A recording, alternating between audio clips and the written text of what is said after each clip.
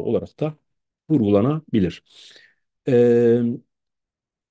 Muadiller arasında eşit haklara sahip aşiretler meselesine değinmek lazım. Burada anahtar kelimemiz muadil. Otokton bir etnisi olan Kürt aşiretleri, kabileleri birbirine üstün olamadığı için, paydaş bir dünyada yaşadıkları için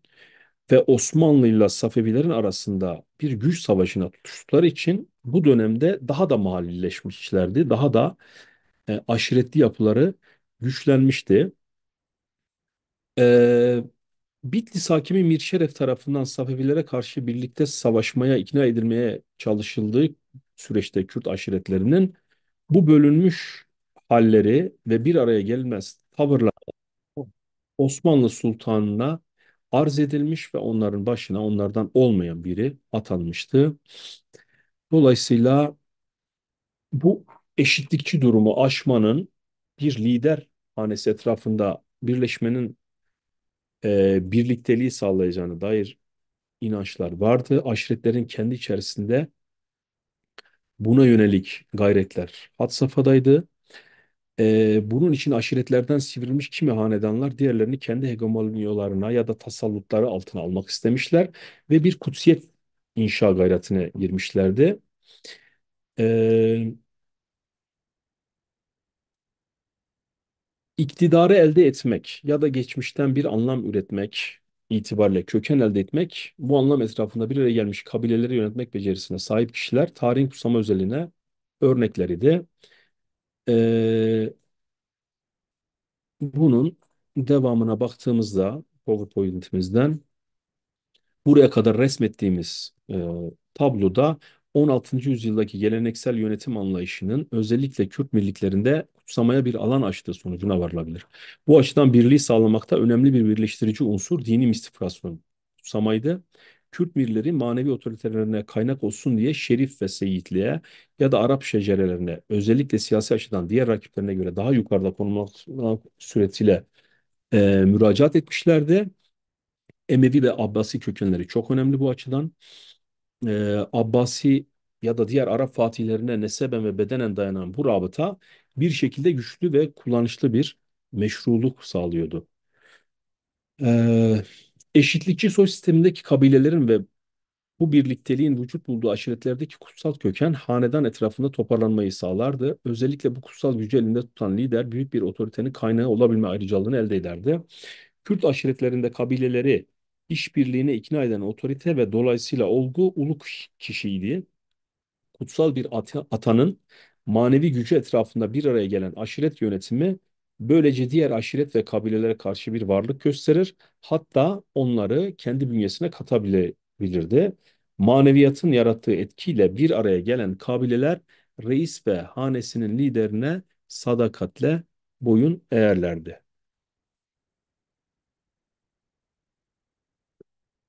Beşikçi bu olguya değinmiş.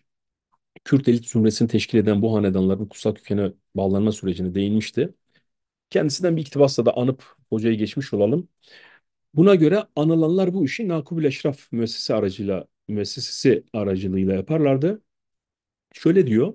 Kürt toplumunda ileri gelen aileler soylarını peygamber ailesine nasıl bağlıyorlardı? Kerbela, Necef, Bağdat, Basra, Tahran, İstanbul, Şam gibi merkezlerde Nakibül Eşraf denilen kurumlar vardı.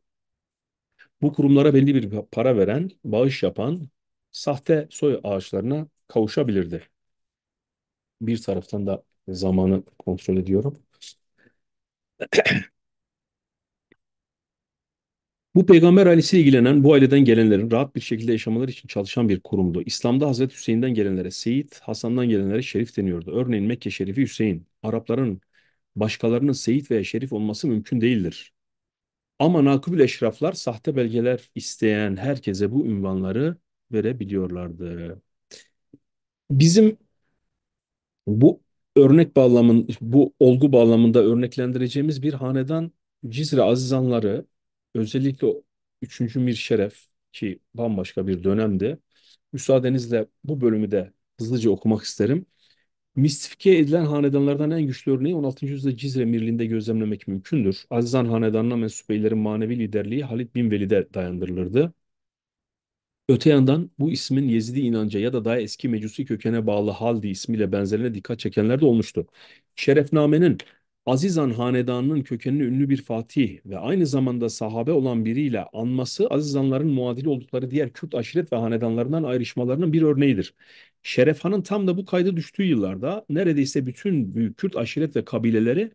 Ensabul Ekrad adlı eserde Bejin ve Boh bünyesinde zikredilmişti. Dahası Osmanlı Devleti ile gelişen bütünleşme döneminde ve sonraki birkaç yüzyıl boyunca neredeyse hiçbir Kürt beyine nasip olmayacak bir kudrete sahip olan bir üçüncü şeref, beyliğinin ve dolayısıyla iktidarının sınırını 1625 yılında kuzeyde Hazzo sancağını ele geçirmek suretiyle Bitlis'e komşu kılmıştı. Ayrıca o Güneydoğu'da Zaho'yu zapt ederek Şehri Zorbeylerbeyliğini ve İmadiye hakimliğini ele geçirmişti. Bu yıllarda Azizanların güneybatıda Rakka Beylerbeyliğini almasıyla sınırları Fırat Nehri'ne dayanmıştı. Mirşeref Paşa unvanına da sahip olan bir kişiydi. Bu haliyle hem Osmanlı Devleti'nin güçlü bir valisi hem de Diyarbakır valisi Nasuh Paşa gibi bir valinin kayınpederi olmak suretiyle Azizden Hanedanı'nın altın çağını Mir III. Şeref yaşatmıştı. Mir III. Şeref'in gücünün göstergesi olan sarayında Melai Ceziri gibi büyük bir yazar da eserlerini tam da bu dönemde kaleme almıştı. Şimdi çok kısaca kıymetli dinleyenler, zamanımızın da sonuna yaklaşırken Şerefname'deki hanedanların özellikle kendilerini Arap ve kutsal kökenlere dayandıranların tablosuna değinmek istiyorum. E, Şerefname malumunuz üzere Kürt hanedanlarını statüleriyle itibariyle tasnif etmişti. Bağımsız nitelikte olanlardan Melik ayrıcalığına sahip olanlar Mervaniler, Hasanbeyler, Lori Büzük ve Küçekler, Eyyubiler idi. Bunların beşi de etnik kökenlerini Kürtlere dayandırmışlardı. Bağımsız olmasalar da ikinci bir statü kendi adına para basıp ve okutanlar idi. Bu tasnif altında beş hanedan ele alınmıştı. Bunlardan Erdelan hakimleri ve Melikan Eyyubileri Kürt kökenli olarak belirtilmişken Hakkari'de Şemsettin'e bağlı Şembo beyleri, Şemsettin'in torunları ve bundan dolayı Şembo denilen Şembo beyleri ve İmadiye'deki Bahtinanlar kendilerini Abbasilere, Cezire Azizanlar ise Emevilerden Halid bin Velid'e, Beni Ümeyye'ye dayandırmıştı. Dolayısıyla bu beş hanedanın üçü kendisini Arap kökene dayandırmıştı. Kürdistan'ın diğer beyleri şeklindeki üçüncü bir statüde tasnifte ise 8 hanedana yer verilmişti. Bunlardan Çemişkezek Melkişileri Abbasilere, Mirdasi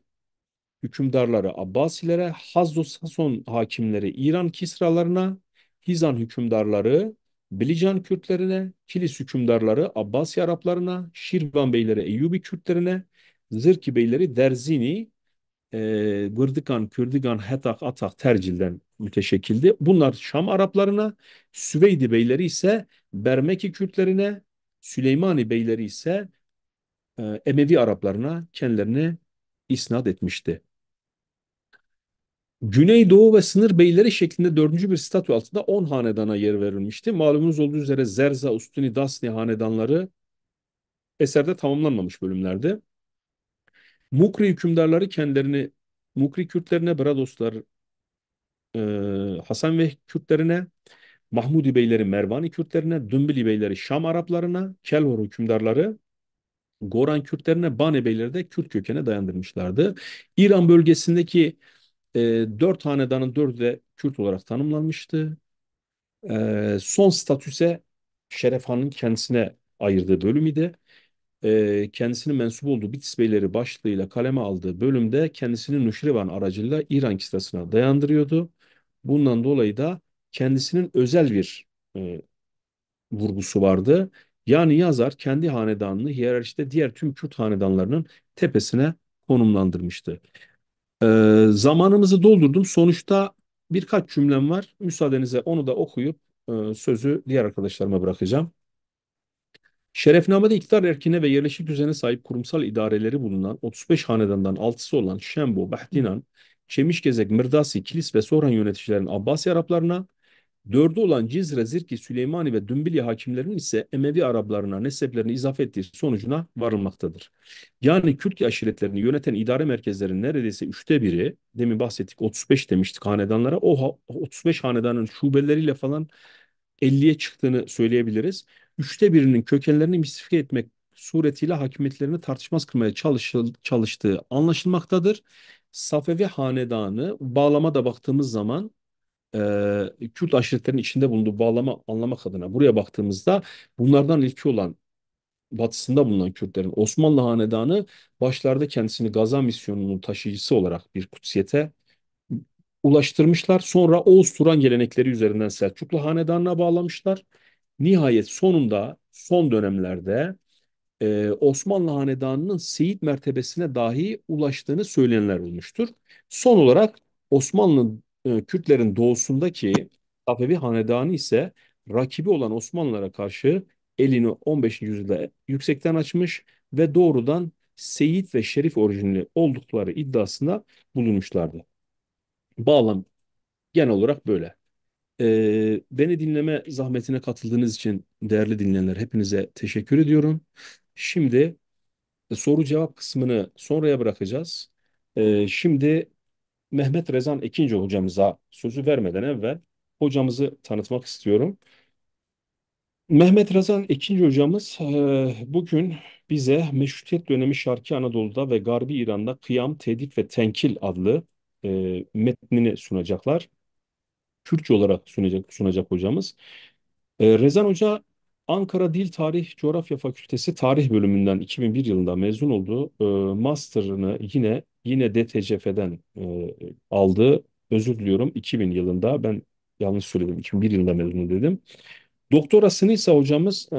Fırat Üniversitesi'nde Osmanlı Devleti'nde Milli Aşireti 18 ve 19. yüzyıllar adıyla verdi. Hocanın Kırım Harbi adıyla yüksek lisans tezinin kitaplaştırılmış, benim de editörlüğünü yaptığım bir çalışması bulunuyor. Editör düzeyinde ise çok kıymetli bir kitap kaleme aldılar. Bu kitap, editörler arasında bulunduğu kitap, Tarih Vakfı Yurt Yayınları'ndan çıktı. Osmanlı Devleti'nde Yurtluk, Ocaklık ve Hükümet Sancaklar adıyla basıldı. 2 senedir de okuyucularla buluştu. Hocanın çeşitli dergilerde çok sayıda makalesi var. Ben şimdi sözü Rezan Hoca'ya bırakıyorum. Rezan Hoca Meşrutiyet dönemi Şarkı Anadolu'da ve Garbi İran'da Kıyan, Tedip ve Tenkil adlı sunumunu yapacak. Hocam buyurun. Merhaba, geli hevalan, geli beştaran, ez jî spas dikim bu danasandina mamoste Ercan. Destê bikim vê gotara xwe bi Tirkî amade kiribo bi rastî. Fakat ji ber hurmeta Navbahar û ji ber beşdarên birêz min jî got ez vê gotara xwe bi Kurdî pêşkêş bikim. Mîna mamoste Ercan ji bo rêveber lijne û ketkarên hemî ketkarên sempozyumê spas dikim û kedevan ji ber ku Ercan navê wan hemî birêz kir. Ez naxwazim dubare bikim. Ez ji wan re hemî re spas dikim û dest pê dikim. Ya îro mişaxkirin yani sürgûnkirine serhildanê dora hawirdorê pênama serhildanê Serhildanê û di maveka wî de 146 mêrek û serek eşîrên ku hatine Rengi nefîkirin. حالك بنت كمان. Hatine nefîkirin. Serdemên wê û behsa wan bikim. Şeyx Ubeydullah wekî tê zanîn di 1880 de bûyerek qewmiye. Evê berî wînakî divê mirov bibêje ku çima ev serhildan pêk hat. Di dewleta Osmanî de sed sala 19 da pêvajiyê Tanzîmatê dest pê kir. Di vê pêvajiyê de hereketên wek siyasî îdarî reform dest pê kir. Sedemên vî reformê çi bû? Ji bo navendîbûnên reorganîzasyona herêma hereme havurdorin hereme havurdor bû. Yani bi vî mebestê Devleta Osmanî otoriteyê xwe li dervayê merkezê jî dixwast serdest bike. Ji nû ve tesîs bike, saz bike. Di wek wilayet şerqîye ku tê binavkirin Kurdistan, di sînora Devleta Osmanî û Îranê de wekî tampon wezîfe didît. Li vê derê mîrekî hebûn, van mîrekî jî di Selîmê Yekem vir da wek statûya hikûmet, ocaxlık û ocağî û wek mîrê eşîret îdareyên serbest xwediyê îdareyên serbest bûn. Tanzimat merkezîbûna tanzîmatê ji van îdareyê hêdiyê dî û pey derpey xwest tasfiye bike. 1847 da Baban û Botan, mîrekiya Baban û Botan, salek şûnda Hekkarî Behdînan û li dawiyê jî 1868 da mîrekiyên Erdelanê ji holê rakir. Merkezê Osmanî re ku tekliyeta xwe pabendîbûn yani metbuiyetê bi van otoriteyên heremê tesîs dikir. Wexta ku Devleta Osmanî bi destê xwe van tekliyên metbuiyetê xera kir, îdî Kurdistan belawela û perçe piçûkên eşîrê nav hev da li hev dixin qadekî wisa tevliheviyê li vê derê çêkir. û bi destê xwe van îrtibata merkezê ya heremê Osmanî bi xwe xera kir. Li dûra nîvê sedsala nozdan 1853 şeşa û heftê û heft û heftê û heştan da şerên mezin ya navbera Osmanî û Rûsa da qewimî ev şerêhan jî di nîzama îdareya heremê Kurdistanê rastî zemînekî wisa şematok û tevliheviyê çêkir. Di piştî mîrektiya Kurda ku di heremê de rabû, valahiyekî li vê derê çêbû, vî valahiyê îdarî de jî heremê doktrînên wekî Qadirî û Nexşî nûnerê wan şêxa bicî kir, bicî bû. Yek ji wan şêxên Neqşîbendî Şeyx Ubeydullah Nehrî jî bi vî atmosferê de, di vî atmosferê de xuya kir. 1865 wan dora da hêdiyê dê şêx hêza xwe bicî kir û di nava şêx wexta derket jî heremê de wekî me got îdarî, rêveberî û civakî de wek buhranekî, wek aloziyekê hebû. Lewra şêx gava derket bi vê civaka hissiyeta civakê de û di jiyana wan da wek serhildar, wek berxwedar, wek wekî ku civakê bifilite sembolekî çêkir. Şeyx Ubeydullah di 1877 da ku şerê ku di navbera Osman û Rûsan da qewimî de Devleta Osmanî ji bo li hember Rûsa eşîrê Kurda xwast bixebitîne alîkariyê şêx xwast.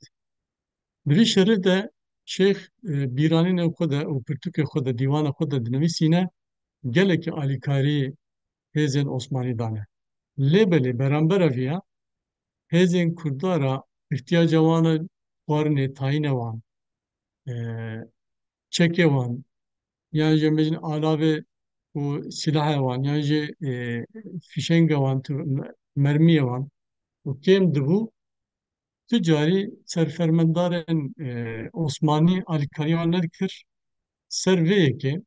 çiqa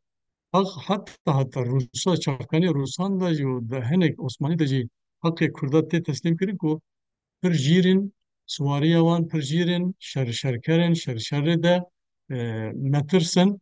Fakat beramberê van gotinan tu carî alîkarî nakin ser vê yekê hinek eşîr, hinek Kurd bê umîd dimînin di vî şerî de û belabela dibin, vedigerin. Şêx di vî belavela piştî vî şerê 1877 û heftê heştan çûn da hêza Osmanî wek li Kurdistanê dişkê li gorî menfaeta Kurdan vê atmosferê ji xwe re xebitand. Çawa dewr sal 1888 da di meha Tîrmehê de Şeyx Ubeydullah înîsiyatîv xist destê xwe di sed û bîst eşîr anî bahev seroka eşîrîna anî bahev kongreyekê saz kir. Vî kongreyê de di çavkaniyên İngilîz a dibêjin ku Kurdish League yani wek İttihada Kurda, Yekîtiya Kurda xwast saz bikin. Di wê demê konsolan İngilîz a ya li Tebrizê ya İranê William Abbott û wekî din alîkarê Clayton Londra ra rapora xwe dişandin serhildana Şeyx Ubeydullahê wek neteweperweriya Kurda nîşan dikirin. Tiştekî pir balkêş e. Şeyx bi çi awayî derkete holê mebest çi bû em ser vê yekê jî baxivin. 1878 da serî de Ayastefanos, tekî Ayastefanos hate imzakirin û di vir de xala şazdemîn de şazdan da xalekî hebû ez wê xalê jî were bibêjim. Ev xal bi Kurtî li hember mafê Ermeniya li Kurdistanê Kurd û Çerkes mafê Ermeniya dixwin. Ji ber vê yekê ev hêzên Kurd û Çerkesan bê sînorkirin ku mafê Ermeniya bê dayîn. Stefanos wekî tê zanîn bi cî nebû li du mayekê wî de jî Berlîn. Vekîlnameyê Berlînê hat sazkirin û li Berlînê jî ev xala şazdan wek hejmara wan hatiye guhertin 61 da aynı dubare kir. Yani merit kare bibêje ku ev xala 61 ji bo mafê Ermeniya li welatê Kurdan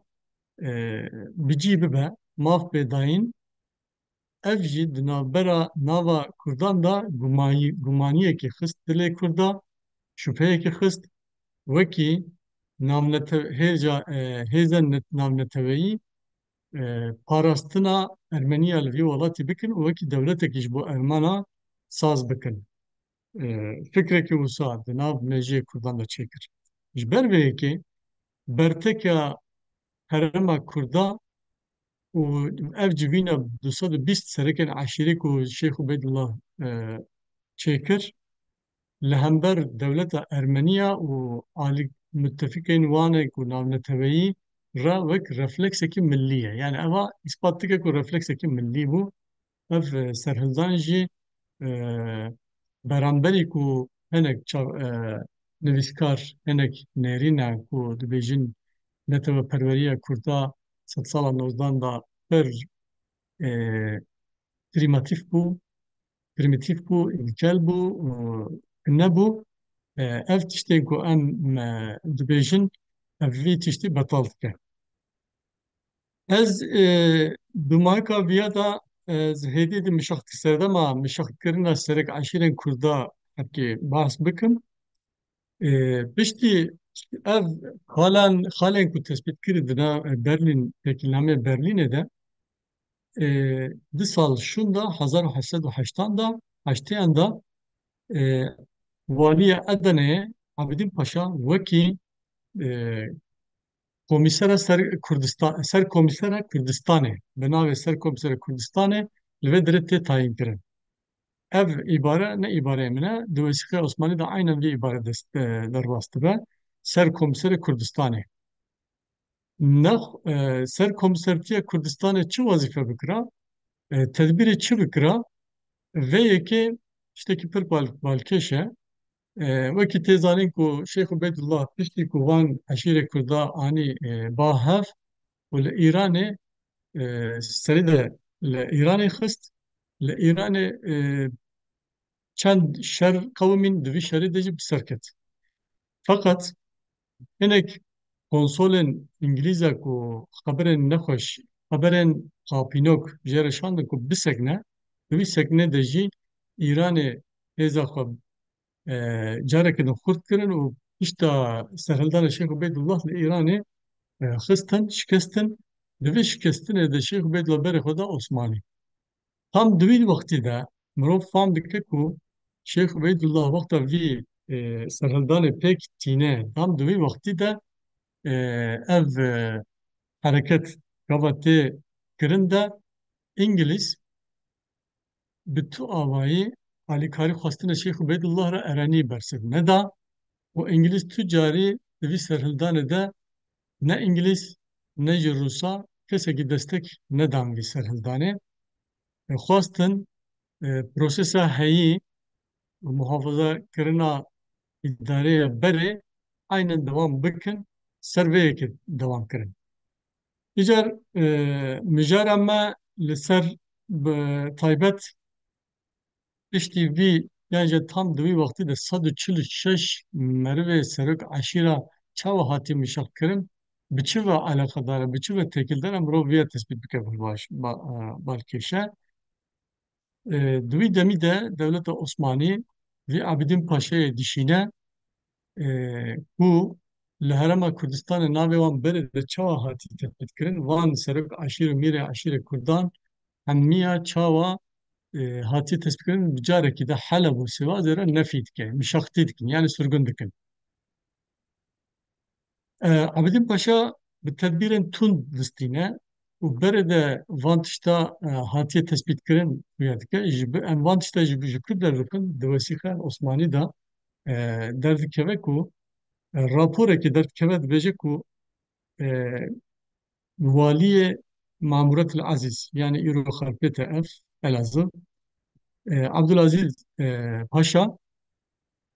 li hember Abidin Paşa derdikeve dibêje ku ev kiryara Abidin Paşayê ne maftare tiştekî şaş e ev tiştê ku hatî kirin li gorî ahlakê Herêmê Kurdistanê ne ereniye e, berê Kurda jî dide Rûsa tespît dike. Hatta dibêje ku Abidin Paşa ji bo van mişaxtiya mafdar nîşan bide gelê Kurda veşartî ew dike biz dide wana bizdanê dike û dixwaze gel van serek eşîrekê sûcdar bike sedemen çêke ku di emniyetê de vana kim hatiye nişaxt kirin sürgün kirin mafdar nîşan bide. Yani eviya paşayekî Osmanî e, li hember Abidin Paşa vê yekê tespît dike.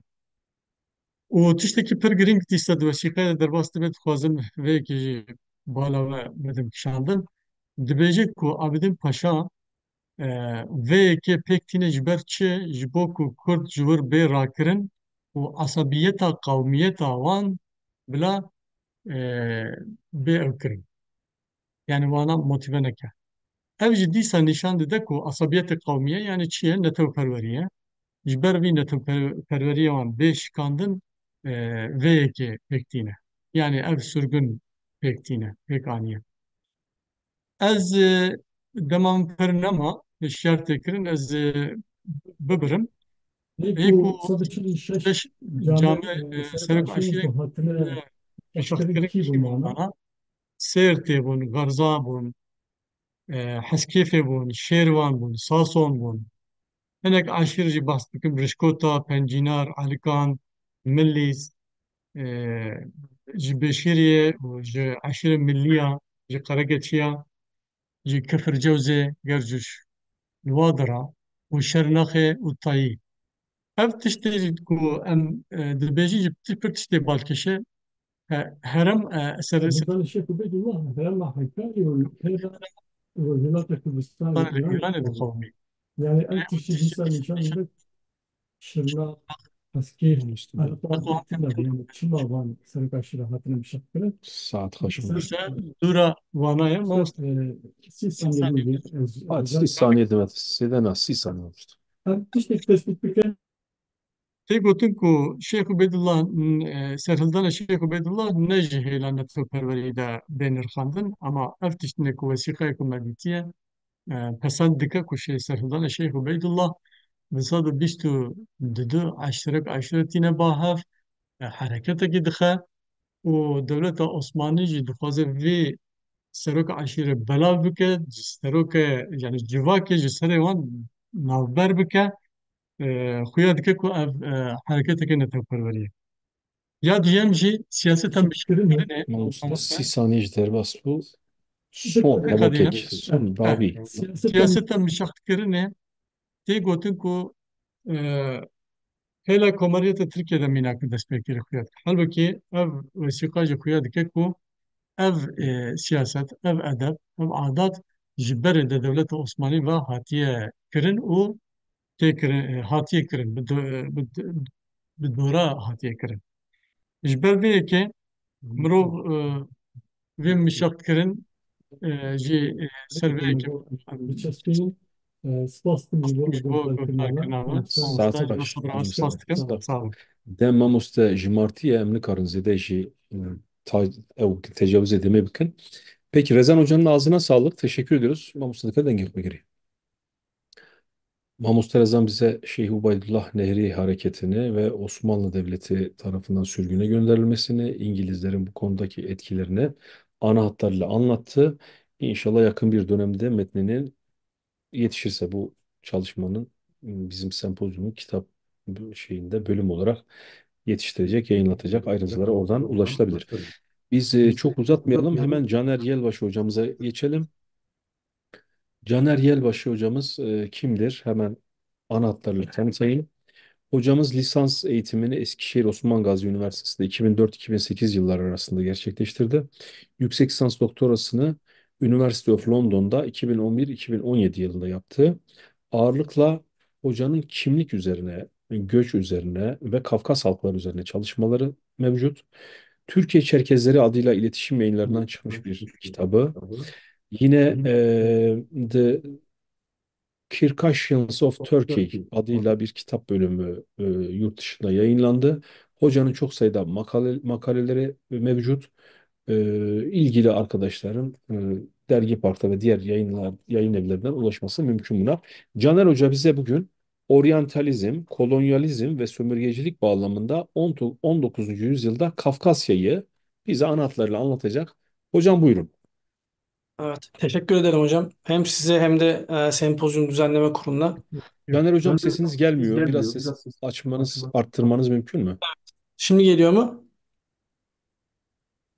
Şimdi nasıl? Sadece bende mi acaba sorun var? Sorun yok hocam. Devam edin buyurun. Herhalde Ercan Hoca duyamıyor. Siz buyurun. Tamam. Teşekkür ederim hocam. Hem size hem de sempozyum düzenleme kuruluna. Şimdi benim bugün bahsetmek istediğim konu e, Rusya'nın Kafkasya politikası ve bunun hem Osmanlı coğrafyasına hem de Mardin Diyarbakır bölgesine yani 19. yüzyıldaki adıyla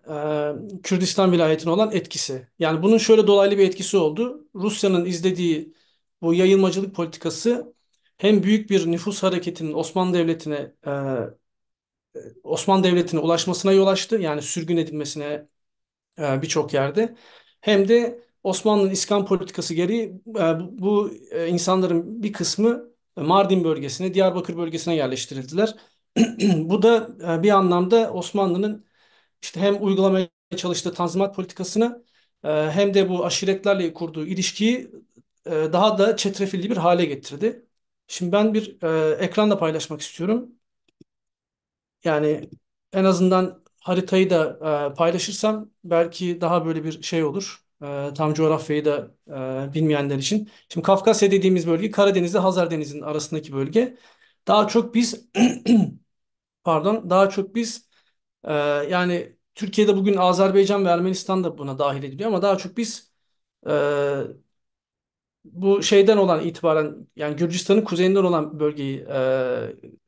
kabul ediyoruz ve benim bugün bahsedeceğim bölge daha çok ağırlıklı olarak yani Kuzey Kafkasya'da olarak geçen bölge. Şimdi 19. yüzyılda genel olarak şöyle bir durum var. Rusya 1700'lerin ortalarından itibaren güneye doğru ilerlerken e,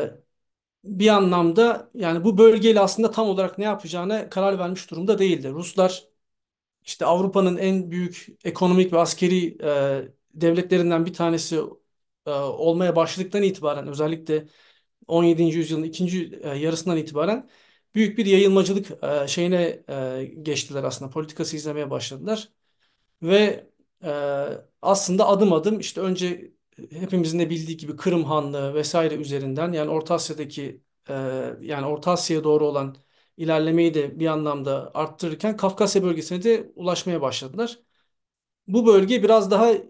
ikincil planda kalmış bir bölge. Yani dünya tarihine de baktığımızda bir Balkanlar gibi değil. Yani Balkanlar bölgesi birçok devletin daha böyle bir siyasi anlamda aktif olmaya çalıştığı bölge. Ama Kafkasya bölgesinin böyle bir özelliği yok. Biraz daha Rusya'nın kontrolünde kalmış bir bölge burası. 1700'lerden itibaren Ruslar askeri olarak buraya tahkimatlar kurarak ilerlemeye başlıyorlar. Ve aynı dönemde yine petrol ile birlikte sadece askeri anlamda değil, bilgi anlamında da yani buraya yönelik e, Rus devletinin bilgi eksikliğini kapatmak için de bazı şarkiyatçılık dediğimiz yani oryantalizm bağlamında bazı çalışmalar yapılmaya başlanıyor. Şimdi ilk olarak bu petrol döneminde başlıyor ve e, 1700'lerden itibaren özellikle 1724 yılında Rus İlimler Akademisi'nin kurulmasıyla birlikte bu bölge e, yani Rus e, bilimsel araştırma disiplininde daha kurumsal bir anlamda dahil olmuş oluyor. Yani daha öncesinde işte seyyahların işte ya da bölgede görev almış askerlerin tuttuğu notlardan ziyade yani kurumsal bir politikanın dahilinde bir e, oryantalizm faaliyeti başlıyor aslında Kafkasya yönelik Rusya üzerinden. Ama Rusya'nın da bu anlamda bir yetişmiş insan gücü olmadığı için burada batılı oryantalistlerden aslında bir şekilde faydalanıyor Ruslar. Mesela Rus İlimler Akademisi yine bir Alman bilim insanının tavsiyesiyle kuruluyor 1724 yılında. Kafkasya yönelik faaliyetler de yine Batılıların e, bir anlamda ön ayak olmasıyla beraber kurumsal bir hale gelmeye başlıyor. Bunların en önemlilerinden bir tanesi Klaproth. Klaproth e, Rus İlimler Akademisi tarafından görevlendirilip Kafkasya'ya gönderiliyor ve burada bölgenin tarihi, coğrafyası, yani fiziksel şartları, ekonomik şartları ile ilgili bir çalışma hazırlaması talep ediliyor. Yine aynı şekilde bu dönemde Rusya'nın doğuya yönelik yani Kafkasya bölgesine yönelik faaliyetleri kapsamında Lazarev Şark Dilleri Enstitüsü kuruluyor 1827 yılında. Burada da yine yani zaten oryantalizmin en büyük başlangıç noktalarından bir tanesi dil üzerinden olduğu için pardon yine dil üzerinden yani başka şeylerde gördüğümüz gibi yani İngiliz ya da Alman oryantalizminde gördüğümüz gibi Rus oryantalizminde de dil üzerinden bir yayılmacılık aslında politikası izleniliyor. Yani bölgeyi tanımaya yönelik faaliyetler dil üzerinden aslında başlatılıyor. Daha sonra yine İmparatorluk Coğrafya Derneği kuruluyor ve bu dernek aracılığıyla da Kafkasya'ya yönelik daha planlı bir kurumsal politika altında bir şey izleniyor, siyaset izleniliyor. Yani bu bölgeyi tanımaya ve uzun vadede daha büyük bir sömürgecilik anlamında, kolonizasyon anlamında buradan faydalanmaya yönelik daha kurumsal bir politika izleniliyor. Bir diğer durumda bölgenin Hristiyanlaştırılmasına yönelik. Ruslar bölgenin işte birçok halk var bu bölgede. Zaten haritada da gördüğünüz gibi Çeçenler, işte Dağıstanlar, Osetler, batıda Çerkezler, şu tarafta Apazlar daha güneyde. Birçok halk var. Bu halkların çoğunluğu din olarak Müslümanlığı kabul etmiş durumda. Rusya kendi varlığını burada kalıcı hale getirmek için hem işte oryantalizm anlamında bazı çalışmalar yapıp bölgeyi tanımaya çalışırken diğer taraftan da Hristiyanlığı da aslında bir şekilde burada yaymaya çalışıyor. Ama bunun uzun vadede çok faydalı olmadığı görülüyor ve Rusya bu politikasını bir anlamda terk ediyor. Ama bir süre bu şey deneniyor. Yani bölgede Hristiyanlığın yayılmasına yönelik hem Ortodoks mezhebi hem de batıdan gelen protestanların burada faaliyet göstermesine yönelik imkanlar sağlanıyor. Ama buradaki halk büyük bir kısmı Müslüman, paganizmden kalma inançlar da var. Hristiyanlığı benimsemiyorlar. Bu politikada yani Rusya'da bu politikayı daha sonrasında değiştirmek zorunda kalıyor. Özellikle Kırım Harbi'nden sonra Yani bazı yerleri atlıyorum biraz, süremiz de azaldı. Özellikle Kırım Harbi'nden sonra Rusya bölgeyi 1856 yılından sonra topyekün işgal etme kararı veriyor aslında. Yani Kırım Harbi'nde İngiltere, Fransa ve Osmanlı'nın doğrudan Rusya'ya saldırması bir anlamda işte Rusya'nın bölgedeki varlığını da tehdit eder hale geliyor. Ve Rusya aslında 1856'dan sonra bölgeyi tamamen kendi kontrolü altına almaya karar veriyor. Daha öncesinde Ruslar işte belli bölgelerde tahkimatlar, kaleler kurarak aslında daha yavaş bir yayılmacılık politikası izliyorlar. Evet. Birkaç dakikaya toparlıyorum hocam eğer şey değilse. Evet. Sesiniz gelmiyor ama evet. Evet. Yani böyle bir tahkimat politikası izleniyor ama bu Kırım Harbi'nden sonra daha e, artık Rusya bu bölgeyi doğrudan işgal etmeye yönelik bir faaliyet içerisine giriyor. Ve detayları atlıyorum o zaman. Rusya 1864'ten Taner itibaren Hocam özür diliyorum. 7 dakikamız daha var. Yani acele etmeyin. 7 tamam. dakikamız var. Tam yarıladık yani. Ben de zamanımız az kaldı zannettim. Buyurun, Tamam. 7 dakikamız var hocam. Evet. Yani Kırım Harbi burada önemli. Kırım Harbi'nden sonra Ruslar daha bir topyekun bölgeyi işgal etmeye başlıyorlar ve 1859 yine önemli bir tarih. Burada Doğu Kafkasya'da İmam Şamil'in direnişi kırılıyor ve İmam Şamil Ruslar tarafından ele geçiriliyor ve Doğu Kafkasya'daki direniş kırılıyor. Daha sonra Ruslar batıya yöneliyorlar. Batıda da işte daha çok Çerkez boylarının sürdürdüğü bir direniş var. Bu direniş de 1864 yılında kırılıyor ve Ee, yani rakamlar burada tabii ki tam net rakam vermek biraz zor ama 800 binle 1 milyon 400 bin arasında insan yaklaşık 15 yıllık bir süre içerisinde buradan Osmanlı Devleti'ne sürgün ediliyorlar. Bu limanlardan. Yani bunların da üçte biri hayatını yollarda ve yapılan katliamlarda kaybediyor. Yani 800 binle 1 milyon arasında bir nüfus Osmanlı Devleti'ne ulaşıyor. Şimdi benim buradan bağlamak istediğim yer aslında Mardin bölgesi. Şimdi bu Doğu Kafkasya'daki direniş kırıldıktan sonra 1859 yılından itibaren bazı gruplar yaya bir şekilde Osmanlı Devleti'ne doğru kimisi sürgün ediliyor, kimisi de göç etmeye başlıyorlar. Şimdi benim bildirimin konusu olan Çeçenler buradan Doğu Kafkasya bölgesinden işte e, Batum üzerinden Ardahan, Kars, Erzurum, Muş, Diyarbakır ve Mardin bölgesini takip ederek buraya getirilip e, işte bugün Kızıltepe olarak isimlendirdiğimiz bölgeye yerleştiriliyorlar. Şimdi burada bir planlı bir İskan politikası yok aslında Osmanlı Devleti'nin takip ettiği. Yani burada şöyle bir durum var. Osmanlı Devleti aslında buradan gelen özellikle Kafkasya'dan gelen göçmenleri Kars bölgesine, Van bölgesine daha doğuya yani Rusların güneye ilerlemesi noktasında bir set olabilecek gibi yerleştirmek istiyor. Bu insanlar biraz da işte savaşla hemhal olduğu için, savaşçı da oldukları için bunları askeri anlamda kullanmak istiyor. Ama Rusya'nın burada doğrudan Osmanlı İmparatorluğu'na verdiği bir ultimatom var. Bu 93 Harbi'ne kadar yürürlükte kalıyor. Yani 93 Harbi'ne kadar gelen göçmenlerin hiçbirisi Rusya'nın verdiği ultimatom dahilinde Sivas'ın doğusuna ve Diyarbakır'ın kuzeyine yerleştirilmiyor.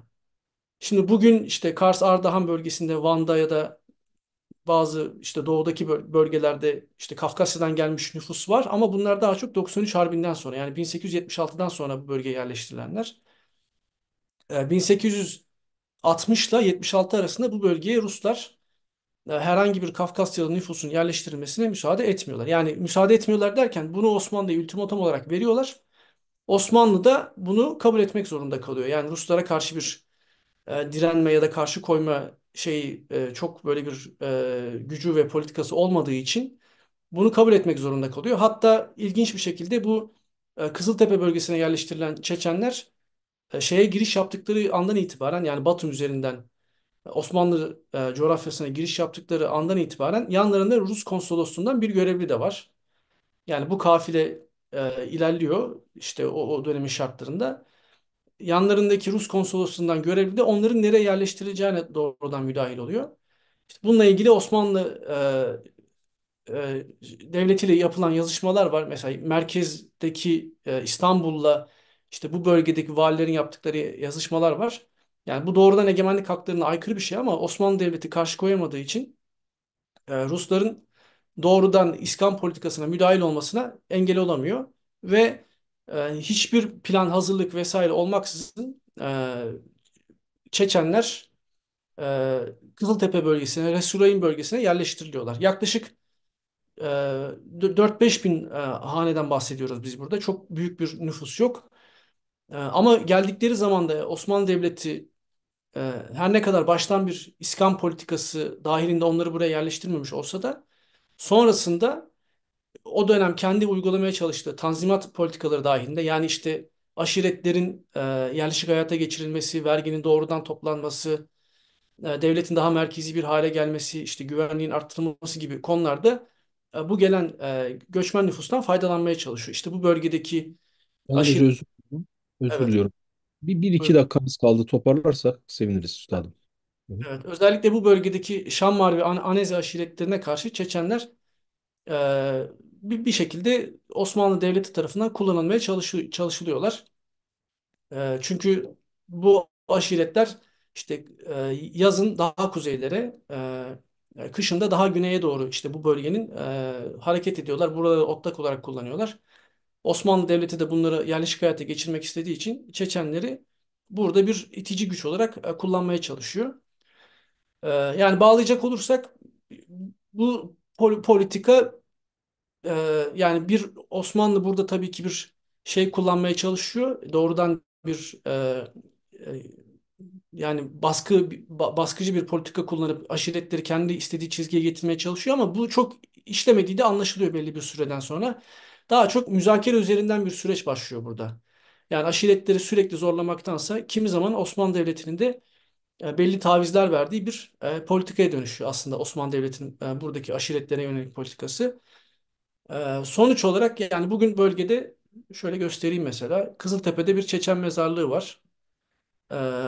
Ama yani bu nüfusu besleyen ardından gelen bir nüfus olmadığı için bölgede daha böyle büyük bir e, Kafkasyalı ya da Çeçen yerleşim alanı olmadığı için yani bölgenin çok ekonomik sosyal hayatına etki ettiğini söylememiz zor Çeçenlerin. Yani kalıcı anlamda bir Çeçen varlığından ya da onların işte kültürel ve sosyal şeyinden bahsetmemiz çok mümkün değil. Yani bir dönem buraya yerleştirilip artık yoğun olarak ya bölgeden çıkmış, ayrılmış ya da kalanların da yavaş yavaş asimile olduğu bir sürece dönüşmüş durumda buradaki Çeçen varlığı. Evet, Evet. teşekkür Caner Hoca ağzınıza sağlık. Zülküf Hoca'yı görünce zaten bizim oturumun Azrail'i görmüş oluyor. Zamanımız doldu. Fakat Caner Hoca'nın belirtmiş olduğu bir hususa ben de bir eklemede bulunmak istiyorum. 1595 yılında Rakka hududu ve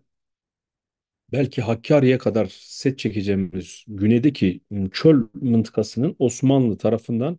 Şemmar ve Anzeleri özellikle bunların yayılmacı, istilacı saldırılarını, talan saldırılarını engellemek üzere Kürtleri ve Türkmenleri kullandığını biliyordu. Buna dair çok kayıtlar da var arşivinde. Buna Caner Hoca sizin Çeçenleri de eklemiş olmanız ayrıca bir anlam kattı. Üstelik Mardin ve çevresinde bulunmaları ama tabii sayılarının artmamış olması, çoğalmamış olmaları da başka bir tespitiniz. Peki teşekkür ediyoruz. Zülküf Hocam, bize verdiğiniz süreyi biz tamamladık. Bu arada soru cevap varsa eğer zaman kaldıysa ki kalmadı gibi görünüyor. Ben size bırakıyorum sözü. Değerli oturumculara ve dinleyenlerin hepsine teşekkürler. Sonsuz teşekkürler. İnşallah bunların daha geniş ve daha Hocam adımı kötüye çıkarmışsın. Bak millet mesaj atıyor. Diyor Azrail olmuşsun. Niye böyle adımı kötü anıyorsun? hocam anlamadım. Özür bir dakika. Tekrar. Dedim adımı Azrail'e çıkardım. Bak mesaj geliyor bana. Hocam oturumun Azrail'i. Oturumun Azrail'i. İade ne derler artık? Evet hocam. O zaman ben alıyorum üzerime. Oturumun Azrail'i Estağfurullah, estağfurullah. ben oldum Abi hocam. bitirelim çünkü ondan sonra 3 dakika sonra diğer oturumumuz başlıyor.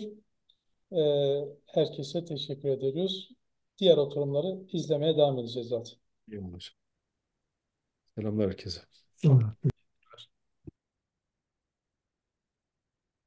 Dinleyen herkese teşekkür ederiz. Bakalım. Bakalım. Buraları tasdik etmek.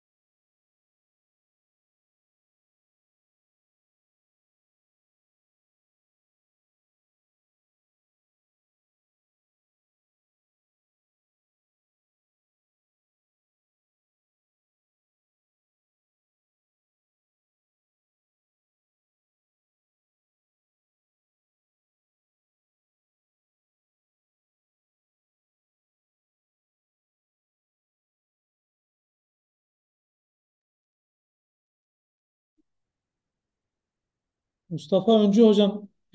başlayabilirsiniz oturuma.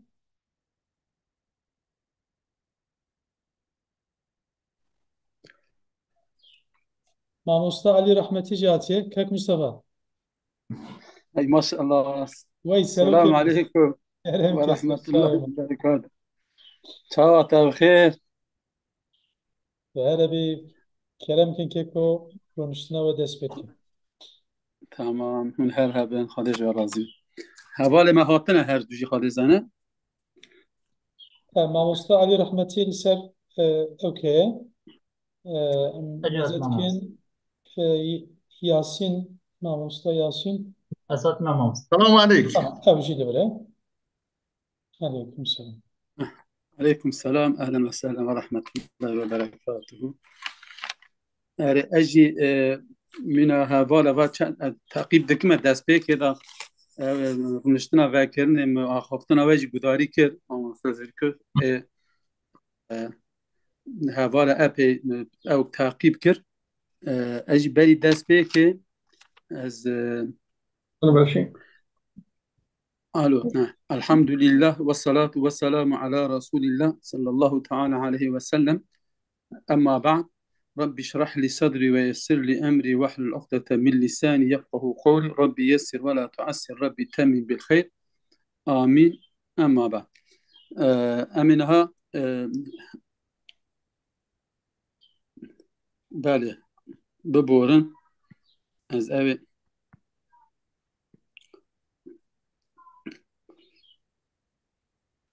آموزتا از اوی بک تمام در رونشتنا اجی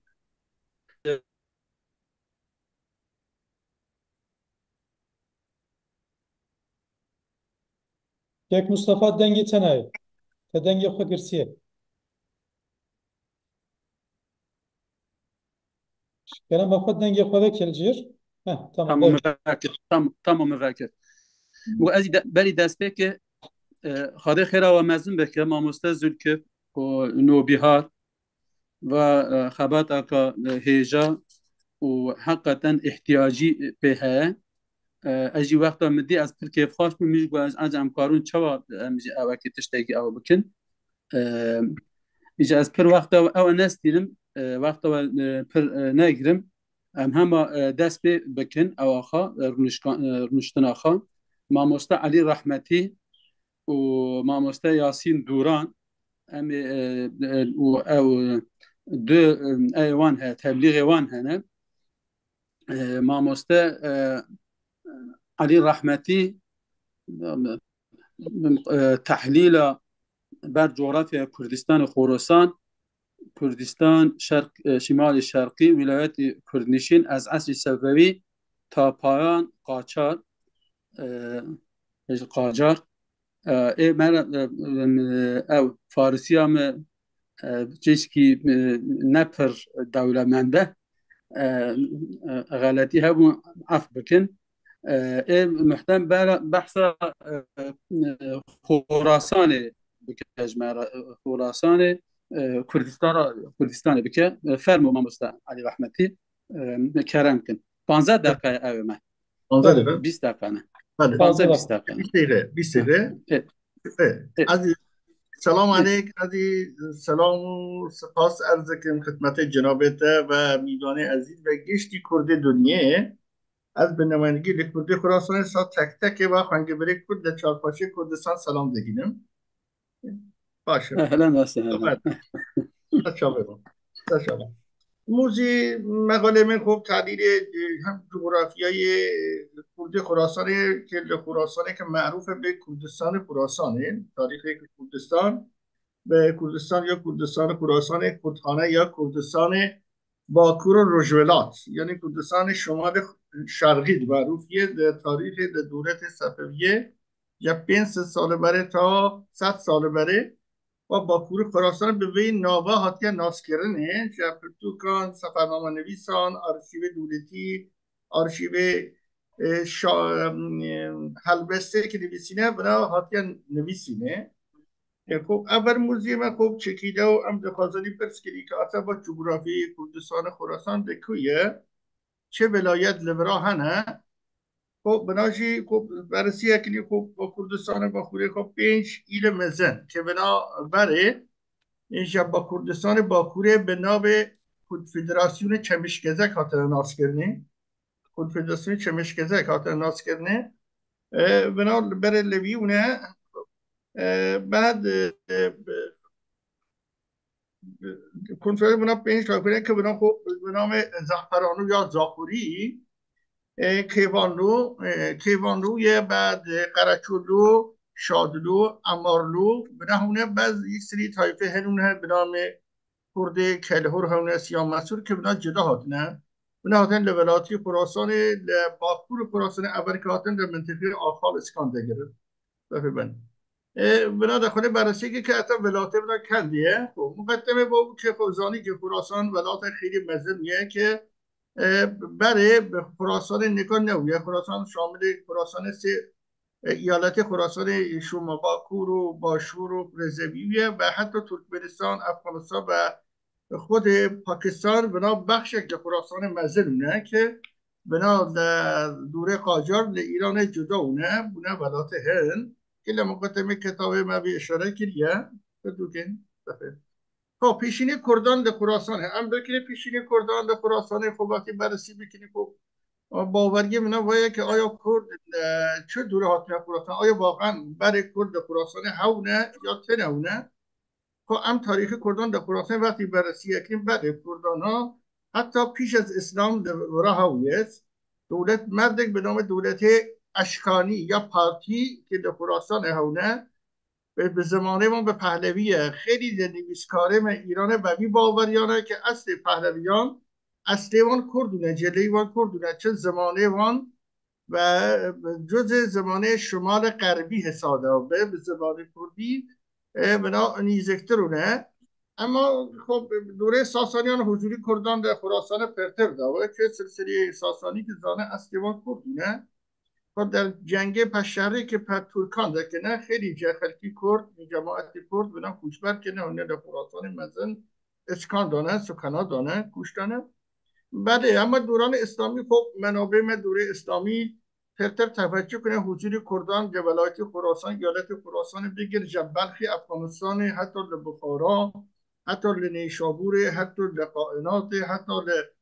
منطقه قوچان اشاره بود حتی تیمور وقتی که زمان تیمور گورکانی که حتی اشاره که کرد خراسان هونه بین نیشابور و قوچان هونه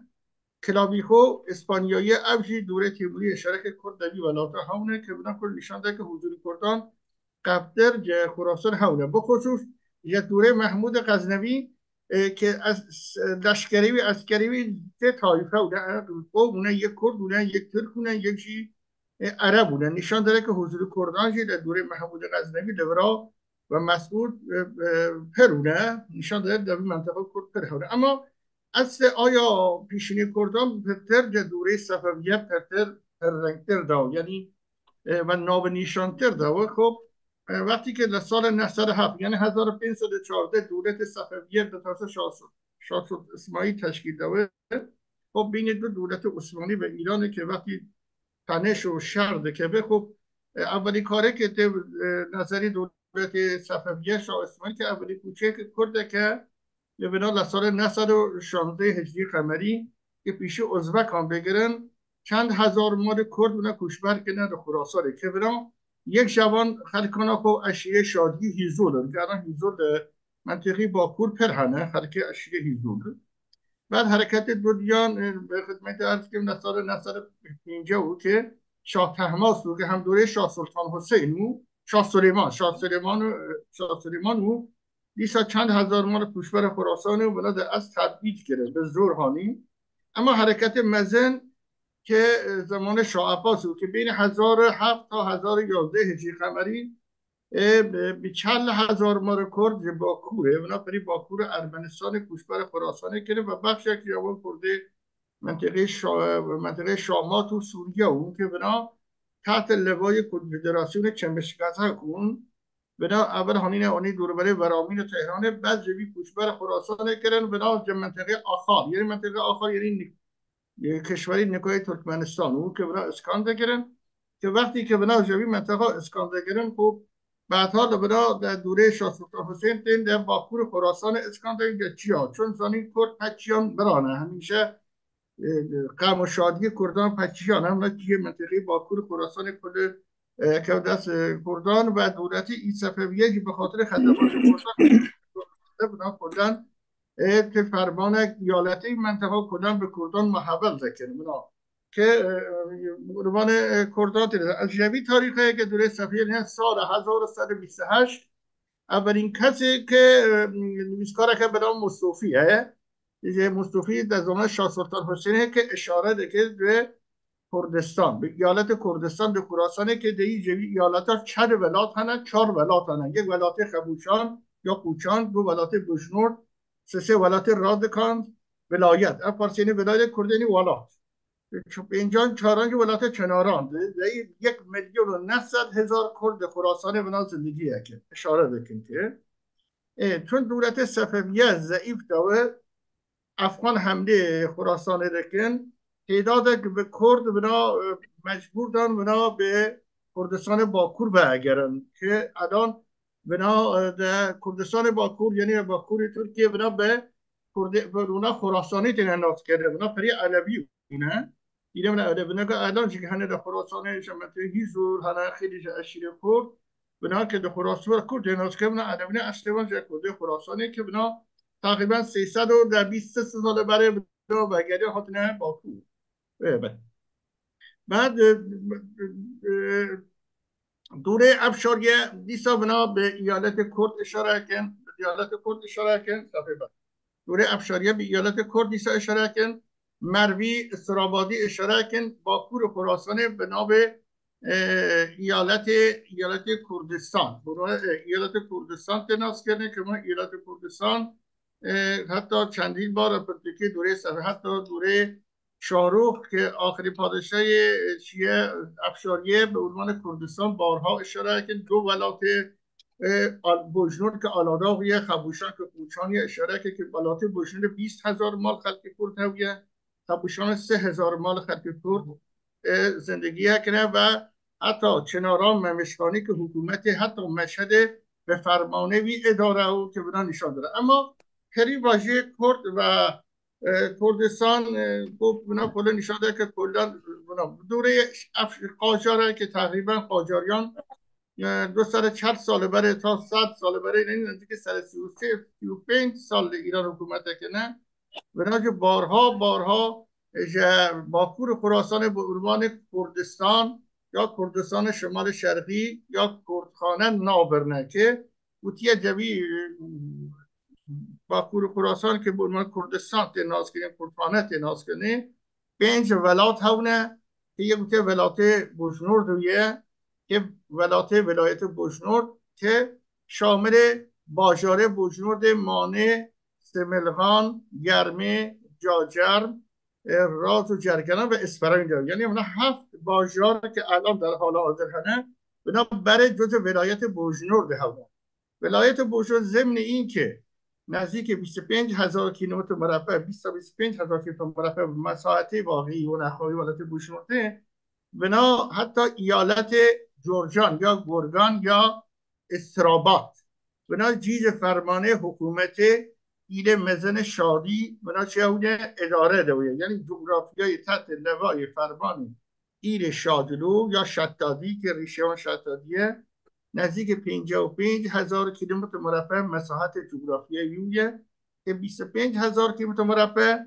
در از قلمروی ولایت بوجنور دیاخویه که نشان داره که بنا تاریخ دوره قاجار کلا به عنوان یارمشاه یعنی نیو شاه هاتن ناسکرنه نشان داره که جغرافیای خیر جوی منطقه هویه که بنا جوی منطقه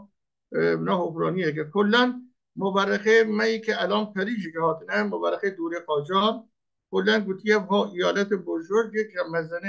مزنه ایالت کردستان یا کردخانه که در بوشنور یه حکومتی پک کرده شتاتی یا شادلو اداره دوه بعدی خوب خدمتی از که ایالت ولایت خوچان یا خبوشان یا خوچان بودن خبوشان جی خب یک ولایت مزن ایالت کردخانه یا کردستانیه که اوشی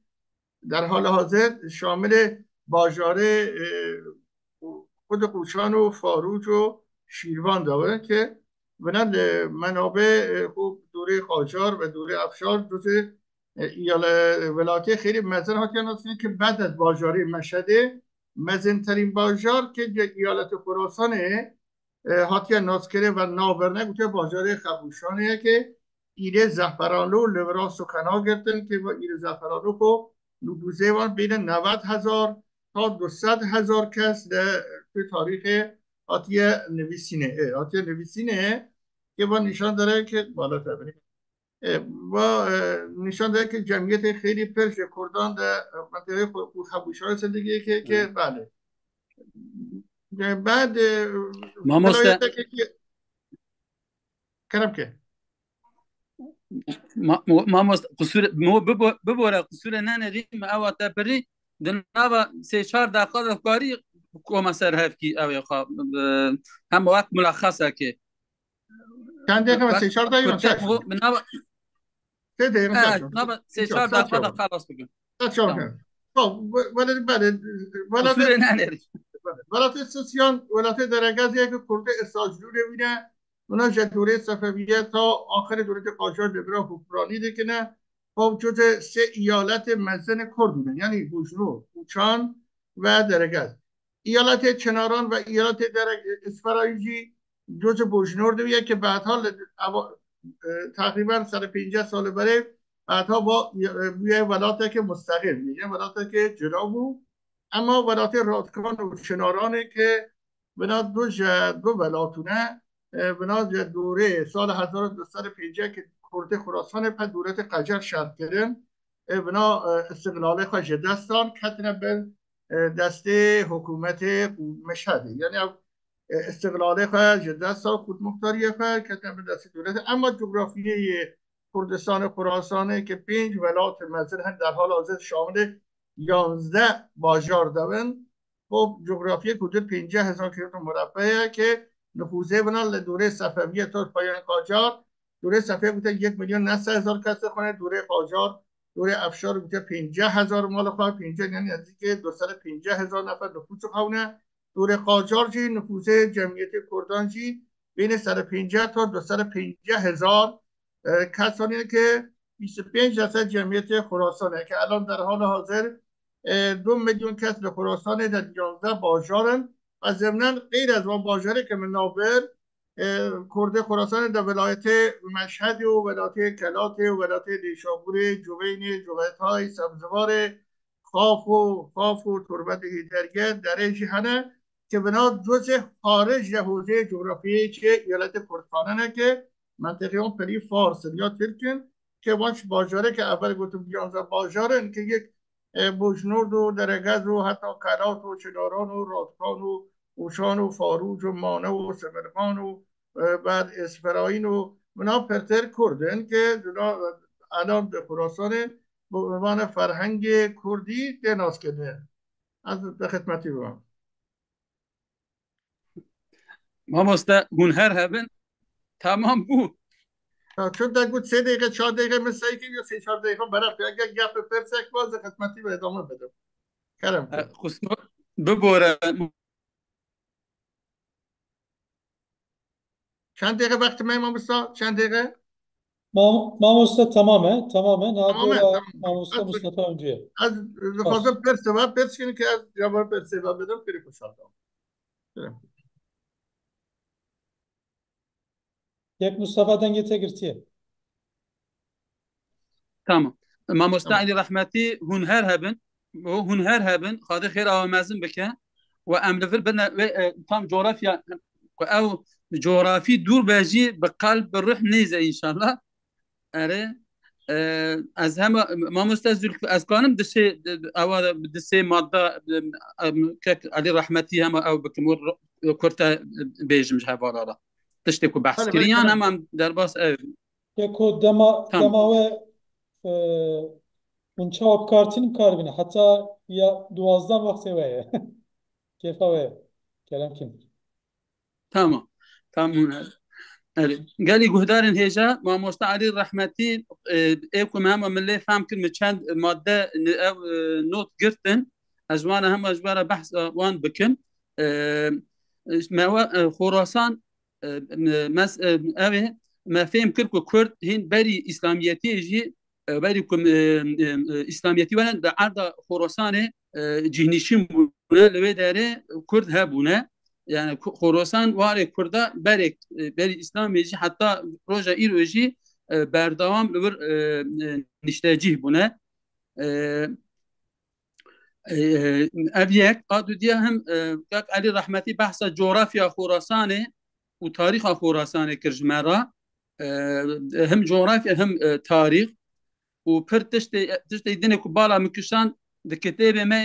مدرسه کتاب ریزین دا وقت استرابازی وقت اسفراینی و علمای کلوا اوانا بوا لقابا ما بیسته بون ما کتاب وان خوانده بون ما فهم کرد ما اف تشتانا ولاتانا ولات خراسانی بونه او در دورا بونه ایده تشتیدنی بالکش کاک علی دولت خزنوی و محمود خزنوی ما او لشکر محمود خزنوی سه بش بونه بش یک جوان یک ترک یک کرد یک عرب بونه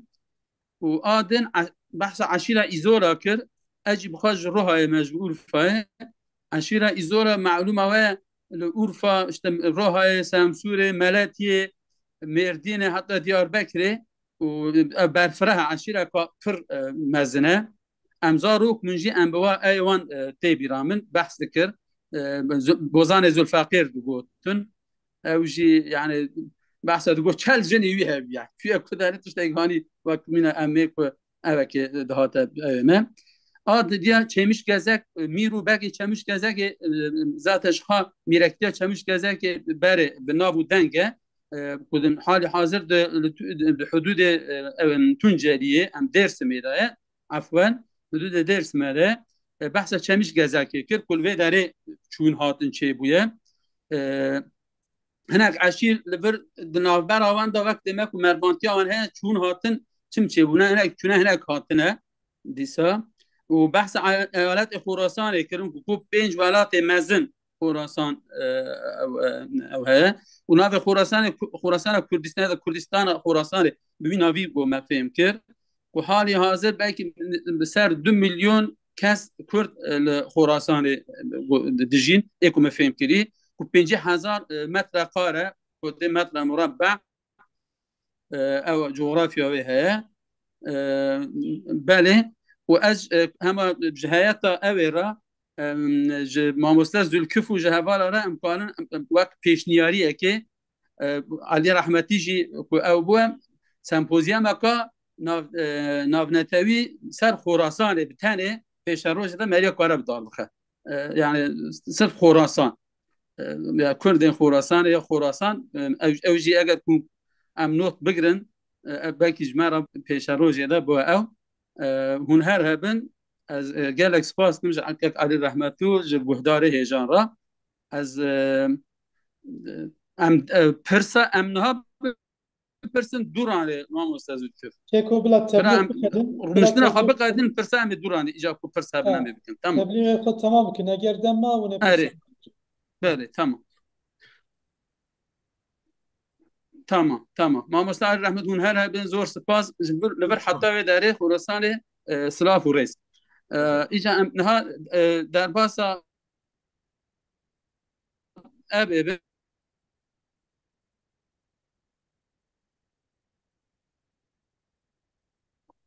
دنگاتنی ماموستا یک مصطفى دورته تخوازی است تقدیم کن دورته تو کرم که دنگته هات برین دنگته نه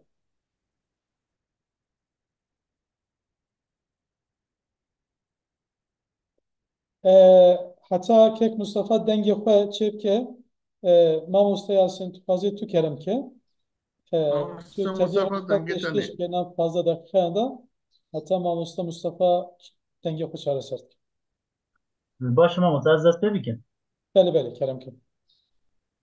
تمام مامۆستا ئەجی سپاسیاخوا بۆ هەموو کاتکارن وێ سەمپۆزیۆمێ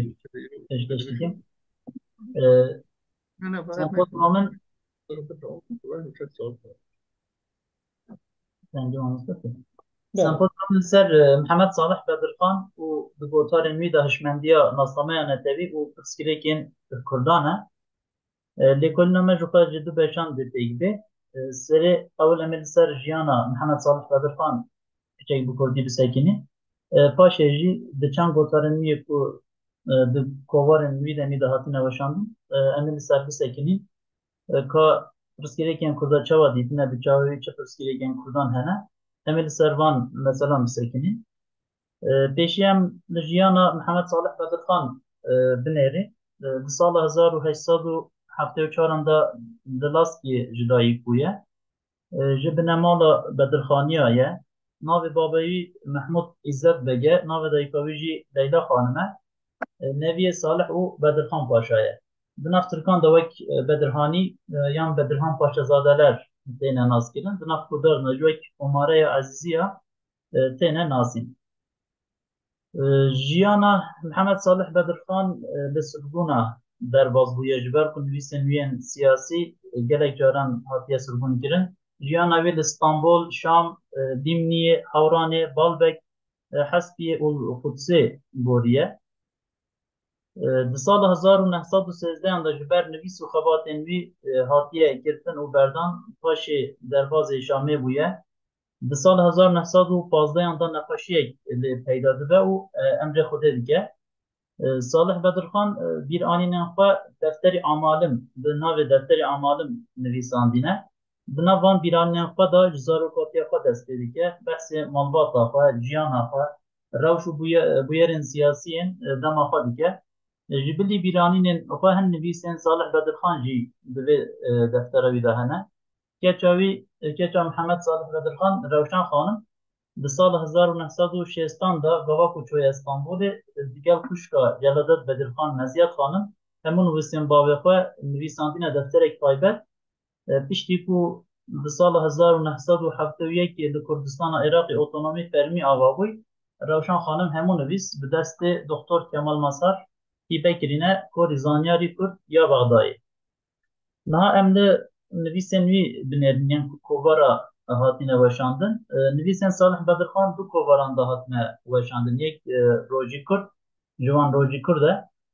Di sala 1912 da xwendekarên Kurd Komeleya Hêvî hatibû damezrandin. Wan jî di sala 1913 da kovara Rojî Kurd derxist. Salih Bedirxan jî bû nivîskarekê pêşenkê vê kovarê. Ev kovar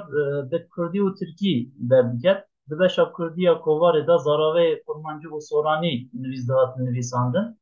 Ji bilî Salih Bedirxan, Abdullah Cevdet, Necmeddînê Kerkûkî, Fexrî, Mesûd Sileymanî, Abdülkerim Sileymanî û Fuad Tem û çend kesên din jî di vê kovarê da nivîsên wan hebûn. Nivîsên Salih Bedirxan ku yên di rojî Kurd de hatine weşandin, ez navê wan bêjim û biçim. Hurûf û Mus ve tahsîlê qiraatî, Hişyarbîn ev bi Kurdî nivîsiye. Gençliğe hürmet, Kürtlüğümün menakıbı humasatından iki simayı besalet, Bedirhani Hüseyin Paşa vefatı münasebetiyle hayatından bir parça, Kalem Kılıç'tan evvel Kürtlerin durumu. Carek dince komeleye aynı komele hevi kovarek binave yekbun derxistı bu av kovarci bi Kurdi û Tirkî derdike. Armanca ve kovarı dınav Civat Osmaniyan'da danasina Kurdan û bilind kirina qedr kıymeti wan bu.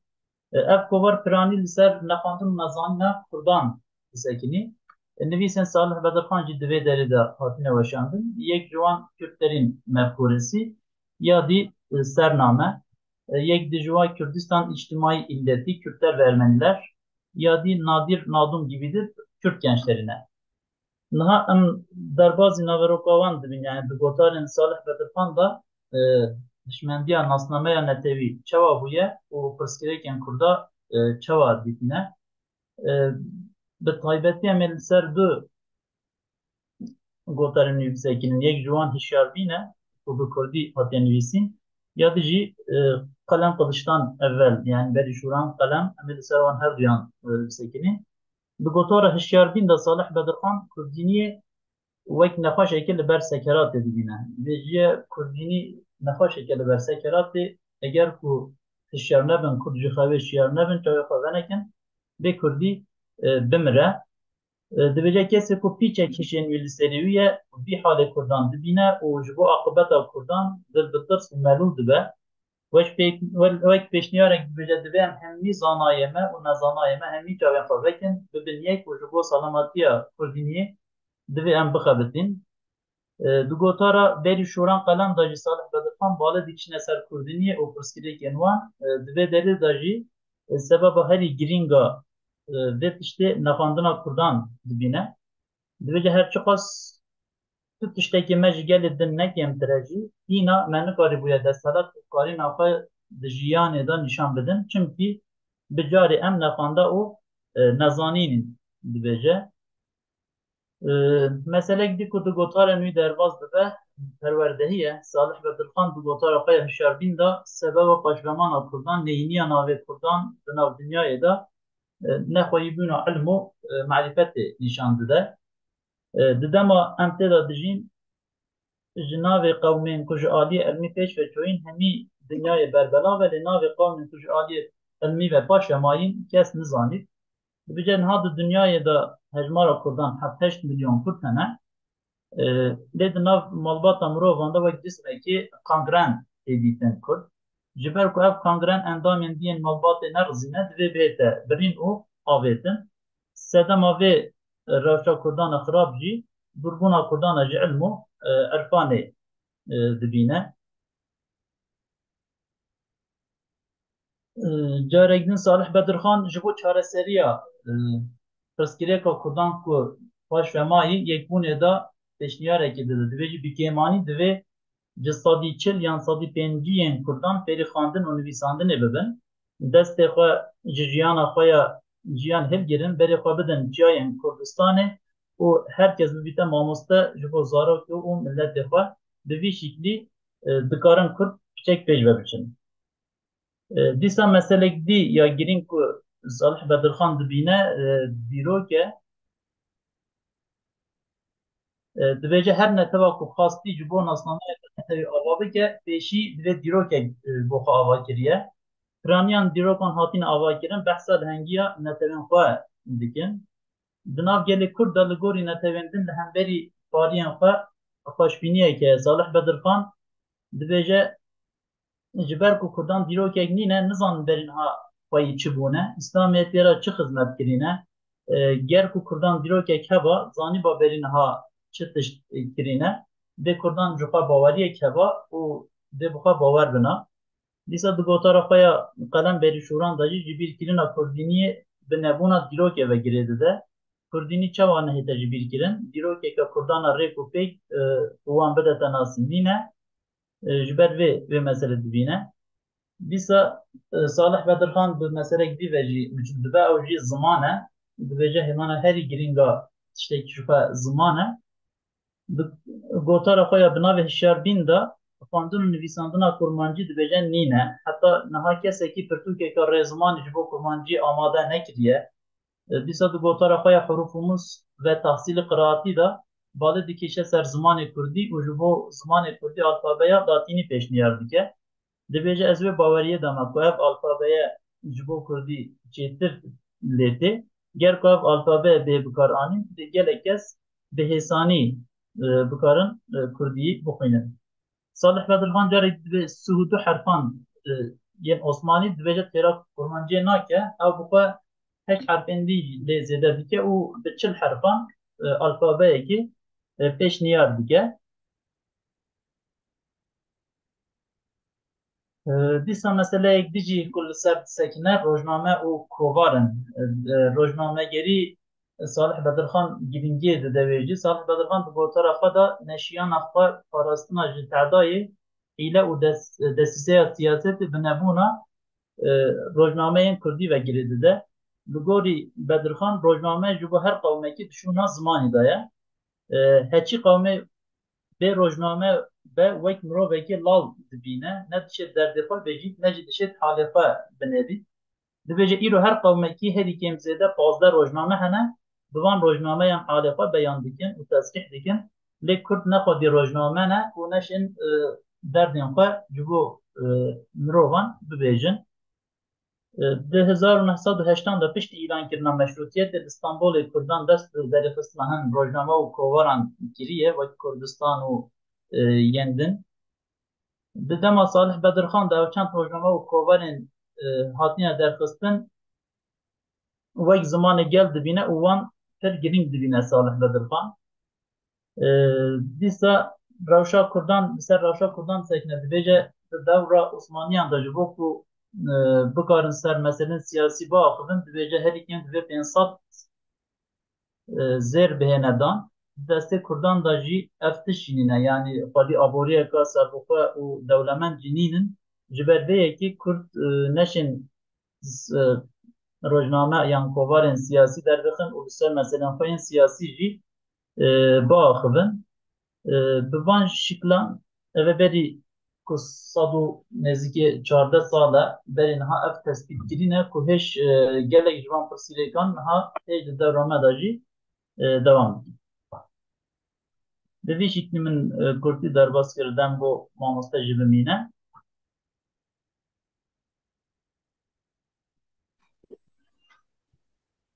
Tamam. Mamoste Yunus gelek spas û sağ bin. Ez spas dikim mamoste Serkan. Hûn her hebin xwedî xêra we mezin bike ve riayeta ew ê jî kir wextê demê em bêjim. Belê. Zaten ji bi îzna Xwedê eger bê weşandin em ê berfirehtir bixwînin vê ew teblîğa we. Ez hema bi çend xale ez jî wek kurtê ji hevara ra zikanim misade we hez bêjim. Yek Mihemed Salih Bedirxan ji malbata Bedirxaniyan e. Mîr Bedirxanê Botî ji malbata Ezîziyan wek we tê naskirin ew bû. Ku li Laskiya niha li Laskî hatiye dunyayê mamoste Yunus got. Sala 1913 de hatiye girtin û paşê çûye Şamê û berê em zarokûn digot binxet û serxet. Gotarên wî di rojî Kurd û di yekbûnê de hatine weşandin. Gotarê wî bi pirayî bi zimanê Tirkî hatine nivîsîn. Yek mifêm kir ku bi ew bi Kurdî ew kiriye ku di evê de hişyarbûnê de. Wek ku tê zanîn derdê dijwar û ew teşxîs rast e işte cehalet yani nezanî û xizanî evana zaten demek ve ya 100 sal zêde bû ewa me dîsa ew nezanî û xizanî dewam e. Elhamdülillah goreyê berê pir ew ama dîsa jî hîn ew dixwaze. Vê demê ew behsa 7-8 milyon Kurd hebûne me fêm kir ek boreyî ew ê Mihemed Salih Bedirxan û alfebaya pêşniyariya alfebayê û 40 herf ew jî meseleka din ew e ku mamoste Yasîn behs kir. Yek jî rojname ser giringiya rojnamegeriyê sekinî ku ji ew miletekî ku bê rojname ve wek ku lal be zimanê wî tune be.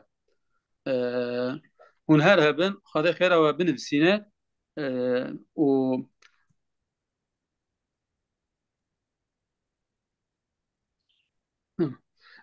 ez îca niha ez îca dorê bidme xwe mamoste Zülküf misade we hebe. Serok tu qurban em godariya wetkin. Tamam. Tamam. Xwedê ji we razî be îca ez ê gelî hevala ez ê niha îca ez min jî hema ku her çiqa ne beşa min ve jî wir ji bo ew ê belkî Kurdê me ew ê vê derê haya wan li rojnamegerî û çapemeniya ew ê hebin em bê ku dewra serdema 100 sala 19 û 20 îca ew ê Kurdê me derva yuvalet ama hinekî belkî xebera wan tune be ji ber vê çapemenî û rojnamegeriya Kurdî sal işte salê 1900 wa dema muhîm û giring e. Migo hemanê ez hema behsa wan bikim. Dîsa ev borîna xwe dixwazim ji dîroknasa ê ku guhdara dîroknas hebin galetî hebûn şaşitî hebûn bira me haydar bikin. Berê min jî hinekî milê we ew kovarên wê serdema işte 19 û 20 sala 19 û 20 nêrî hinek kovarên wê demê kovar û rojnameyên wê demê ku li Stenbolê hatine weşandin bi pirayî û hinekî dervayî Stenbolê jî diwa da behsa wê demê behsa Kurdan behsa Kurdan Kurdî Kurdistanê hatiye kirin. Migo em bala xwe balê bikişîne wê ser vê mijarê ka ecam wê demê او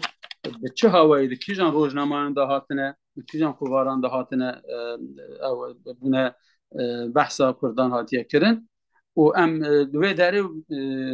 اباب هم 100 سال 120 سال زیاده بو چونکه وقتا که ام روزنامه کردستان که سال 1898 باور بم روزنامه پیشین آتیه باشاندن تو به سال 900 با 120 سال بو که او حتی بریوه که ام بیم که ترکی دا به زمان تقویم وقایع سال 1930 تشته که 31 باور بکم و بریوه جی محمد علی پاشا مصر اوجي وقائع مصريه 1928 باور بكم هيا قال لك از بحثا مجربه نه بحث اویه نه بحث ام بیم کو چاپ امنی روزنامه‌گری کردی و دمه دنگش خا هنگ مجربه جدایه يعني ام بحث اوی ناکم بحث اوی مهم بکن اویات تشتی کو کوار روزنامه کو هاتنا وشاندن و کیجان کووالا دا هاتیه وشاندن کوز بحثا کرده هاتیه کرن و از همه با کردهایی بحثا وان بکن بله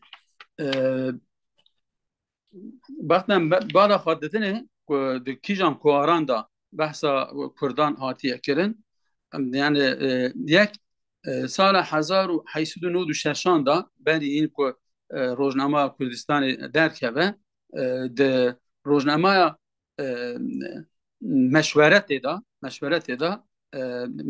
ناو گوتارک بناو کردستان دان هاتیه نویساندن و سرناو احمد رضا لپاریسه نویسیه لهم دناورو که دا دوی داره دا بکی شاشتیک چی بیه دناورو که دا اره ناو سرناو یعنی ناو مقاله ناو گوتار کردستاندان یعنی کردستانه هم دناورو که دا چیزی که بحث اینه که مسئله که جدا دیگه مری آنجا این دیسانی لی بنره که او اصل و فصل وی گوتاری چیه پشتی تثبیت کرد کووارا دودیا قارن بحثا کردان کرنه کووارا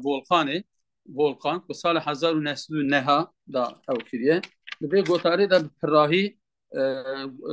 گوتار استاد بدیعالزمان رحمه الله تعالی هاتنا وشاندن و ذاتش خان او بر نوبیهار بدیعالزمانın volkan yazıları نویسن بدیعالزمان ای volkan کتابی که چاپ کرمو ذاتش خان او هیا دوی داره داجی استاد بدیعالزمان بحثا دوا کوارا volkan دا بحثا کرده هاتیه کرد کوارا سیستیا کو ام به قارون بیجن کوارا حکمت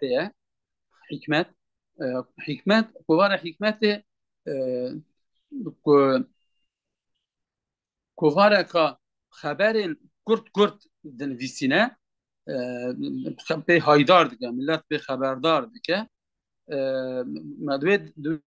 کواره دا دسه خبر در حق کردان ده هاتن نویساندن مدید مثلا ناو یکی bir haftalık vukuat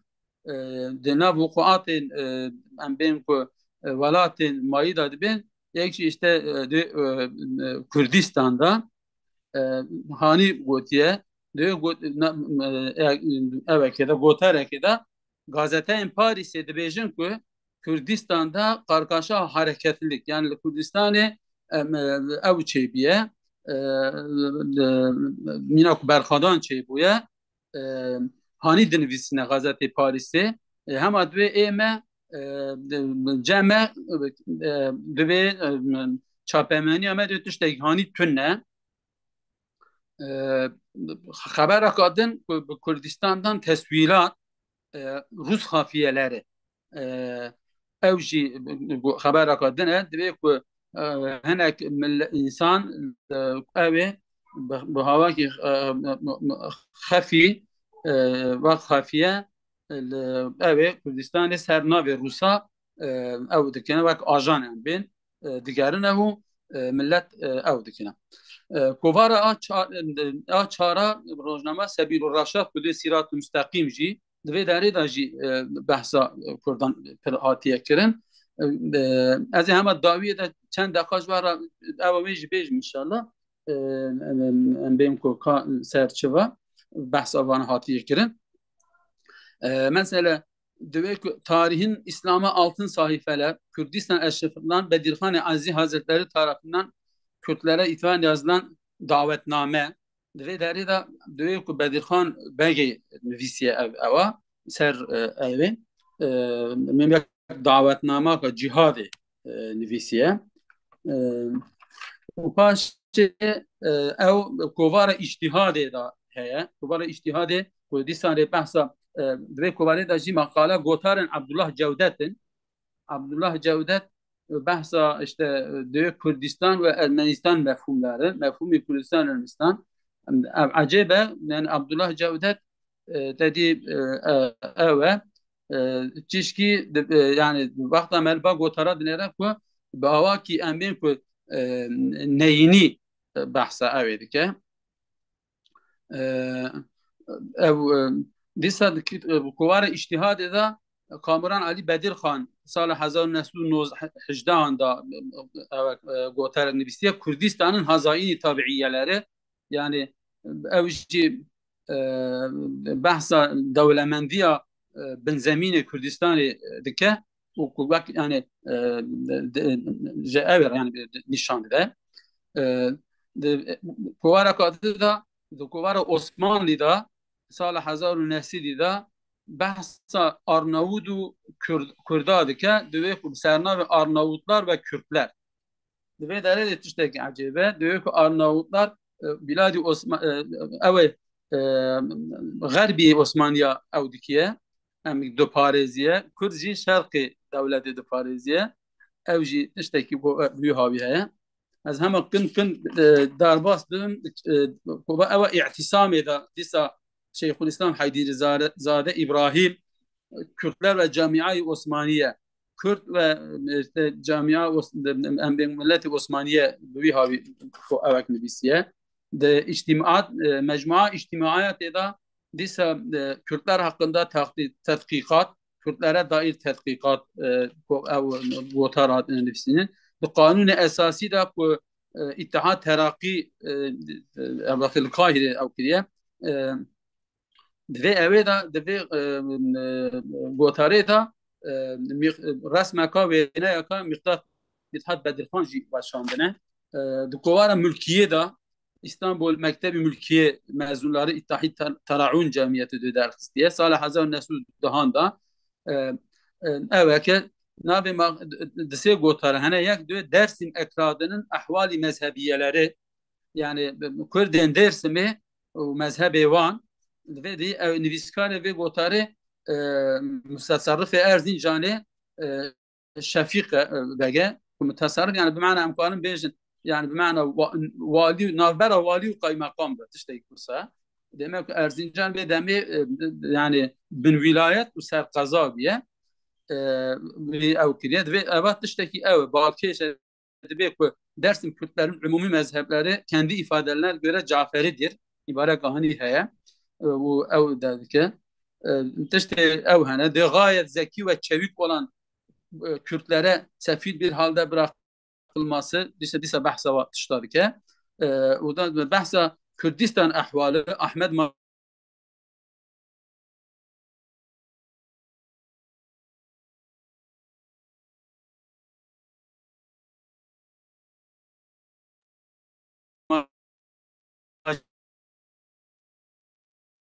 یک مصطفی توجیه خوب گوارینه اینترنت تنا کشه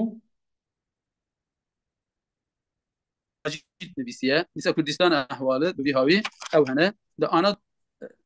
ev kutbu tamam devam ki usta ev hat usta Zülfü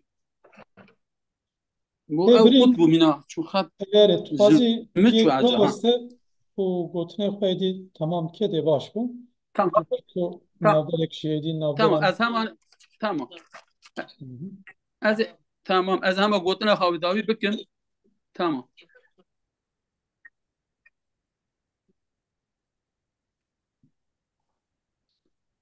تمام از همه گوتن خواهی داوی گوتن خواهی داویش بیجم انجام به چند پیشنیاری مگوت از او بکم.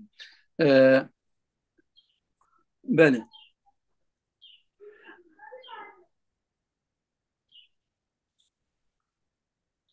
تمام از بنی ها او میجی بلا بوی هایی و از هناك چند پیشنیاری میجی هایی مگویم او بکن بیم کنج هبالا را پار و بکن وقتا ما قدیا ایجا از او بکم از نم در باسا پرسا ببن اگر پرس هبن ام الگهدار عزیز بانم پرسیوان بگرن و برا جمارا ایجا ام پرسیوان بگن و برسیوان بدن کرم کن فرمود بله کانن دستی خرافی پرسیوان تون نبن ام او برا ماموستا زرکف او بکه ام بیم کو مثال هف کو دوازی رونشتنه بقدینه یا اجی از بقدینه یک نورتین تخوازه تشک بجه مرحبا بۆ پێشکەشیان سپاس دکم ez dixwazim Mamoste Elî Rehmetî re ji pirsek bipirsim di kurteyê wî de çekîdeyê wî de kurtxane heye kurtxane dibêjin yek peyvekî derbas dibe gelo kurtxane çi ye ciyekî ye bajarekî ye niha di zaza jî di ciyekî tê dicînin dibêjin kirdane gelo navbera ve peyvan da yek alaka heye tune kerem xwe ji me re bibêje Mamoste Elî Rehmetî.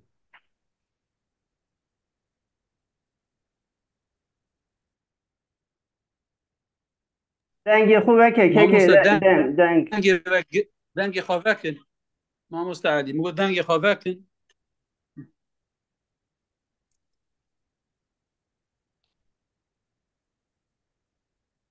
آلی بنی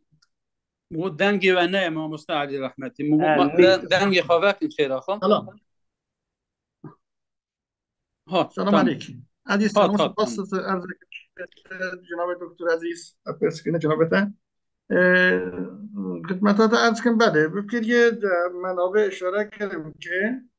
خیلی جمع منابع می دوره صفویه دوره افشاریه دوره زندیه و قاجاریه به عنوان کردستان باکور کردستان مثلا به خراسان به نام اما هدایت دو نویسکار مهیا به نام هدایت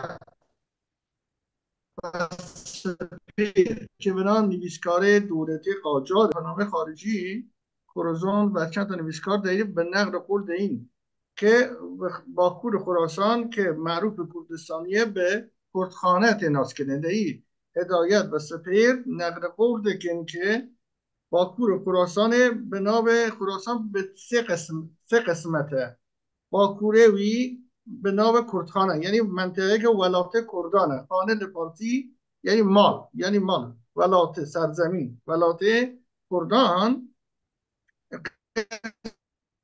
قسمتی بیرجند او قسمت ها که اصل خلقی پری عربن ریشه اون عربن که کل فارس نه ابناد دوره صدر عرب خزایمه نه او منطقه جغرافی عربخانه و ارتی خود خراسان میان عربخانه و میان کردخانه و عربخانه که مشهد و سبزوار و نیشابور معروف به خراسان رضوی که مرکز وان مشهده که بنا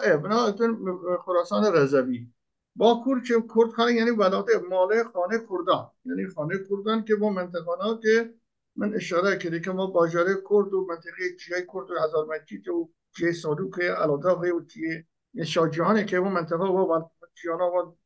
باجاره 1500 گوند در منطقه ولایت کردانه به عنوان کردخانه در دوره قاجار دو نویسکار قاجار هدایت و سپیر بودن. سپاس دکتر جان مطلب داره. خیلی ممنون.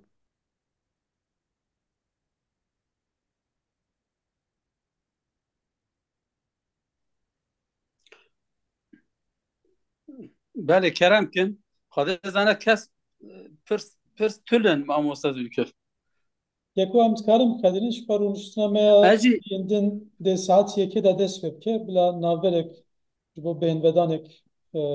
بلا اول بشکی تمام اولن اجی همانه tamam اجی بکورتایی مامۆستا علی تشتێکی بپرسم مژی نۆت کردبوو دەدی ئەبوو مسلمێ خۆراسانی معروفە ئەبوو مسلمێ خۆراسانی ئەم بێن دامەزران دامەزر دەولەتە عەباسیە ئەم بێن ئاواکەرە دەولەتە عەباسیە ئەو در حەقی ویدا هونقارن تشتێکی بێژن مامۆستا بله باوریا خب علی اکثر ڕەحمەتی مامۆستا بله از دور سپاس دکم گپ سالته جناب دکتر عزیز خدمت از کن خب خیلی نویسکار کرد با باوریا های و خیلی نویسکار ایرانی که ریشه ابو مسلم خب خلق خراسانیه که با اصلی خب کرده حالا حتی رشید یاسمی یک نویسکار می کرد و نژاد پیوستگی کرد که نویسیه یه منظور کرده میشه حتی به گوتیه خب ابو مسلم لحاظ قومی گویی اصلی و نسبی کرده خب یک واسه نویسندگان خب کردن اما خب زانی که چون زمانی که ابو مسلم تو منبی که ام بخواست نسبی کار بکنی ننویسه فقط به صورت پراکنده در منابع آرشیو دولت ایرانه و منابع کرد بوده ابو مسلم اشاره بوده که و نشان داره که حتی باوریا خیلی وایه که خب حضوری کردان به خاطر که اصل ساسانی کردونه این وقتا که آسیا میانه خب ولایت جزء جغرافی ایرانی میاد قلمرو ایران دولت ایرانی میاد ساسانیان تعداد که پرژ کردان چه منطقه غرب یعنی جوانی کردستان مزن و ولایت پارس و نهانی خراسانه که از ابو مسلم جوانه که الان دارونی که چند صد هزار کرد من در بلوچستان ایران و بلوچستان افغانستان هست حتی خود افغانستان هرات بگی تا وقتی کرد پراکنده حتی مرزی بدخشان بین چین و قرقیز و حتی هندوستان بنا کردوی بلاونه هیچ هنه اما خب به خاطری که موقعیتی که الان دولت افغانستان 50 سال جره تو کسش نکی همی منطقه بسیتی که گپ گفته اما خب باوری خیلی نویسکاره حتی ایران حتی کردناس باوری باید که ابو مسلم اصل جلیوی کرده که با یک جوان نویسکاره خیلی معروف مزن یاسمیه رشید یاسمی بله اون هر بن زۆر سپاس مامۆستا علی ڕەحمەتی مامۆستا خادێش بە رازی بە ئەو ئەمە قەد ڕونشتنە ئەمە قەدیە gelek spas guhdarên hêjan ra û kerem kir مامۆستا زولکف مگۆ kerem kin باشه خلاص بو و ساعت یکی ده انشالله همه درونشتین دن ده بودو بینن ساعت و همیان خوش tamam امانتی خاده الحتیب و دیگاره بابا پیروز با از این تمام شد تمام شد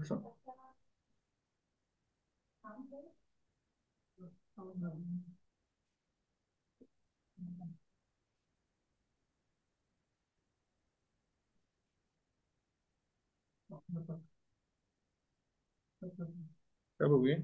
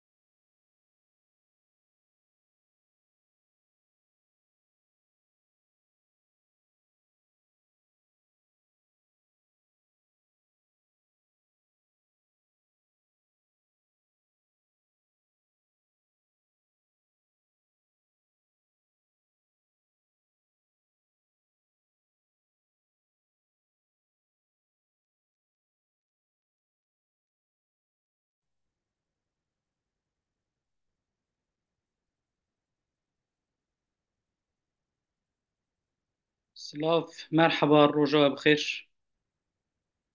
بخيرات نقلي هوالام.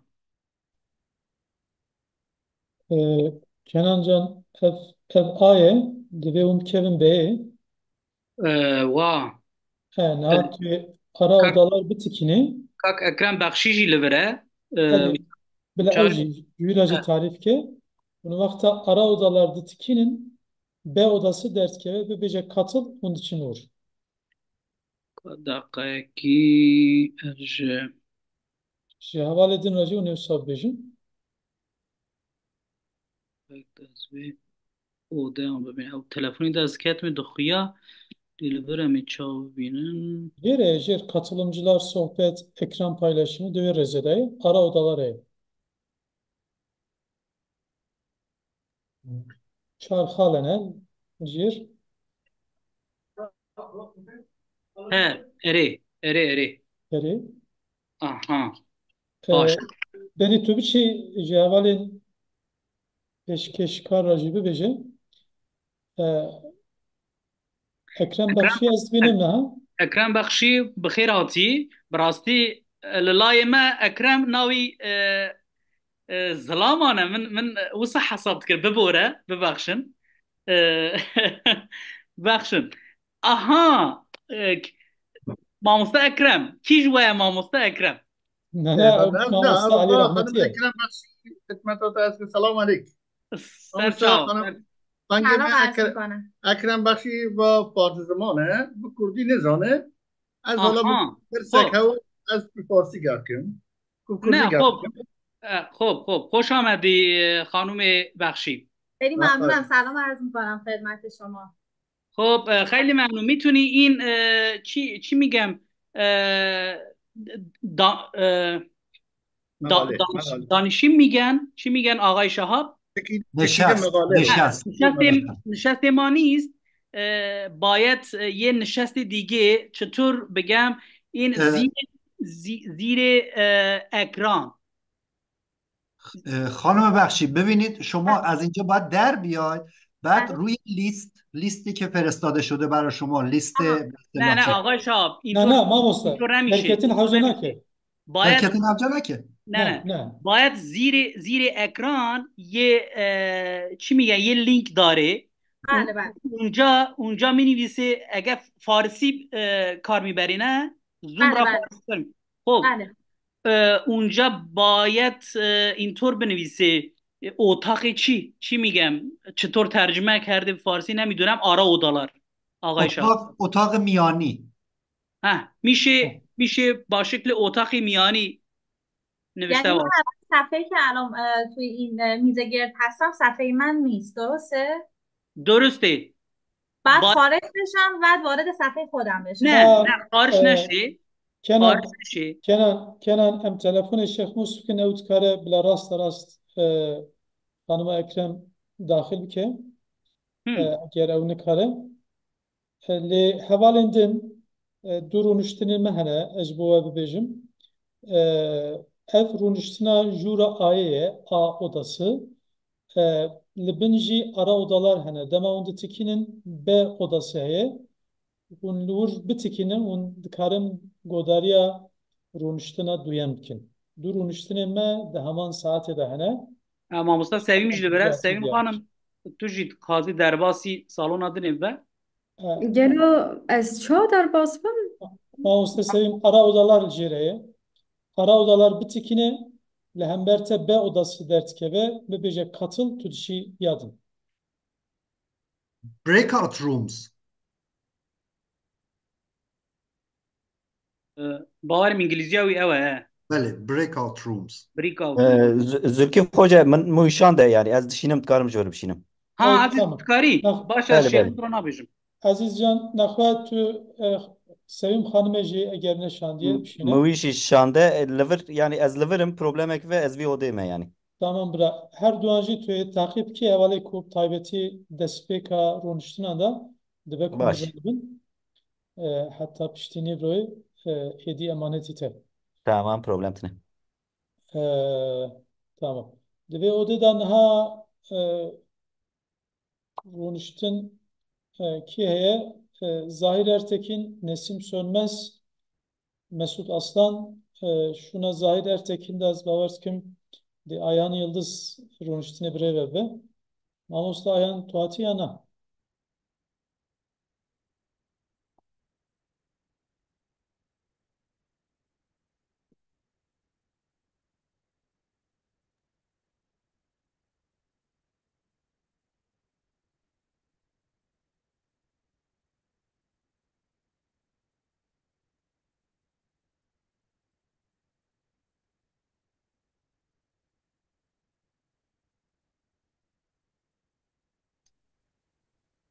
السلام عليكم ماموسته. Peki Ayhan, şkerem ahve dest pevke jboku belki yenek acele kavala habin. بله Az bavartkim tu ama dora ahaftine bidi Mesut Aslan de baştır be bu keremkin edi dibin reve biriya tedavin. مسعود كيكي مسعود الفيدري. الو ماموستا مرحبا از مرحبا سرش هوا مسعود خوجه كرم که هماش بوی دمی هما تبل تگو داری دکن بخیر. نبخير دبي يعني برنامه ده از دريزا سيادة بوم اساسا بله بريم مفيدن جهاب اللي باور مونا مساعدن بله بله ماموسته بله اسمش كرم چیه؟ کن. چیه این اسمش رو؟ اسمش چیه اسمش رو؟ اسمش بخون؟ Şkerem ahve heval edin dengi xwe bigirin ji bo em pêşkêşkar guhdarî bikin. Mamoste Zülküf. Berê kêk nesin. Merhaba tu baş selamet mi? Spas kurban. Ya daxwazekî min piçûkê gelo dibe ricakî min. Niha rûniştin dest pêkir. Eger taybetiye telefonêm ke. Eger Na giştî na ji rûniştinê bi alaqayê bi rûniştinê re ye. kerem ke. Ji ber ku saet duyan da wezîfa min heye gelo mafê axaftin yekem ez bikim problem çê dibe. Eger hevalên vê rûniştinê nehatibin tu dikarî bikî. Eger hatibin tu nikarî kêkû. نه اسمش رو میشه که اسمش رو بخون من نمیاد چیه؟ اسمش چیه؟ اکرم اکرم بخشی اوکا خو بگرتا نه میکروفون خو بگرتا. ماموستا ايهان ماموستا نسيم خوجا يعني فيجا دورا خبردان دانم اللي وكي موجود شخو از دريزا سيام دما وبكيف خوشي از دورا اخفتنا خود دما نسيم خوجا بر وظيفاوي كاري بيكوري مالا تاوا ماموسته مالا تاوا. Mala te hezar carê ava bey. Mamoste Mesut. Gelek memnun merhaba. ماموستا بله بديت بدنجي وجلكي كيف خوش بو Zat spas, zat spas. کرم کن نسیم خوجه. Keremdar bin. Di serî de ez spasiyê xwe pêşkêşî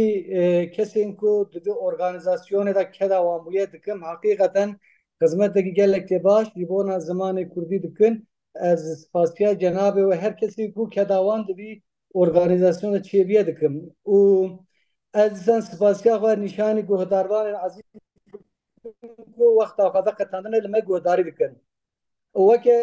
di bernameyê de ji tê xuyakirin mijara min pesnindayîna Hezretî Pêxember di dîwana Şêr Muşerrefê xinûkî da ye. Min teblîğa xwe li ser du xalan ava kir. Xala yekem de bi kurtasî min behsa jiyana Şêr Muşerrefî kir û di xala duyem de jî ka gelo di dîwana xwe de çawa pesnê Cenab-ı Pêxember daye hetanî bi destê min hat min ew nirxand. Ama ez dixwazim bi qederê du sê hevokan behsa jiyana Şêr Muşerrefî bikim û derbasî mijara xwe sereke bibim. Şêr Muşerrefê xinûkî di sala 1926 de li gundê xinûka navçeya Xesxêra Sêrtê hatiye dinyayê.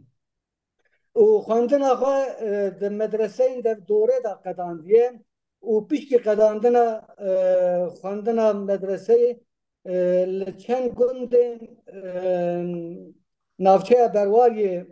melatiyê dike û di sala 2008 de di temenê xwe 83 salî de wefat dike. شیخ مشرف کسی که اهل طریقت یه طریقت نقشبندیان شاغا خالدیانه و پیرو شیخ کمال الدین اربیلیه وی گلک برهم دو خواهشتنه جوان برهمان یکشی اوکو دیوان آویه ایروبیه مجارا گوتارمه گوتاروان عزیز دیوانên ku dibin banê edebiyata klasîk da derketine pêş xwedan hinek taybetiyan wekê hûn dizanin. Ji wan taybetiyan yekî ew ku şaîr bi mijara tewhîd û munacaatê dest bi berhema xwe dike û piştra cih dide helbestên ku mijara wan pesindayîne Cenab-ı Pêxemberin. Yani cih dide natan. ناد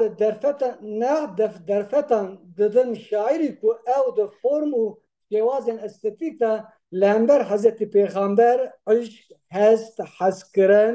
دلسوزی و حیرانی خواه ifade بکن جبر ویه که شاعرین ادبیاتا کلاسیک گرنگیه که تایبت دانه ناتان مروف دیوانن کو ایرو بردست منه دما دبر چاوان را درباست که وکه ترادیسیونک دبینه که پرانیا شاعران او رستقیب کرنه یعنی دیباجه خدا دیباجه دیوانه دا پشتی مجاره توحید و مناجعات جهدانه ناتان وکی تیزانین لگور باوریا اسلام جناب پیغمبر رسول هر داویه قدر و قیمت آوی ji pêxemberên din zêdetir e. Li nîv Xwedê Teala ji bo wî cihek taybet heye. Ew ji bo tevahiya alema mirovayî hatiye peywirdar kirin. Ku rêya rast nîşanî mirovan bide û teblîğa dînê İslamê bike. Ew xwediyê exlaqek herî baş e. Ji bo ummeta xwe fedakariyên bêhempa kiriye. ji ber van sedeman û hin sedemê din di edebiyata Kurdiya klasîk da ji bo wî kursiyek qîmetdar hatiye veqetandin û ji bo her taybetiyek wî di edebiyata Kurdî da teşeyek nezmê hatiye veqetandin. Teşeyên nezmê yên ku ji bo Hezretî Muhammed silavên Xwedê li ser bin hatine nivîsîn bi taybetî derketine pêşberî derketine pêş cüreyên wekî mewlûdname میراجنامه غزاوتنامه و شمائل د دماجو دیروک ادبیات کردیا کلاسیک دا به وان جوریان به سدان هلبست به دهان برهم هاتن نویسین ev berhem bune seden ku heskirina Hazreti Peygamber di dilê xwîneran da zîl bide û bê dîtina wî bibin aşiqê kesayeta Cenab-ı wî. Mijara ve kolina me kâme got pesindayana Cenab-ı Peygamber em biçekî behsa wî bikin û Şeyh Müşerrefî Xunûkî di dîwana xwe de li ser cûr cûr xalan li ser heskirina Cenab-ı Peygamber sekînê ji wan xalan yekî ew e ku ka gelo Şeyh Müşerref di dîwana xwe de navên Peygamber çawa bi kar anîne. Dîwanê de heskirina Cenab-ı Peygamber cihek hakîqeten gelek mühim digire. Xunûkî bi armanca pestindayîna wî û ji gelek aliyan ve taybetîn wî nîşan bide bi navê Muhammed Mustafa Habibullah û babê Fatîmayê zikr kiriye wiha gotiye. Weke mînakekî ez bidim. Salat û selam her dem li ruhê babê Fatîmayê digel al û eshaban digel yar û emekdaran û mirov dîsan dema helbestan dest çavana derbas dike dibîne ku Şeyh Müşerrefî Hazreti Peygamber yani kesekî herî heskirî û herî bi qîmet daye nîşandan û di helbestên xwe de wiha bûnandiye. Ew Hazreti Peygamber çêtirîna alemê ye û li ser exlaqek herî paye bilind hatiye afirandin. Ew bendeyê Xwedê Teala yê herî heskiriye û di nav mirovên bawermend da jî kesekî herî bi qedr û qîmet e. Şeyh Muşerref jî bi armanca ve taybetiya Cenab-ı Peygamber bine zaman de kaside Xweda weha dibêje. Ya Resulallah medet destên bigir û min bikêş. Ger tu himmet kî kesê çendan ku dûr nêzik dibî. Ya Resulallah ger nalayıkım tu layıkî. ger li nalayık nezer ki wê demê layık dibî. Xinûkî bala mirovan dikişîne ser hezkirina ji pêxember û dibêje mirovek dema ket tengasiyek û dinya li ser serê wî tên bû eger ew biçe Medîneya Munewwer û Rewzaya Cenab-ı Peygamber ziyaret bike dê ew ji xeman, derdan û kulan xilas bibe û dinya li ser serê wî fireh bibe. Her kesê dinya fireh lê teng bûyî bêhed eger ew bikit qesta te fîlhal dê xilas bî ji tengiyan. Xinûkî balê dikişîne ser hezkirina Xwedê Teala li gel Hezretî Muhammed û mînakan dide. Li gor wî piştî ku Hezretî Adem ji cinnetê hat derxistin li dinyayê li ser daxaza Hezretî Peygamber hat bexşandin. Hezretî Nuh ji tûfanê hat xilaskirin. Hezretî Musa bû fexra İsraîliyan. Hezretî Eyyûb ji nexweşiyê xilas bû û Hezretî İsa bû Mesîhek bêziyan. Hezretî Adem ji cennet derket û bêçare bû. Ya Muhammed wî bilind got heq geran ji espiyan. Hem bi yumna te ji tofan Hezretî Nuh bû xelas. Hem bi te ji agir xilas bû ew reîsê enbiyan. Hezretî Yûsufî jî ji te ew husnê bêhed girtibû. Hezretî Musa ji te bû fexrê İsraîliyan. Hezretî Eyyûb bi te heq da ji bo afiyet. Hezretî İsa bi te ew bû Mesîhek bêziyan. Şeyh Muşerref di qesideyê Xweda jî dibêje Rabbê alemê di roja qidem da methê te kiriye û pesnê te bi awayekî bêhempa daye. Li hember gotina Xwedê ka çi bêjim ez ê bêzar û bêziman. Piştî Rabbul Alemîn methê te gotî derqidem dê çi bêjim hadisan bêzeban û bêbeyan. Mirovên bawermend li gel kirina tiştên ku hinek caran ji guneh li gel tiştên ku hinek caran jî gunehan dikir. Yani li gel tiştên baş hinek caran jî gunehan dikin û li hember Xwedayê xwe rûreş dibin. Li gor xinûkî eger mirovên rûreş û gunehkar ji dil û can hawara Cenab-ı Peygamber bixazin ew jî bêşik û guman xwe li hawara ümmeta xwe digire û destê alîkariyê dirê jî wan dike. Ji ber ku Cenab-ı Peygamber kesekî herî wefadar û cefakar e. Ya Resulallah tu yê meqsûd ji hecca haciyan. Ya Resulallah tu yê heq dergehê muhtaciyan. Her dikit qesta te yê gunehê mezin bêhed kirî. Her tüyü ya seyyid-i alem hevara aşiyan. Biri avayı şemişarati xinkin her elbestin xarrez dike ez bawer dikim demame minekî hindik mam Di deqe mamoste. Di deqeyê we heye. Belê. Di deqeyê we heye mamoste. Di deqeyê baş e. Belê. Baş e. Wê demê ez dixazim di navan du deqeyan da ama wekî mînakekî helbestekî Şeyh Muşerref bisan jî ji goterban ezîz de bixwînim. û Şeyh Muşerrefî dixwaze biçe Mekke-i Mükerreme û Medîne-i Munewwere Cenab-ı Peygamber ziyaret bike ji bo wî hesreta xwe bi vî rengî nîşan bide. كنجي يا رب دي ببينم كو لمن درجه ببين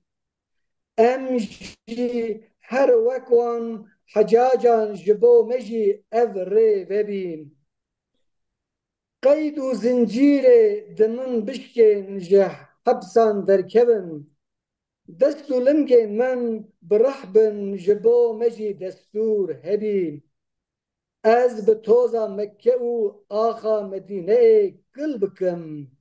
هر دو چاوان جاوک و چاو من جروحنی ببین هفت جاران کار کنار کعبه سرخوش ببم هستران از پر بریجم جا قریج زائل ببین جارینان قسطا بر رشکن به کیف و لذتان ظاهری dev batini hevca bûî kamil bibîn. Nuqteyek bêtîn li ser min da ji şirka rahmetên daxilî hicra zebîhullah me jî cihek hebîn. Derd û êşan û birîn haş bin bi ava zemzemê ji sefa û merweyê ji bo min şifa hasil bibîn. لعرفت دست او رو ارواز بکم آهان بدم گر بنالم گر بکالم جا دعا مقبول ببی از هجوم کم سر نیاران لمینا و مزدلیفه جا حتا ساقم جوان یک قتل من پیدا نبیم وان جهان یک به عشق و لذتان از بین بکم جاكو ري بي ببي هم جاكو دل بي هبين جملة أجزاء بدن گر ظاهري گر باطني داب ومالئ عمري همي سيقال هبين ما موسيقيان بلي ما موسيقيان عفوا حوالي حقي حوالا جي بلا أما أكذبة بالك داوية بخون بقدم سشاوينا ببورة ست صلاة ست سلام للروزات بي يا سيدي قالوا أصحاب هم دقل بن هم كسي جبندا تبي جبو آراميا و از گوداری کرن سلام و حرمت بین خواهد پیشکش شود که مالا و آبا و از لبونا خواهد خادم جبر که از مجبورم مشکلی در بکیمون بچیم ما مستمالا وجي آوا صحتا وخوش بج بوي كداوج بوي امكاوه دست پێکێ دا مەجبیرا کرد ji ber ku mamoste profesör doktor Mehmet Zahir Ertekin xweceyê me problemeka wî derket nekariya bihata êdî me ji hevala re jî negohun bixêratin û te bixêratin dîsa jî mala we ava be seheta we xweş be bê ku ez dirêjkim doktor Mesûd Arslan xweceyê me niha amade ye bila keremke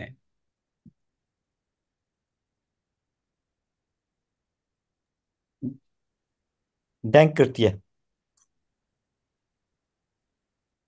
Mamoste Mesûd dengê we girtiye û ji kerema xwe dengê xwe vekin قصورا معفو الموستا لكم دەستپێک دەوە و هەموو گوهداران سلااف دەکەم مالاواناوا بخێر هاتنە پێشکێشە تەزا پێشکێشە سەرناوی پێشکێشا من شێخی مەجزوب وەکی پەیرەبێکی مەلای جزیریە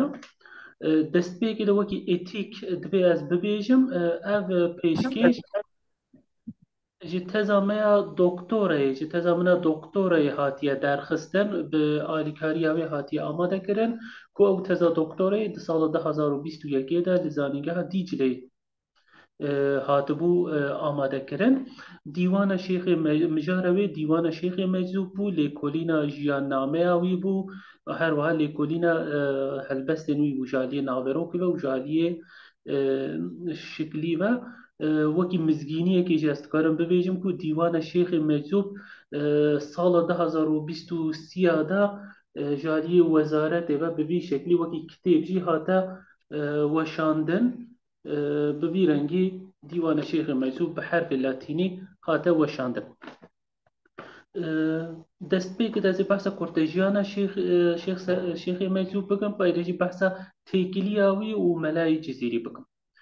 سعید جزیری د سال 1873 ده لجزیره جدایی بویا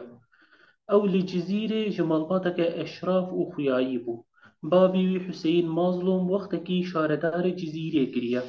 با پیرن وی مازن حاجی علی و جانگیر آغاجی بازرگان بون آنگو او نه جمالباتك مدرس آنجی جمالباتك اهل تصوفی بو لی جمالباتك خویایی بو لی ام دزانم کو مامی وی محمد بشیر لجزیره عالمه کی مازن بو و ناوی وی د آرشیون عثمانی ده جی درباسته به سعید جزیری جی پرورده خوش مامی خو محمد بشیر پرورده که باش علمی ورگرتیا عربی و فارسی هن بویه کو به وان زمانه جی هلبست نویسی نبو نمونه د دیوانا دیسا دیوانا وی گوا عملی کولین تکن دمیزینن جالی اقتباس آیت و حدیثان و دیروکا پیغمبران و کسی نافدار و یعنی چه کسی اهل تصوفی بن چه میتولوژیا ایرانی بن جوی آلی و جوان آلی مضمون ادبیات کلاسیک و جی پر دولمنده شیخ مجوب د تصوف د پیرو طریقتا نقشی خالدیه او پشتی خونگی جی جزیره رادبه دچی حتی هورمانه دچی حتی گند طویله جبوکو انتصاب شیخ خوش شاه حسام الدین طویلی بکی پشتی کو خلیفتی جی شاه حسام الدین وردگریجی ودگره جزیره اولوین داره کار ارشادت که صحبتاند که صحبت انویجی د کتابا مختصر السلوک ده هاتنه کوم کرد سعید جزیری یعنی شیخ مجذوب عمرك دريج نكريا مخابن نيزي 40 سال 42 سال عمر كريا او ده 1912 هنده لجزيرة رحمت که ترباویجی ایرو لجزیره بناو سعید مرحوم جامعی دلوی داره هاتیه وشارتن نتنه او مالبات اوی همو دوی مزگفتا دیروکی ده هاتنه وشارتن دیوان شیخ مجذوب شیخ مجذوب خودی دیوانه که مرتب رنگین و به حجمه او د سردما عثمانی ده لگوری ادیسیون کریتیکا کو مکرب و چاقی ده 246 هلبستین کردی هنه اوی تقابلی 3600 بیتی دگه لگوری و بیوانه دیوان شیخ مجذوب د ناو دیوان کردیین سردم عثمانی ده یا هری به حجمه د دیوان شیخ مجذوب ده هیمان هری خورد مرشیدوی شاه حسام الدینه ناو مرشیدوی به دهان جاران درباست به وکی شه هورم وکی شه خرمال وکی شه هورمان به گلک ناو جدا جدا یعنی شاه حسام الدین به گلک ناو ام د دیوان ده مرشیدوی دبینن اف قاعده که ادبیات خالدیتیه وکی عبدالرحمن کوچجویرا ادبیات کردی اکول خالدیتی دبیجه دبی دنا به اکول ده گلک شاعر پیدا بونه درکتنه طیبتی که به ادبیات اوه کو به مرشید خوب گلکی گریدایینه قضا ام دين سر هالبستوانية شيخ مجب ام دبينم كو شاعر بوناوي يعني دست بيكرنا نويساندنا هالبست پشتی مرشدی بیا پشتی کو کتیا ریا تصوفی پشتی کو کتیا ریا صوفیتیه دا چونکه ده بیتك خود وهاد بيجي اف مصرع بيت سعيد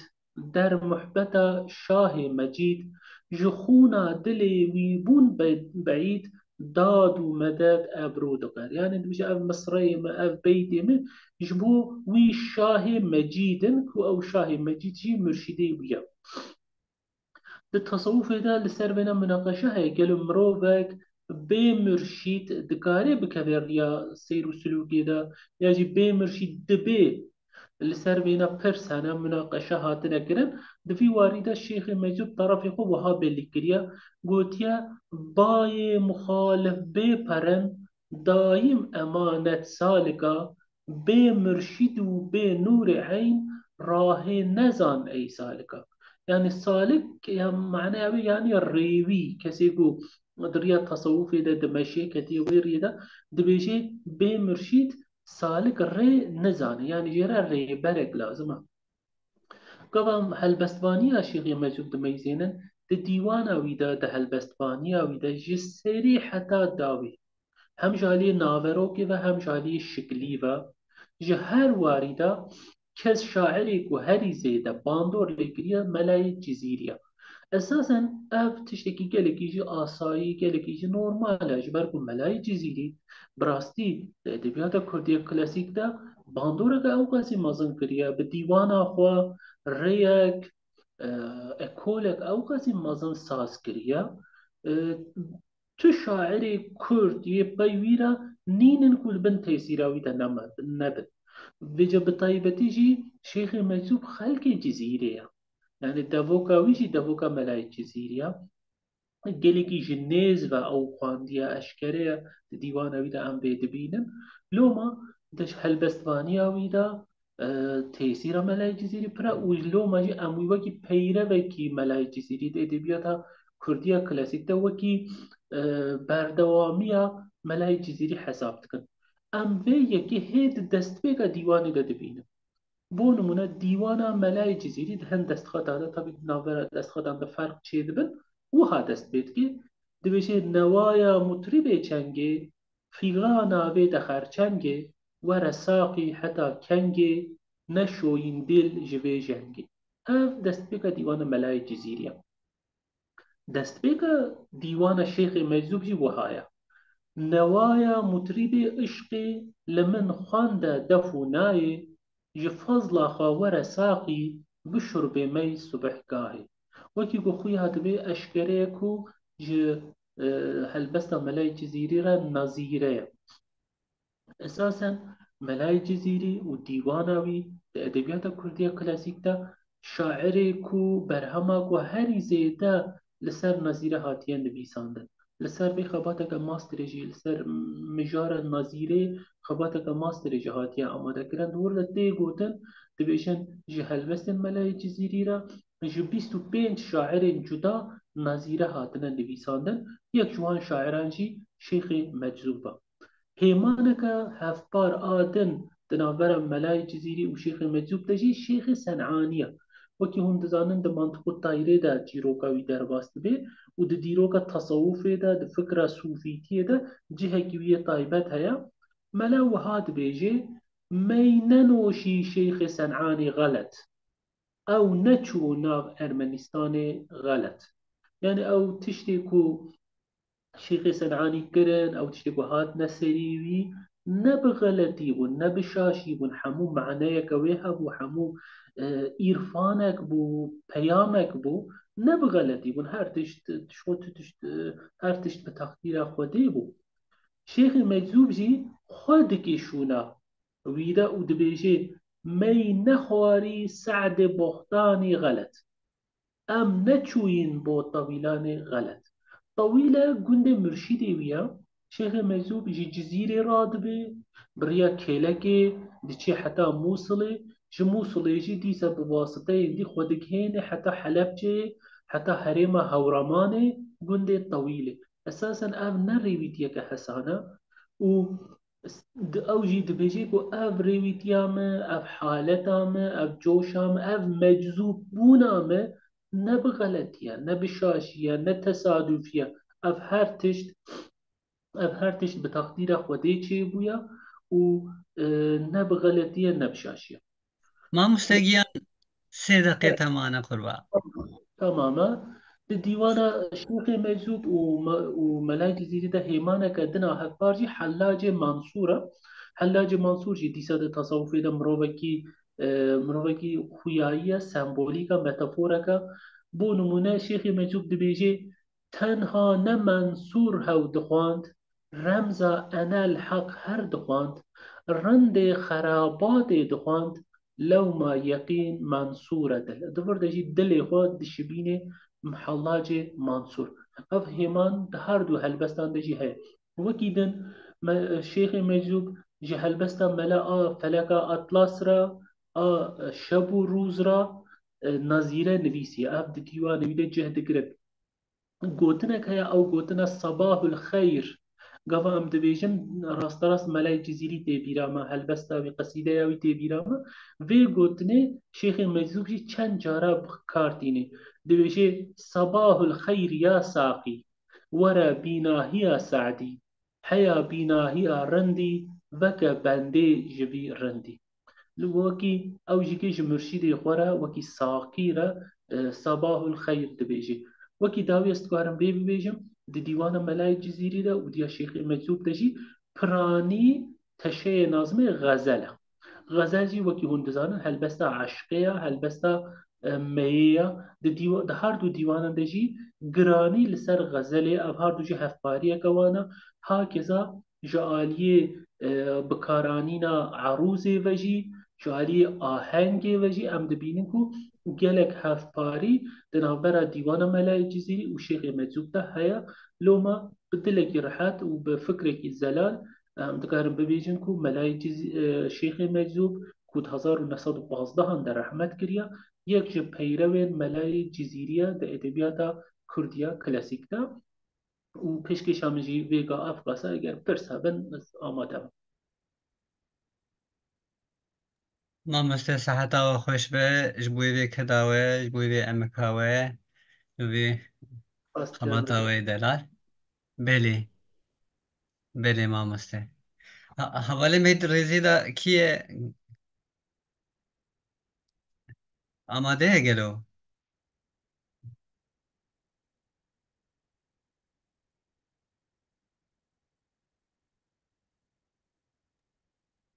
بله مامۆستا شکۆ دو کەس بوون زاهیر خۆجا هەڵدە تێڤلی نابێ بله شکۆ مەسود خۆجا و نەسیم خۆجا بوون هەردوو جا خڤین ها زاهیر خۆجا ne Mesut Hoca ger hebe dikare berdewam ke hetanî اری pêncî ye ولا مسابقة ما مسته مسعود اگر ميدان جوارا مایه اگر تشکون ببیجین هبه او بکن انجام خو ببیجین پیرجی بلا هیا وجه هبه حوالین می ما مسین می میوانین می رزدارین می هیجا دکارن بواره پرسو و برسوانجی بدن بردوام کرن کرم کن رجعت كم ميدان جمرة ميدان جمرة ما شبكم حينا نسترانا بيجي مس هالبستا بخوينه مس شبكم بله كيش أكو مكر وكي مقولي يعني الشيخ المجذوب جاء إكولا خالديتي أبقى إكولا خالديتي شام بتشكي بالك أموي إزاح فكر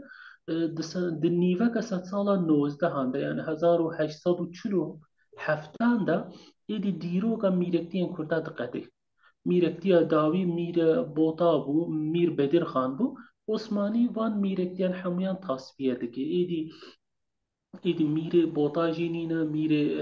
سلیمانیه بابان جینینا المکسی جی لبدلیسی جی ایدی میرکتی کردان نمانه همو تصفیه دبن لوما کی او میرکتی او میر دجبو پاتروناجا ادبیاتا کردی هلبستا کردی او قصر میران او سرای میران ناوندک بون پیشتی گو میرکتی تصفیه دبن ام دبینن کو ایدی او پاتروناج او پالپشتا هلبستا کردی کلاسیک ایدی جو حوله راد به دشون اویده چی دمینه دشون اویده مدرسه دمینه تکه و مدرسه دمینه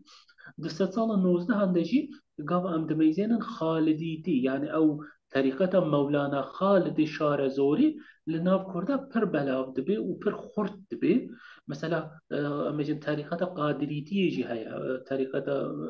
عبد القادر الجيلاني او بالصدان صالايا دناف كردا دا بلاو جلك شاعر مي قادري يجي هنا اللي تسات سال نوزادة ام دبينكو مولانا خالد و خالديتي جلك خورد دبي جلك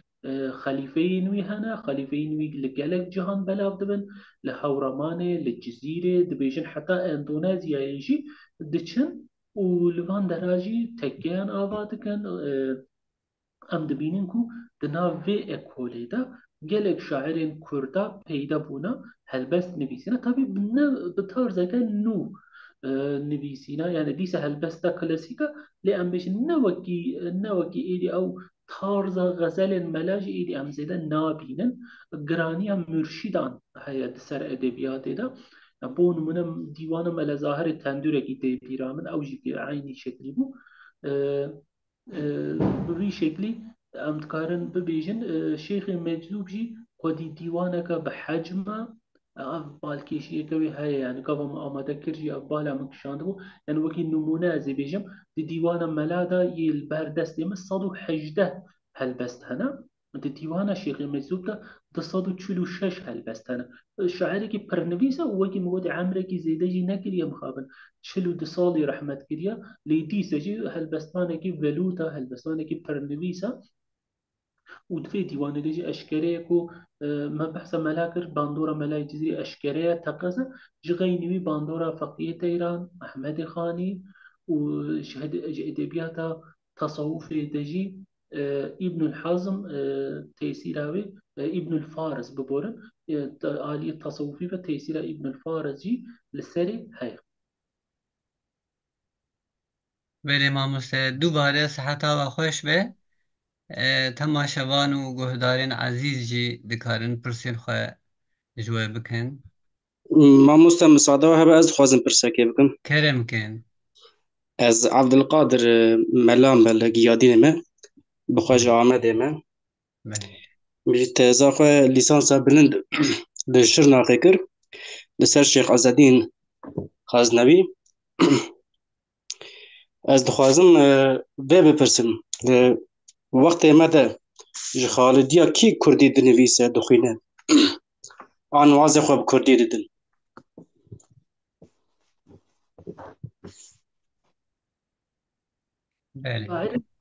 Pirsa we şairên îro ye? Ye îro. Mesela em bêjin Şêx Ehmed Xaznewî zariyê wî wazê xwe bi Kurdî didan, nivîsê wan bi Kurdî bûn, pirtûkê wan bi Kurdî hene. Lê hema nihaz dinêrin mesela Şêx Muhemed Muta Erebî diaxeve, Erebî waza dike, Erebî dinivîse, an Tirkî dibêjin. Nizanim. Yani birastî bersiva pê pirsê nizanim. Yani mijareke ne yani ev qesta ku em mesela Şêxê Meczûb şairê ku me pêşkêşa xwe de behsê kir 1915 de rehmet kiriye. Yani serdema Osmanî de jiyaye Cumhuriyet nedîtiye ya jî ev serdema nû nedîtiye û eşkereyek û Xalidiye yani terîqeta wî Xalidiye ne tenê û gelek şairê din jî hene û yani gava ez vê dibêjim jî yani ne bi meqsedeka propagandayê dibêjim yani Xalidî hene nînin ev eleqeyek ev ê mire nîne min tenê wekî rewşekê got û wekî we got yani ew pirsa ku we kirî jî bi rastî hîç eleqeta wê mire nîne. Hena we got ez hinekê dixwazî ez hinekê behsa Xalidiya bikim me got gelo niha Xalidî niha terîqet hene berdewam dikin kolê wan hene mesela weke Menzîlê weke işte Xaznewî weke yê Nûrşînê mesela berdewam dikin me got gelo hay we jê heye ji wan kî hêdî Kurdî dinivîse Kurdî waza dikin yanî xizmeta Kurdî dikin. نزانم يعني وكي مقولي إما خبات إما هرجار حتى إيرو خبات إما هرجار جبوا سردم عثماني بون مثلا 1923 دلی کولینری آمده وکی میلادك يعني از تجاری درباسی پشت 23 نبوما يعني دائما سردم عثماني از خبتيما يعني خالدي روش خالدي دي إيرو چیه براستی هیچ نزانم. بله با مستقبل. بله. مامۆستا ku derfet hebe ez jî dikarim pirsekê kerem kin ez berî kerem kin ez Nûreddîn ji zanîngeha Dewlemêrgê ez dixebitim mamosta Mesûd dest xweş saet xweş be ya rastî dîwana wê ku saziya dewletê jî çav kiribû ew jî li ber destê me heye ez dixwazim vê pirsê bikim gelo di dîwana Şêxê Meczûb de sigirêkin عروضی هنی یا نه یعنی از وی بیجم اما یا راست راست ویگا دیوانی ودکم دسری دیوانی دستپیکا دیوانی ده البته که ناقوی جوهری عشق چون زیباقه جوهری عشق چون زیباقه یارا چندی مدخف کر فردای سمادا فردا جمع یارا چندی مدخف کر شهده جمع یارا آوازی مرندا yani tiştê ku em dizanin li gor rêbazê erûzê divê kîte herî zêde 16 bin lê divê helbestê de ez texmîn dikim belkî 20 kîte hebin gelo hûn rastî van pirsgirêka hatin yan na أدي يعني برسك خوشة يعني أو هلبسك وتدبيجي دبيرة مدى يجي برستي هلبسك طيبات بو يعني أو وزنك يوصى حتى أنا ما تدر هذا النتيجة يعني وزنك أو قاسي دريش ما تو دراده ندیده بو لید دیوانه ده جهد گیری جارنا شاعر بوی رنگی هلبستن اورجینال جی دنویسه مثلا گواش عالی آروزه و تو دمیزینه دناورا دناورا آهنگی و ام بیجن بگشتی دناورا شیخ مجذوب و ملای جزیری ده تکلیه که خویایی های یعنی شالی آهنگی وجی گله کی دیش بنه هفدو هر دوشی زیاده تر بحر رمل و رجز و حرج بكارانينا شالي آهنگ وجدي شو بنهاردو لوقت تقولي أو هالبستا كنت تبيشي حقا هالبستا كطايبته لأن أم قالك السري فكري من أفتكاري شو وزن ببي يعني وزنك كتين وبردريجن حتى بايم مفيكا فكر أجالية تشيكيا هاري زيادة الرجاز بكارانيا يعني شار مستفعيل بكارانيا أو قالبك وهون باستكن قالبك الطيبة براستي تاني يك هالبس هاتي نویساندن هاد وین اولی دا من لچافکانی دیوان ادبیاتی جمیساندن وکی ادبیات عثمانی جمیسان دور دا جی او وزن مدید يعني ديسا كيم يك دو شاعران ببي تشيكي ببي قالبه هل بس نفيسينا وكي وقوتي براستيجي قالبك ابا هبا وزنويش كبا موها تثبيت كريا مفعول فعول مفعول فعول مفعول فعول مفعول فعول يعني باورناكم تو ديوان كردي دا قالبك عروض افقاسي دريش هاتبه بكاراني شو يك هلبست هبو ديوانا شيخ مجذوب دشي لد هلبست عثماني دا وكي دبيجن ديوان ادبيات دا نمونه ياوي حياة دي سهندك يك تحبا لي حياة اشكريك قالبك ناديرة كيم دي بكارانين اساسا ديوانك كردي دا ديدنا في قالبيجي اصلا شانسك يعني دميكي اف قالب دو کردی دیجا هاتی بکارن یا جی شیخ مجذوب خواستی شعالی آهنگ و تشتگی نو ساز بکی اب بمن مروف کاری بینه وکی اورجینالیته بحسبینه قصور عروسي بيقوم عند هر ديوان عروسي ده قصور وينا هنا اما ساعات خوش باش خو مجي تخص كونفي بيجن يعني دما كسك كبخوازه لسر عروضه ادبيات كردي كلاسيك كبخبته خص كو اف ورا روجافي ولسرفي ورا اخافتن ودما كنت تصنيف عروضه كردي ورا كرين اجي وكا ميناك هيا قال كسان يعني كنا راجي جريهبه ساعات خوش ماليا بابا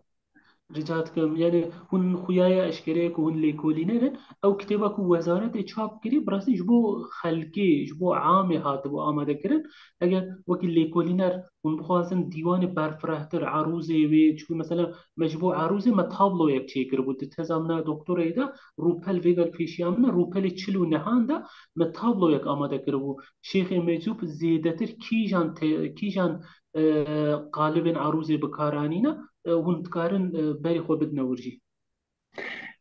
تشتكي تجي مع مست ببرسم يعني انتخابات مدى هل بستك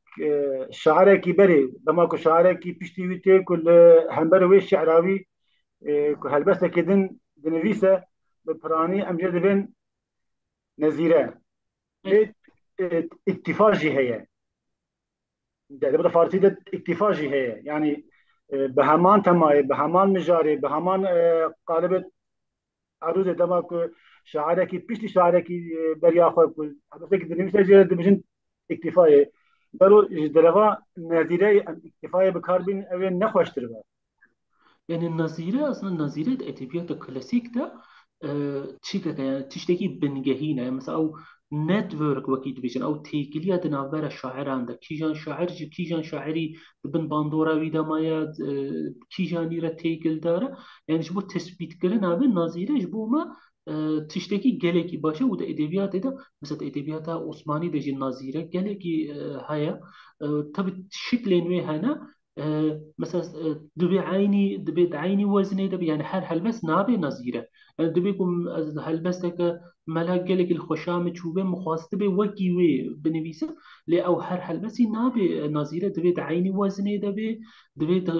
جالي سروايبا رديفيبا باش سروايبا وكي هافن يعني شرطي وي هنا هل بس ناي وكي نظيره ناي قبول كرن لي اساسا ادبيات کلاسیک دا يعني نظیره هیمانه که بلنگهینه ام نکارن وینا پاشگاه بکن تو زانه دست بيك ملاي جزيري نوايا مطربي يعني أهو بألا أيها الساقي تستاني أو بخوش ديوانا ديوانا حافظ را نظيره أو دود بيجن ديوانا حافظ جي بيجن حافظ جي شاعرك يدي أو ورقرتيه يعني أصلا Avcivera aslında bi Tirkî metinler arasılık dibêjin yani kurmancî jî em navdeqî dibêjin navmetnî dibêjin aslında ji bo fêmkirina têkiliyên helbestvanan ji bo sazkirina wê networkê ji me re delîlên gelekî xurt in ew peyva îtîfa bi rastî xebera min jê nîne divê mirov lê meyzêne lê ji bo nazîrê de helbesta Kurdî de nazîre li ser vê mijarê tezeke masterê hatiye amadekirin li Wanê li zanîngeha Wanê di beşa Kurdî de tezeke masterê hatiye amadekirin ez neşaşimam wê peywendê wekî kitêb jî çap kir yani xebateke têra xwe jî baş e divê mirov lê meyzêne. مثلا من أو كتاب بدأتم هي لينيرية هاي مجوي جو برهمج هاي مجوي جو تازا ماستري جي هي أو كتاب جي بدأتم هي ثاني مخص هم جوداروان هم جي كسي كنت كداري أدبنا كلاسيكن هايوان جي تجاهك دي جي هذا جي اكتفاء جي هذا يعني جرك فرقة ناظرية أو اكتفاء جي درخن يعني همو هالبس أبنا ناظرة بن هرچند او دوی همه جیده مثلا هنگ هلبس هنه نه ناظره بین جی اکتفان هنگ جی ناظره نه مخواست که اف تگه جی تکه نوا لiteratürame em bizanibin ku edebiyatê de têgehek yani helbestek dibe ku nazîre jî be nazîre be lê di heman demê de helbestekî din dibe ku iktifa jî be mixwest ku ev jî were ev jî bêzanîn spas mamoste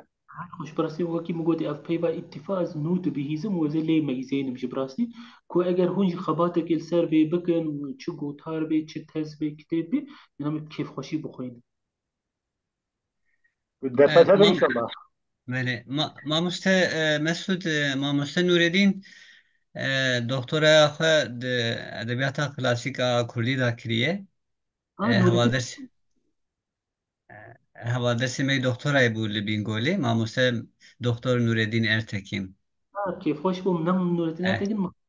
مخاباتي وديتنا لسر عقيدين منظوم خباتك وهبو ما او خبرها مش بيها وشانت كتابي وجهي كي شانت كتابين كوا اديتوريا بكرنجي ساعات خوش يعني خباتها سر كتيبه مامۆستا سپاس سپاس خوش ما حوالین دیجی هوانو 3 دقیقه نمانه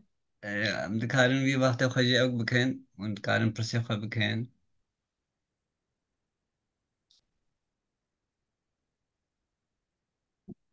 بله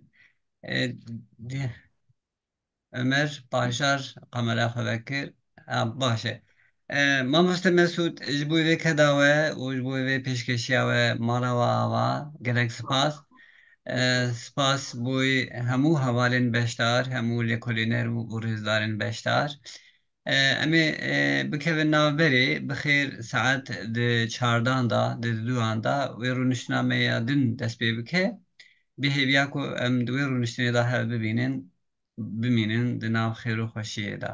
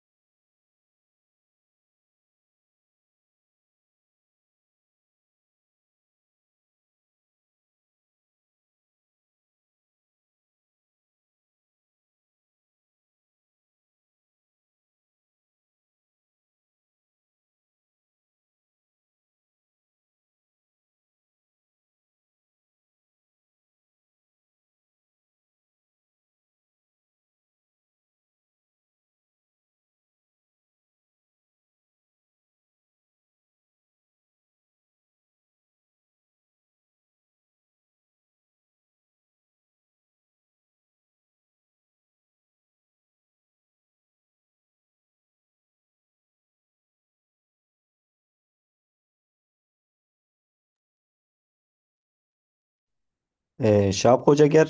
müsait bun tukalın dest pê bikin. مرحبا تمام لێ بزانن مامۆستا سەمیح لەڤرە گەلو مامۆستا بەلی ez li vê me dengê min tê نەهاتێ مامۆستا یوسف dîner jê mamosta تێ tamam baş بر باشە مامۆستا یوسف متەڤەلی گەلو لەڤرە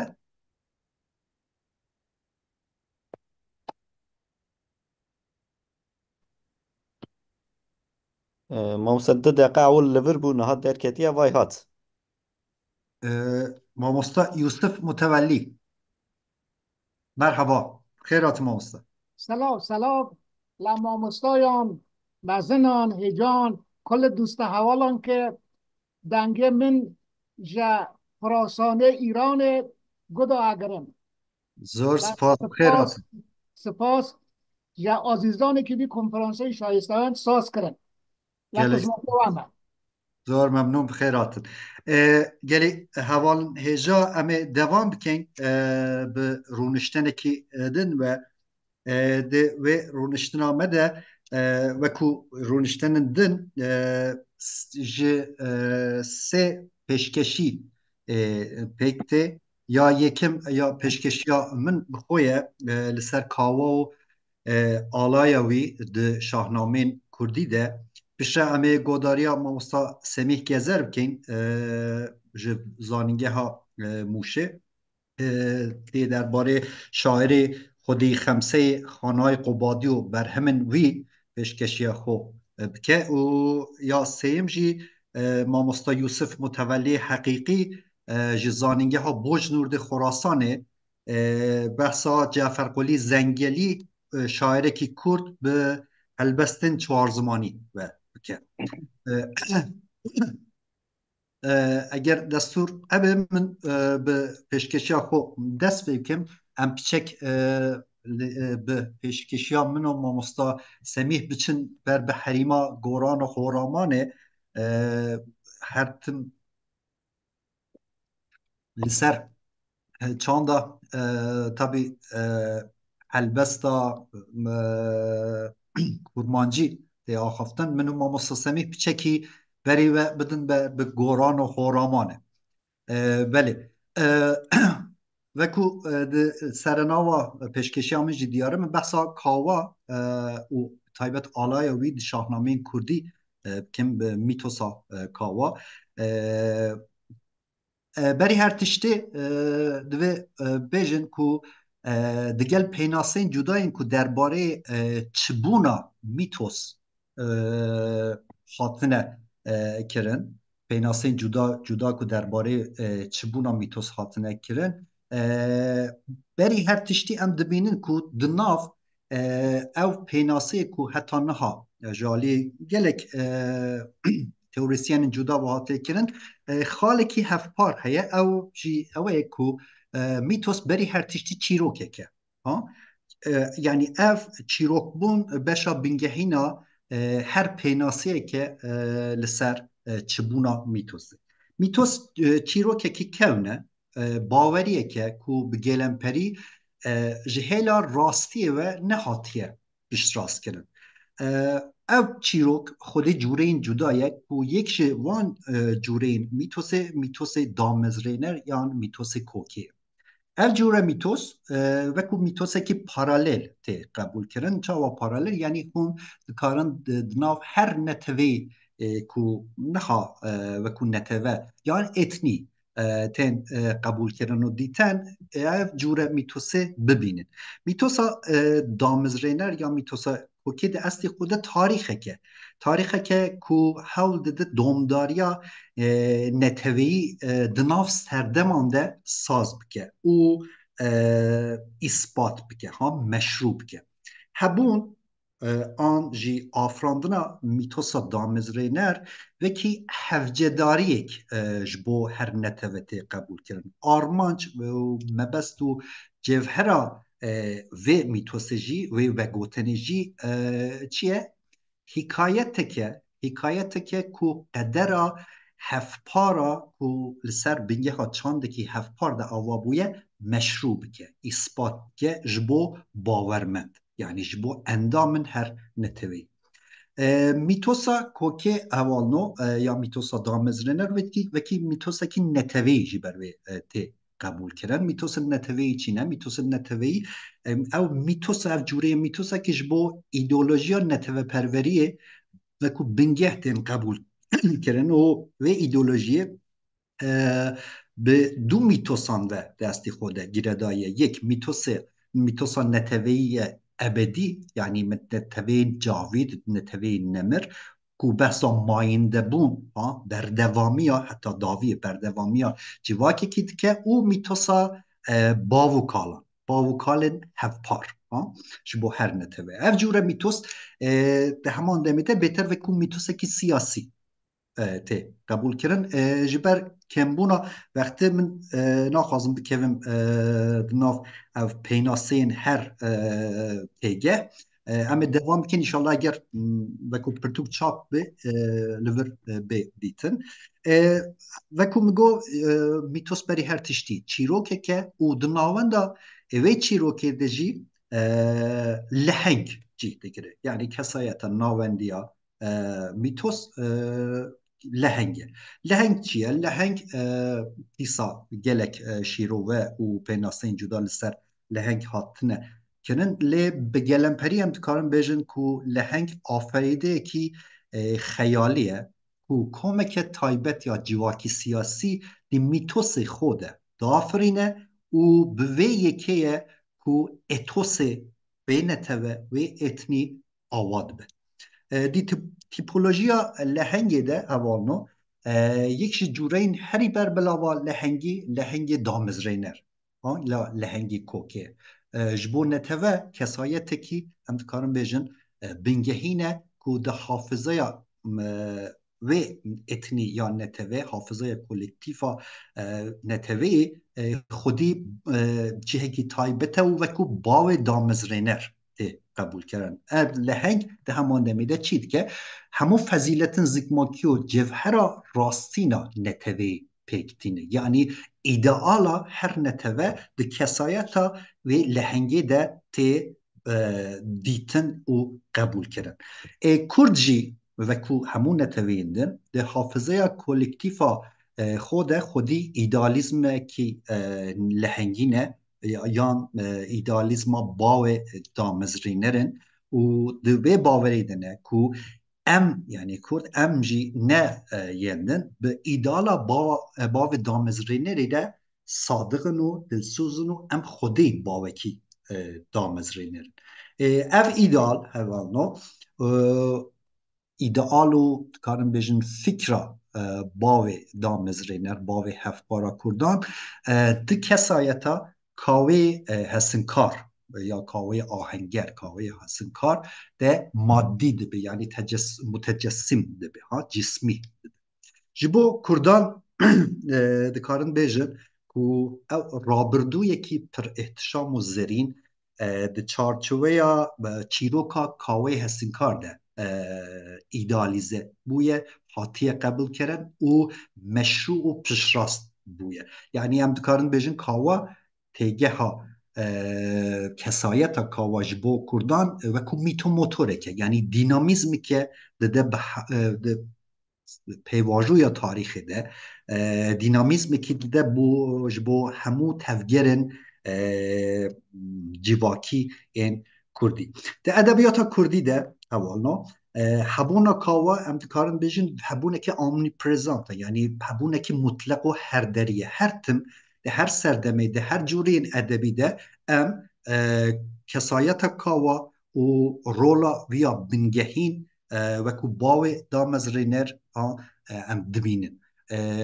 جبر به کاوا خودی جهه کی تایبت دناو لهنگین کردی دی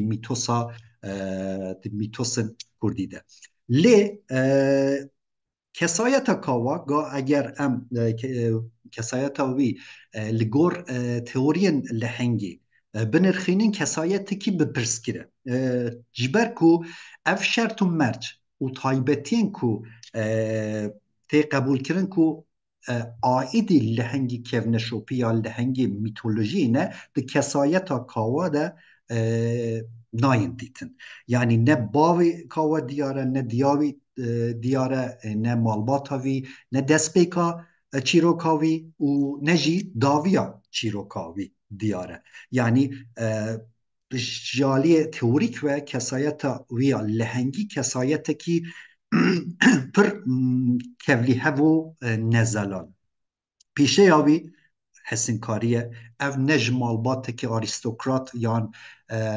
پادشاهی ته جبرویجی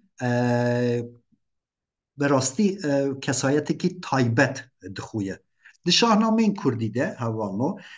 کاوا کو سمبولا عدالت و سرهلدانیه هم بر زوردستی و پادشاهی زحاک یکم جار ده صحنه مجلس زحاک خویاد به لگور روایت شاهنامه کردی زحاک روژکی همون مزنن ولات تین جمعه و جوان خوازه کو داخویانیه کی امضا بکن داخویانیه کی کو عدالتا وی ارید که همون مزنن ولات امروی بجیه تینن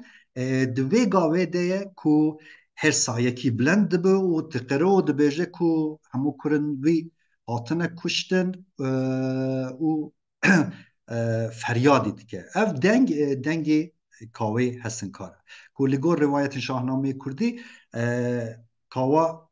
داخویانیا زحاک دچرینه و جقصرا پادشاهی دردی که دما کو جقصرا زحاک دردی که پشمال که خویا هستن کاریه وکی آلای کی دال قینه و اف آله بلند که دقیقه خلکی آلی کاری دخوازه و در دو راوی تجید بید لگور روایت شاهنامه کردی 12,000 کس دو راوی کم دبن که دینی ماموستا گونش چی بحث کرد ده پیشکشی خدا 12 سواری مریوان او شیفره یکی رقم کی پر واته داره به تایبت ده همو دنیای به تایبت با کردان جی چونکه لگور روایت گورانی حجمارا کرن کاواجی 12 هن لگور دیسا لگور روایت شاهنامه کردی کاوا و ارتشابی او 12,000 کس دچن بری خود دادن چیای البرزه و 5 سال لور دمینن تاکو فریدونی پادشاه فریدونی ببینن پشرجی فریدون او آلای کاوا و آلای خو آیند که ایرشی زحاکی کن و زحاک تگیرتن و زنجیر کرن و حبس کرن 2-3 دقیقه ما چی بکم حوالنا جبرکو وقت کمه ده شاهنامه کردی ده حوالنا بکم دو اف درکتنا کاوا ج مجلس زحاک و اف چکرنا آلا کارن بیشن کو صحنه یا هری ناوندیه به میتوسی ده جبر کو اف آلا ادی دبه سمبوله کی پر گیرینگ تمایه کی پر گیرینگ کو ده همو جورین ادبیات کردی ده و کو سمبولا سرهلدان سمبولا شورش سمبولا حبون هاتیه بکارانی آلا جخود میتولوژی ده آموره کی پر گیرینگه لی دیسا ام دبینیم که اف آلای که دیسا به پروبلمه چاوات چونکه لگور دانه این تاریخی آلای کاوا ام نزانن چاوا لی چیروکن میتیک درباسی تاریخی دبه لگور دانه این تاریخی ده سردما پادشاهی ها به تایبت ساسانی خاطیه تومار کرن کو آلای فرمی پادشاهی ها ساسانی بویه اف آلا ده شری قادسیه ده یعنی شری داویا مسلمان و ایرانی دکوه کو کتنا وی آله جی کو سمبولا تکچونا امپراتوری ساسانی تی قبول کرن دکوی دستی عرب مسلمان عسکری که بناوی زرار ابن خطاب دکوی دستی وی و وی تسلیم سعد ابن ابی وقاص سردار عرب که و آلای کاوا دچه مدینه با خلیفه دوم عمر ابن خطاب و به دستور آوی تی شوتاندن لی چاوا اف آل کتیه چیه ده در باسی چیروکی که میتیک در باسی کاوا تاریخ بویه آلای کاوا نای زانین براستی پروبلمه که هیجی چاره سر نبویه پیم وای وقتی مجی خلاص بو مخابن به کورتاسی من به دوست پیوان چی بکم چیروکا کاوا د شاهنامه کردی ده اوانو پر گیرینگه جبر کو دگل کو ده همو ادبیاتن کردی ده ام شوپا کاوا هبونا کاوا آلای وی ده دیتن لی بزانی نامن تنه چاوکانیا ما کو چیروکا کاوا با آوایی که کامل و بیان که یعنی دستپیکی که هیه و داویه که چیروکی هیه تنه ده شاهنامه کردی ده در باس بویه بسا آلای کاوا دهان جار هاتیه کرند شاهنامه کردی ده و رنگی آلاجی هاتیه داین نیلنگی سور زر و بنفش هاتیه پیناسته کرن من لور بقدینم کو ما فی هوانندجی چی نبه گلک سپاس به گوداریه و امی دوام بکین به پیشکشیا ماموستا سمیح گزر ماموستا کرم که اگر هوانو پیش چی به وقت هبه امی پرس هبه امی کارم ببرسوینن ماموستا سمیح کرم که هوانیجا مرحبا جوارات دم باش ایرو پیشکشیام جی درباره ادبیات حورامی و شاعرکی کلاسیک که ام دوزانن خمساوی هیه از دخوازم بریک بحثا خانه قبادی بکم بچک بحثا ادبیات گورانی بکم ادبیات گورانی مروف دکاره ده 600 سال دبن کنترول و حمایت میرکتیا اردلان ده ادبیات پیشکتی لی بنگی خو ام دبینن که جه ادبیات یارسان دگره یعنی دمک مروف بحثا ادبیات گورانی بکه تقصد به مروف ناو ادبیات یارسان ذکر بکه ادبیات یارسان کلام یارسان بونه بنگه هاوی ادبیات ام چوا دبینن که هلبست و دیوان و مسنوی و عقیده نامه دوی وارده هاتن نویسین یین که به حورامینه مروف دکاره ببیجه به گشتی به تواهی به عروض هاتن نویسین یعنی به کیته به هجه هاتن و پنجهی جراده بجن شونی کردین روش هلات اف ادبیات امجه شارزور بگرن حتی کنوله قصر شیرین او حرم حورمان بتواهی کنوله زرده دالهو دوره داره ده اف ادبیات بلاف بیه او ادبیات هکی گلک خورده جبلی کلامه به متن ملا پریشان یعنی به متن ویا گرینگا به ناو پریشان نامه کتی ده ساقی نامه جی هیا ام دبینن دست و ادبیات کلاسیک یعنی اگر بک طرزکی کلاسیک جو فولکلور و جو شهنامه این کردی اگر ام نحس بینن ین و قاده یه دیالکت حورمی ام دکارن و مسنوی به ملا پریشان دست بیک ایجا 100 ساله که شاعر مخانه قبادی تیدا جیایه اف 100 سال حجدمینه لگوری گلک کسا جدایک بوناوی و دیروکا وفاتاوی ام دبینن که آلوزی کی تیدا هیه اویاجی و هم دبینن سیطار حاشمی محمد علی سلطانی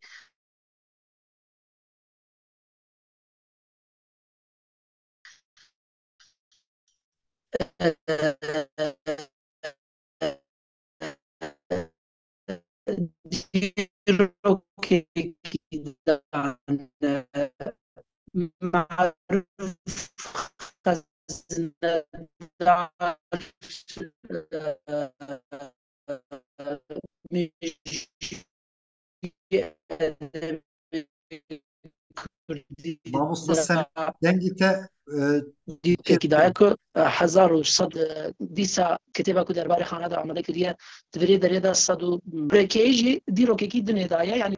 ليه ما مستعى على دالي داقي منها ما مستحيل يمتقلوا نها باش بو لێ ناوبەرێ دە چوو دبکوژی اینترنت مامۆستا دەنگی تە پڕ خراپ تێ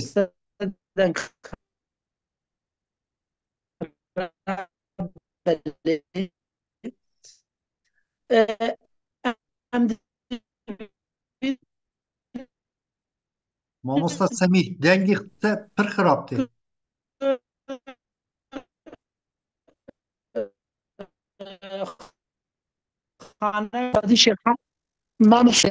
مامۆستا نەها چاوانە دەنگێ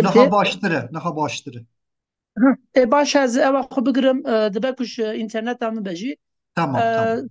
sala ji dayîkbûna xanayê Qubadî Şêx Hemîd ku em dibînin 183 hicrî nîşan dide. Yani di nav van sala da ya ji Mela Muhyiddin Salih 185 û nakokîkî em dibînin lê teqrîben 1111 hicrî ku muadilê 1700 چند لێکۆلینەر وەک معروف خەزنەدار مامۆستا علادین سەجادی و شێخ حەمید مەردوخی بابا مەردوخی ڕوحانی ئەوانە divê dîrokê dibêjin lê wek Seyyid Tahirê Haşimî Mihemed Elî Soltanî ku di berhema xwe ya Hedîqeyê Soltanî û ya jî minacaetehaya Cavîd da dîrokekî dibêje lê ku mirov dibîne ew ya jî rast nîne ji ber ku ev dîrok hem derbarê eşîra xanayê Qubadî da ku wek bawecanî yanî ji serê polê Zehab wî didin hesbandin lê em dibînin ku di gelek ciha de xanayê Qubadî di berhemê xwe da nîşan dide ku dibêje ji terefê bawecan da dîl ketiye û digir ew ê wan da maye evek wî da helbestek wî da bi vî rengî haniye ziman. Ji ber wê yekê em dikarin bibêjin xanayê Qubadî ji malbata Qubadên Ciwanrûyê ye û wek şairekî ji nesla began e ew jî ku girêdayê mîlektiya Erdelanê bûne wê serdemê. Xanayê Qubadî hevçerxê wî gelek şair hebûne û van şaira jî em dikarin navê wan bibêjin û berhem jî gelek dane. Yek jî Elmasxanê Kendûleyî ye ku bi berhemên xwe bi Xusrew û Şêrîn bi Xurşîd û Xurreman Mûş û Gurbê Ferhad û Şêrîn Yusuf û Züleyxa û bi dîwana xwe dert tê pêşberê me û bi şehnameyê çend bexşên şehnameyê Kurdîn her çi qas jî natibe îspatkirinê evana yê Elmasxanin ya yê wînînin. Di heman demê de dîsa Mîrza Şefî Kulayî em dibînin ku wî û xanayê Qubadî nameyê helbestî ji hev reşandine. Yani teqrîben xanayê Qubadî di helbestekê xwe de ku dibêje pêncî û çend sal umrê wî biye peysineyê salim diyam we tarîx peysineyê salim 54 bîm heres we malım pîrî we bêdengî be we bî we zewalim. Yani diyar dike divê helbesta xwe de ku 54 sal umrê wî biye û hêdinê pîr e yani berhemên ku nivîsiye divê serdemê de nivîsiye ji ber ku Leyl û Mecnûna xwe de diyar dike vê yekê dibêje wexta ku ez dîroka vê berhemên û malkê hejwara dişînim winê mesrûr bibin kêfxweş bibin. Em wiha dibînin xanayê Qubadî yek şairekî dinê jî yê vê serdemê dîsa min got Mîrza Şefî Kulyayî ye û gelek şairên dinê jî hene divê serdemê de. Em dikarin bibêjin Türkemîr û Mela Necef Mîrza Şefî Paweyî Kulyayî û dînawerî jî divê serdemê de jiyane. Ya dinê em dibînin ev diyalekt ya jî goranî ne tenê xana nivîsiye xana her çi qas caf e diyalekta wan an jî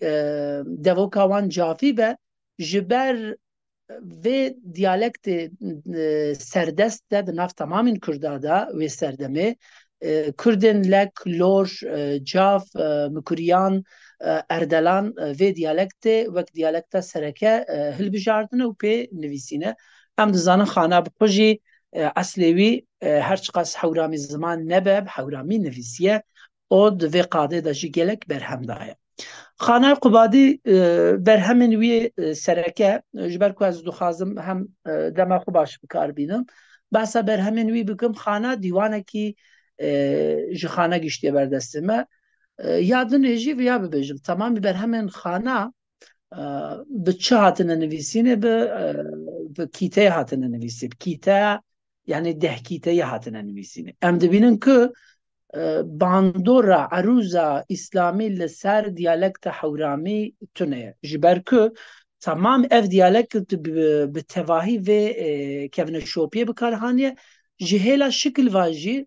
هر چقاس خانه قبادی دناوا خسرو شیرین خدا غزل بکارهانی به یعنی ام دبیجن نه دبیجم غزل لی غزل نینن جدوی نکیسا جدوی خسرو جدوی شیرین لیدیس اوجی به طرز مصنویه نه یعنی چقاس ببیجه جدوی نکیسا غزل لی غزل نینن اوجی مصنوی نه یعنی اف دیالکت برهمه کدوی دیالکت در کتنه یک جه مصنوینه یعنی آ به ججدچه حتی دخوازی برا 5 مالک بن 3 مالک بن بسرانی جی وهابکار هانیه ولی دیوانه جی سیدی جی و تمام شاعرین که هم دزانند و وارده برهم دانه به همان تشت بکار هانینه دما که همش هیلا ادبی دا دنیرن خانه قبادی بماندورا نظام گنجوی ده گلک مایه حافظ شیرازی ابوالقاسم فردوسی توسی مولانا نورالدین عبدالرحمن جامی جبرکو یوسف زلیخا خو به همان طرز و به همان مقام نویسیه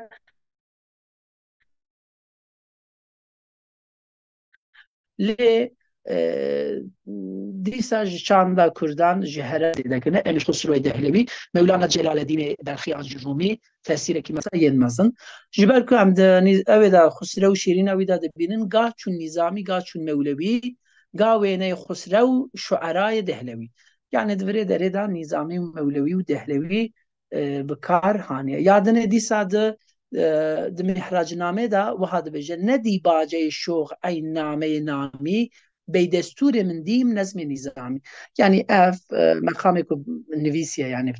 طرز کو نویسیه طرز اف نامه جنامش قصداوی مصنوی خسرو شیرینه به طرز نظامی نویسیه ایجا ناو خانه ناوی اصلی محمده که مگو 1701 میلادی جدایک بیه لحرم جوان رو ناوی د برهمن ویدا گلک در باسته به مروف دکاره ببیجه پاشنا و خو تمام ببورینن مخلص خود تمامی برهمن خدا به دهان جار بکارهانیه خانه قبادی بله 3-4 دقیقه مجاره خو بله کی سپاس خانه قبادی محمد خانه جوان روی خانه جوان روی محمد خانه قباد و واسطه ام دبینن که جهه کیدا باندورا حاف فهلویات در نکت سر دیوان و یا الا ایها ساقیدا په کی وها در واسطه به می سجاده رنگین کن گلت پیر مقام بیاد که سالک به خبر نبود زراه و رسم منزلها فماند او خدا خاناجی سجادم و به هون زمان رنگ کردن سجدم و محراب ابروی تو بردن یعنی باندوراوی به هاوه کی آشکرا دیار کریه ده هلبستی خدا خانه قبادی برهمن وی 5 یک جو خسرو شیرین 1153 هجری دا کنویسیه ده برهمه دا دیار کریه همان پشت وی نویسیه که نوها ده بجه عزیز القدر او چون نظامی بپرس و تاریخ ای نامه نامی غین و قاف و نون جیم که روح حساب 1153 لیش مبو روشن چون قرص آفتاب یعنی دیار دکه هاوه روژه که دیرو که اوه هاتیه نویسین افجی جبو ادبیات گله گرینگه لیل و مجنون خود اجی دیار کریه لی ام دبینون خانه قبادی دوی سردمه دا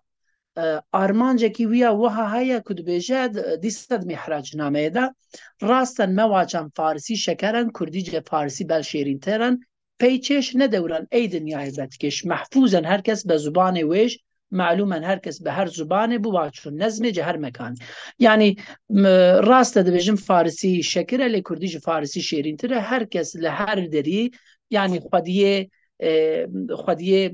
ترجیح که بزمان خوب بنفسینه و به مقامی ولی داره داشتی مقام یعنی طرزی که ترجیح کریه یه خان گنجویه لیلای مجنون داشتی همان که هم دبینم باندورا نظامی گلک زیده اشعار خانایش پی یادگاره مانو پی یارن چند روزگاره 1644 بیتن پی دوستان نبود خانه پی گیتن یعنی خانه وانا نویسیه که صبح رو اویاج با میرزا شفیع دیسا نویسیه دناو ویدا دناو نامه یک هلبستی ده خواهی که مگو برهم نبی خسرو شیرین لیلو مجنون سلطان ابراهیم و نوشافرین افجی چیروکه کی به طرز دشبه ماهو مشتریا ایثار تبریزی آنجی سیف الملوک یوسف و زلیخا و شیرین و فرهاد دبیجن از باورد کم اف شیرین و فرهاد جبو کل بردست متنا ملا حکیم صالح دبیجه اویاجی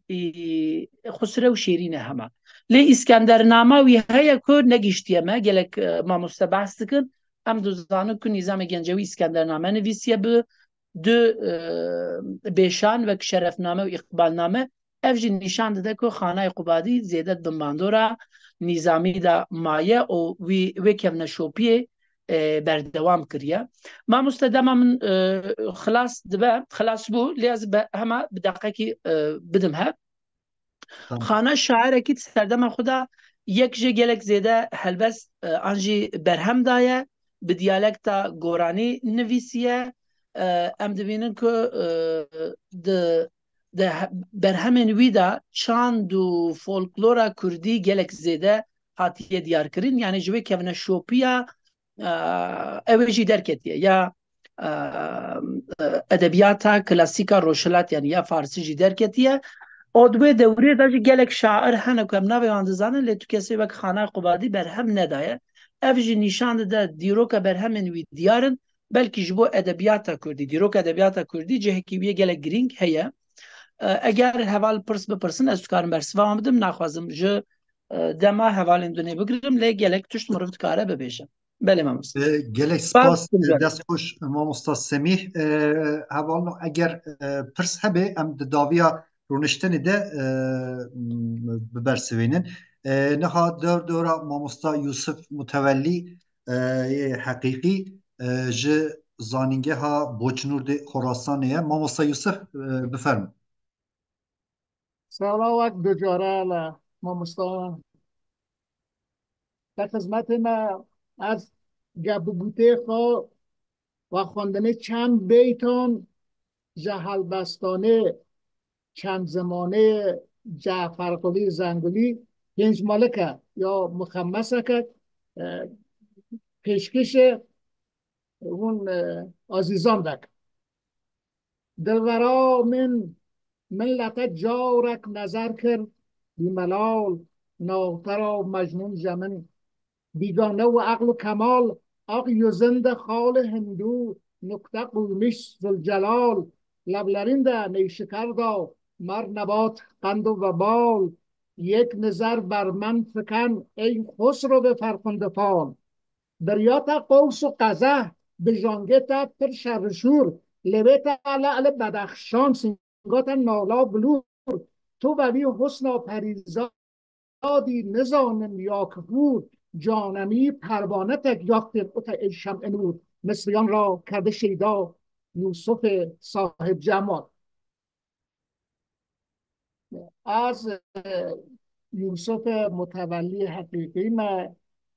دا یک دوینم جبازاره باجاره اسفراین خراسان ما لباجاره مشهد دژیان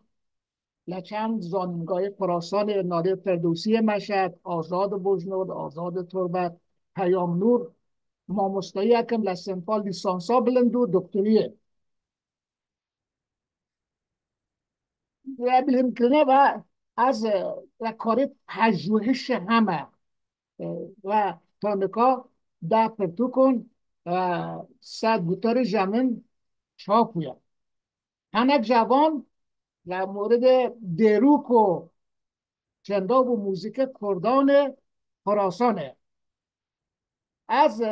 جواب اسخایی کم از به کرمانجی خراسانی گپ گود دکم بلکه فام کرنه وی ساهون باش نوه یوی بابتا از بیبرویز من بواخشنم دروک ادبیات روشحلات نوین هلبسبانان هنک لچند زمانان هلبس نویسندن لوا کردستان پرن نوبیوان بالاخره که جمع بنتر از آنن احمد خانی، شیخ مل احمد جزیری، نالی، سالم، طاهربک و ونا هلبسبانن که لچند زمان فارسی، کردی، ترکی، حتی عربی هلبس گوتنن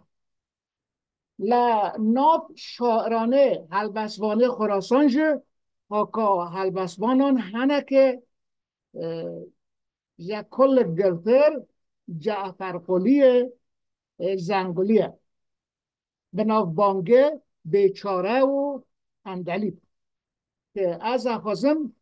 و مورد جعفر قلی و هلبستوی ساوه چند دقیقان گپ یا پخت جیان جعفر قلی بیشن یا سال دایکوینه جعفر قلی که جا خیله زنگلانلو و جا ایله زعفرانلوه آگاهین کامل تنه و دست تنه ولی لحل بسته بی که تماش کنیم نشان ده که او دوره قاجار و 19 هم دجیایه جعفر قلی او نزدیک 95 سالان جیایه اما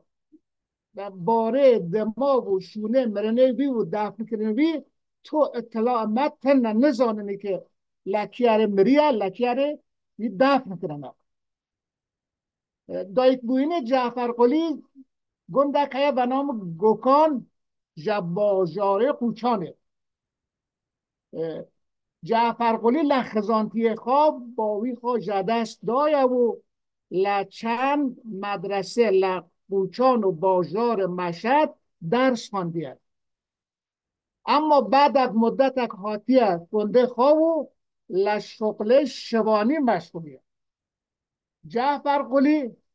لسیوانان عاشقه کچکت و ناب مرواری اویه که بی اوینه بی شکست خاریه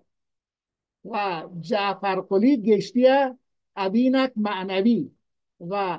وارد عالم عرفان بویه بعد بید جعفر قلی هم عنوان عارفک و سالکک و شاعرک و آواره و دلشفتی ناستکنی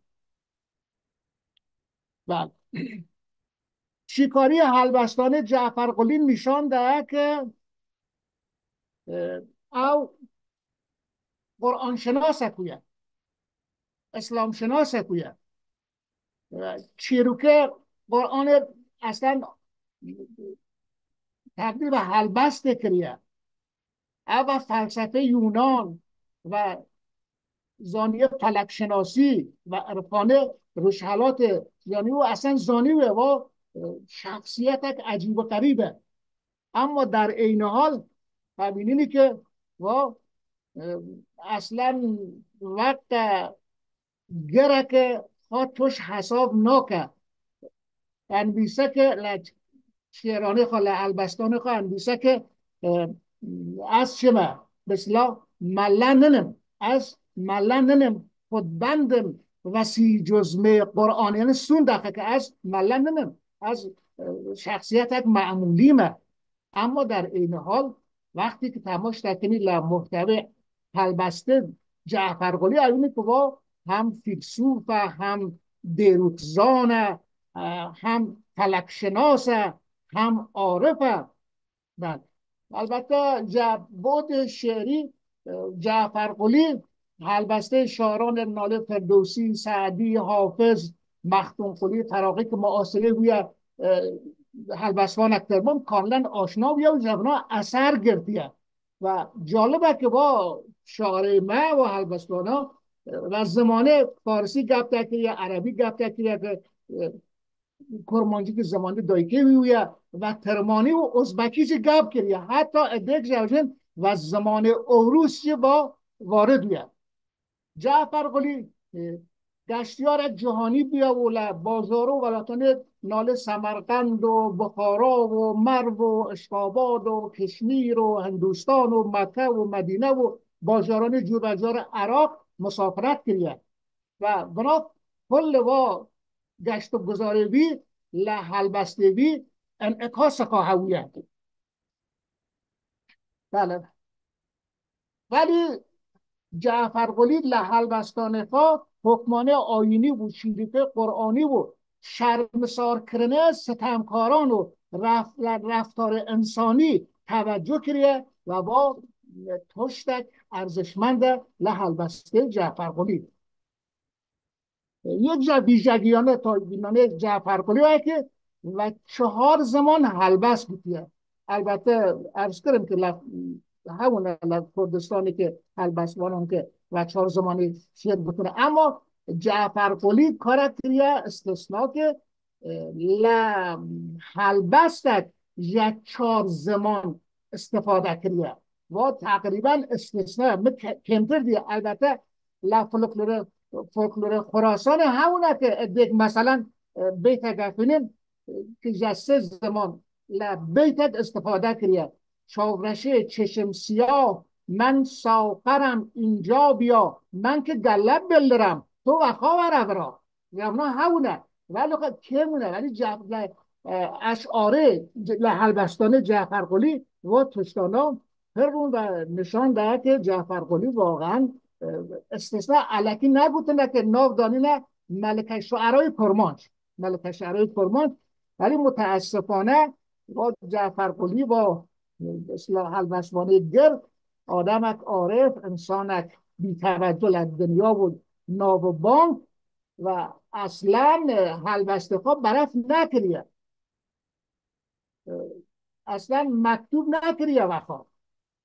او وابسته لطو پاشا و فرمان روا نویه و حلبستانه دی فقط لوسته خاده و پیغمبر و امامان و اولیاء الله یک کس اصطلاح چه نکریه تعریف نکریه حلبسته خواب انسانت آزاده و سابی قضیه تو حکومت و تو حاکم حلبستانه جعفر قلی برف نکریه فقط ادکش هوادارانوی و شترنه ابیاتت محدود که زیتر جد 2000 بیت نوه برف که اولاش پرتر کرمانجونه او حلبسته فارسی و ترکی و ترمانی و عربی کمتر حتی برف کرنه. بله خب حالا از نخواستیم صحبت چند ماموستا یوسف بمبوره 3 دقیقه 3 دقیقه از فقط چند حلبستان که به عنوان نمونه صحبت هستیم که یه جعفر قلیه و بالاخره بله حلبستک هیا و ناب قلندر و مستانه حلبستک مسدس و مربع و توصیف یار و 3 زمان ترکی کردی فارسی گلل ساقی بیانه دلدی بیرگون پیمانه آیت یونین این مطرب چی خار بیزی فقانه ای رو جقم یاره اسک بوم دیوانه شونا من مینا یوسف بویا چال و زندانه زرا و زار اشتم عقل بوم دیوانه از عشق او می سوزم چون شمع و هم پروانه و اصطلاح حلبسته که جعفر قلی بالاخره هم ترکی و هم فارسی و هم کرمانجی بیسا حالا نگم وقت خیانه حلبسته دنهایی که با 4 زمانه گوتیه هم عربی هم فارسی هم کردی و ترکی ای عزیزان صفتیار ستمکاره باکن منی محروم علمش اول بود زناره باکن سحن عالم روزسین آرا قلوب ما العیون خوش اساسی لقلمش ایشی بازار جنون با صلات دائم هم اكله خبز الشعير قال رسول القریشی علی شیخ الکبیر سرورا هر دو جهان فاطمه یارا علی لاوی حسن امام مجتبی شاه سخی چه بویژیم ز حسین او قائم دنیا نبی تن نالاوی لدونه قهرمانک متقی و شهادت زنده کر قرآن و علم و یعلمون آرزو دارم بسی من عابدین را چاکرم بعد زین العابدین باقر بود تاج سرم با غم و مهنت قرینم کرده این بی مثال و بالاخره پر ولی خب از بود که به عنوان نمونه است و پیشکش کن جواب تشکر و زحمت کشاندن پیروز بین gelek spas mamosta dest xweş em spasiya we dikey. Beşdarên hêja niha çend deqe wextê me maye eger pirsekî hebe hûn dikarin bipirsin.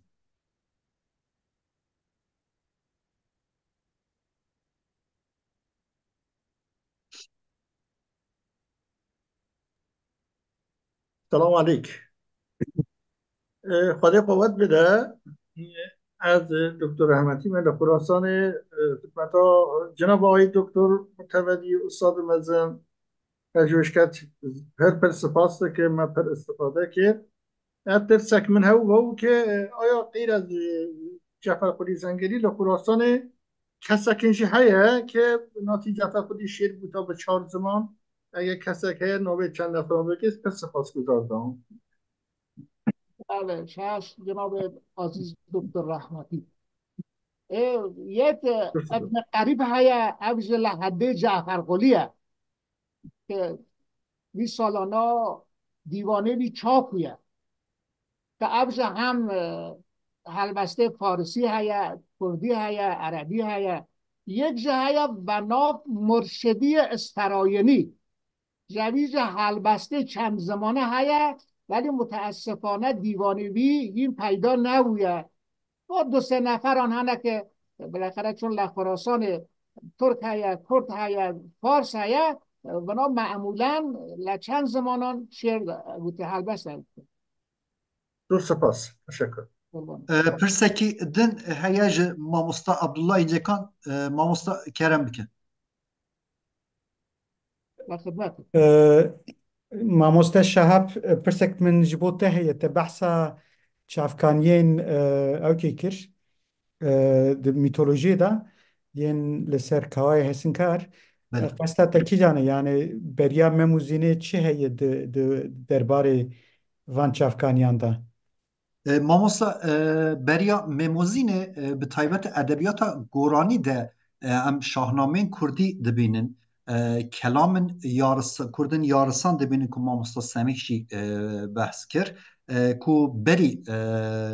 Ehmedî Xanî yani memozîna Xanî hatine nivîsandin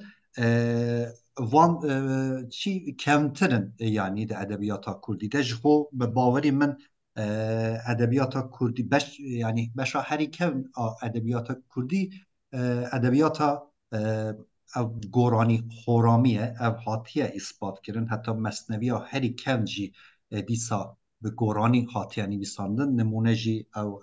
perîşannameya Mela Perîşanê Dîneverî ye 100 sala neh a koçî ye ev diyar e yani îsbat bûye ku 100 sala neh a koçî hatiye nivîsandin di şahnameyên Kurdî de hem behsa kava hatiye kirin hem alayê kava hem bûyera yani serhildan û şorişa kavayê Hesinkar. dikarim pirsek din jî bipirsim Bifêrmin mamosta. Ez niha hinekî li ser nasyonalîzma netewperweriya Ewropayê dixwînim ev mîtos wek tiştekî modern tê nîşandan lê tişta balkêş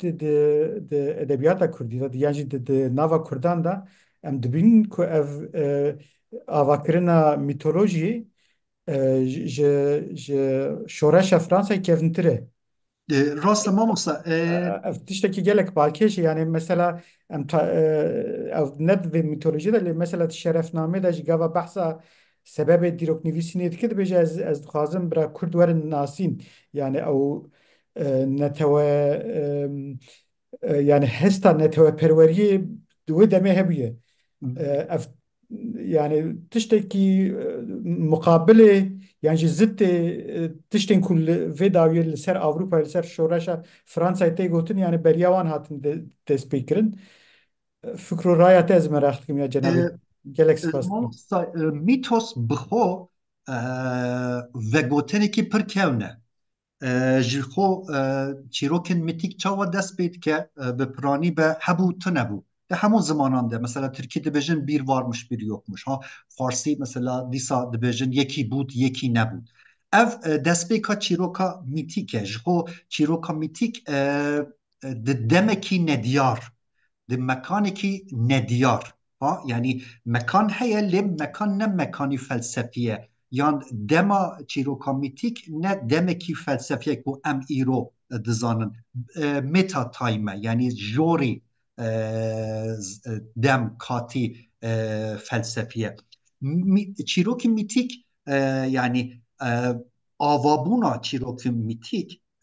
سردما کنده پکته لی سردما مدرن ده میتوسن کن جنوه تین دیزاین کرن و بکارانی يعني بتايبت بشتي شورشي فرنسا بله راسته يعني او پیواژه نتوه دولت بون ده آوابونا او تیگه ها نتوه دولت همو دولت جبو خو کوککی لازمه کو جبو مشروعیت چه بکن اف کوک چاوا چه دبه چاوکانی جبو اف کوک چیه چاوکانی چی رو که میتیکه کو بحثا حبوتونه بوید که مشروعیت چه دکش بو نتوه لسر و آخه ام لور یکم جار ام هاتن سر و آخه ام هاتن آفراندن ام بونو اف باو کالن مبو همان تشتی کو ام ده با هردر دبینن او همو فیلسوفن و سردمین اوروپا بکارتینن یعنی اف دوام که حتی مثلا حتی سردما های دیگر جی دوام که د چیروکن مدجی همان تشت هنه او حاتیه بکارانین یعنی هون گاواکو سیری تاریخ ادبیات کردید که فولکلور حتی سردما مدرن کاوا وکو اف دامزرینر باو کالی هفپار کو ام جوی تین وکو یعنی پیوندی که خوینی چه دکه ای روژی شاعرن ما یعنی شاعرن مدرن سردما مدرن فرق ناکه سوران به مثلا ده حجار و شیرکو بکس شی همان تشتی دبینن ده ملا احمدی پالو جگر خویجی همان تشت تین دیتن یعنی گوران بگیرن حتی درسیم همان دیسکورس دوام دکه لور راسپون یا شارشپونا اف دیسکورس نگیرینگه چما چونکه حاتیه قبول کرن وکو ارز کاسیر دبیجگا وکو راستیه تاریخی و میتوس تین برهف او کو هر تم بسر دکوه میتوسه چونکه پر حسانت باور کرن سردما مدرن یعنی به باوری من او میتوس همون جغینی میتوس نوکو تین آفراندن ایروژی تین آفراندن میتوس خو یعنی ماتریال هبو سردما مدرن دیسا هاتیه بکارانین وکو میتو موتور هاتیه بکارانین جالیه انتلیجنسیا همان تشتی کو ام سردما مدرن جمع کردان جی دبین يعني تشتكوا بالا مدكشين بكارانين ميتوسي دور بريا شورش فرنسا إذا الجم كردا هاتن بكارانين بله بله مثلا دیروکا آلمان دا میزد 1080 شون دست بید که آواکرنا میتوسی بله دمیناکین جنابی تدا دا کارانینا میتوسی د کردا دا گلک کevنتری بله yani بله بله یعنی بزانینا من یعنی قاسکو من دیتیه جغینی دو برهم ده ادبیات کردی ده پریشان نامه ملا پریشان و دیوان مولوی کرد جغینی وان دو برهم ده همو ادبیات کردی ده همو جوره و زاراوین کردی ده میتوست هاتیه بکارن جم ملای جزیره بگیرن بچند حتی چی ملاجی بحثا همان تشتان که لی چاوا بکارتینند ادبیات تصوفی ده با آوایی که دن تین بکارانید مثلا اف دومارن رشن زهاک ده ادبیات کردیا تصوفی ده به وکو دو پرچن یار کو جه مروقت نکاره جه خلاص ببه و هر لی اف دومداریا و چیروکا بنگهین میتوسانتوی باندوراوی هر تم تدید gelek spas mala abi. خوش قایست کموز حوال نو ادی وقتا ما قدی آیا جبرکو چی نکین 5 دقیقه امه ناوبرک بدن gelek سپاس بو همو بشار ماموستا سمیح ماموستا یوسف زور زور سپاس کین 5 دقیقه اف ناوبری بدن و ام در باسی رونشتنی دن بد مامۆستا جوە تەمامی رە سپاس بکەم ماڵەوە ئاوا باش گۆهدەروانە ڕاژی و ژوە ڕاژی سپاس حرمەت سەرچاوێ سپاس خوش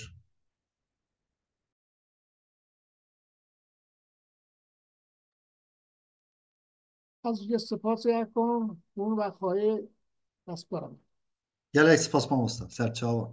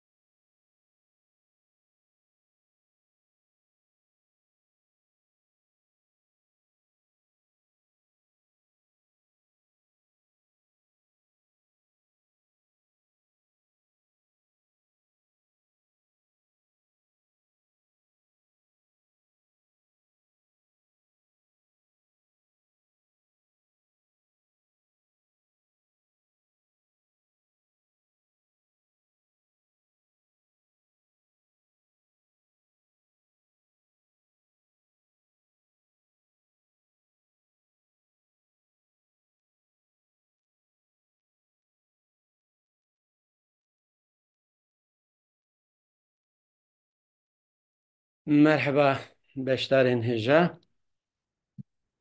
Silav û rêzê xwe pêşkêş dikim. Hêvîdarim di deng û dîmena min de problemek tune be. Hayırlı hoca tu problem tine. Tamam. Gelo Önder Beyter li vir e? Benim ama sezlerim. Em yoklamakê bikin. Öyle. Numan li vir e gelo? Numan gitti. Mehdi Zana? Necil vermem Mustafa Havacıoğlu. Tamam. Belê, divê rûniştina ku dîsa temayek bi temayek edebiyata klasîk em li hemberî we ne. Bi rastî serokê vê rûniştinê mamoste Ayhan tek bû. Îşekî wî derket ev kar spartin me bi vê münasebetê em li hemberî we ne. Divê rûniştinê wek min got sê hevalêmenî lêkolînerê menî ciwanî hêja hene. Pêşkeşiyên wan mesela Önder Beyter unsurên tesewufî di dîwana Ehmedê Xanî de o pêşkeşiya Numan Yurt jî elîfname de edebiyata kurmanciya klasîk de û Mehdi Zana Qaraq jî medhiyeyeke Mela Abdulhamîdê Saxnisî. Bi van teblîğa wê pêşkeşiyên xwe bikin. Em zêde zêde mafê çikê negirim axêferan. Em bi Önder dest pê bikin. Önder kerem ke. Kerem dar mamusta gelek spas. Belkî bi du sê hevoka merev Önder bidin asîn niha ew jî li zanîngeha Mardin Artukliyê beş Zanîgeha Bingolê mamusta. erê tê wana bêje êdî. Belê. Kerem Ez belê.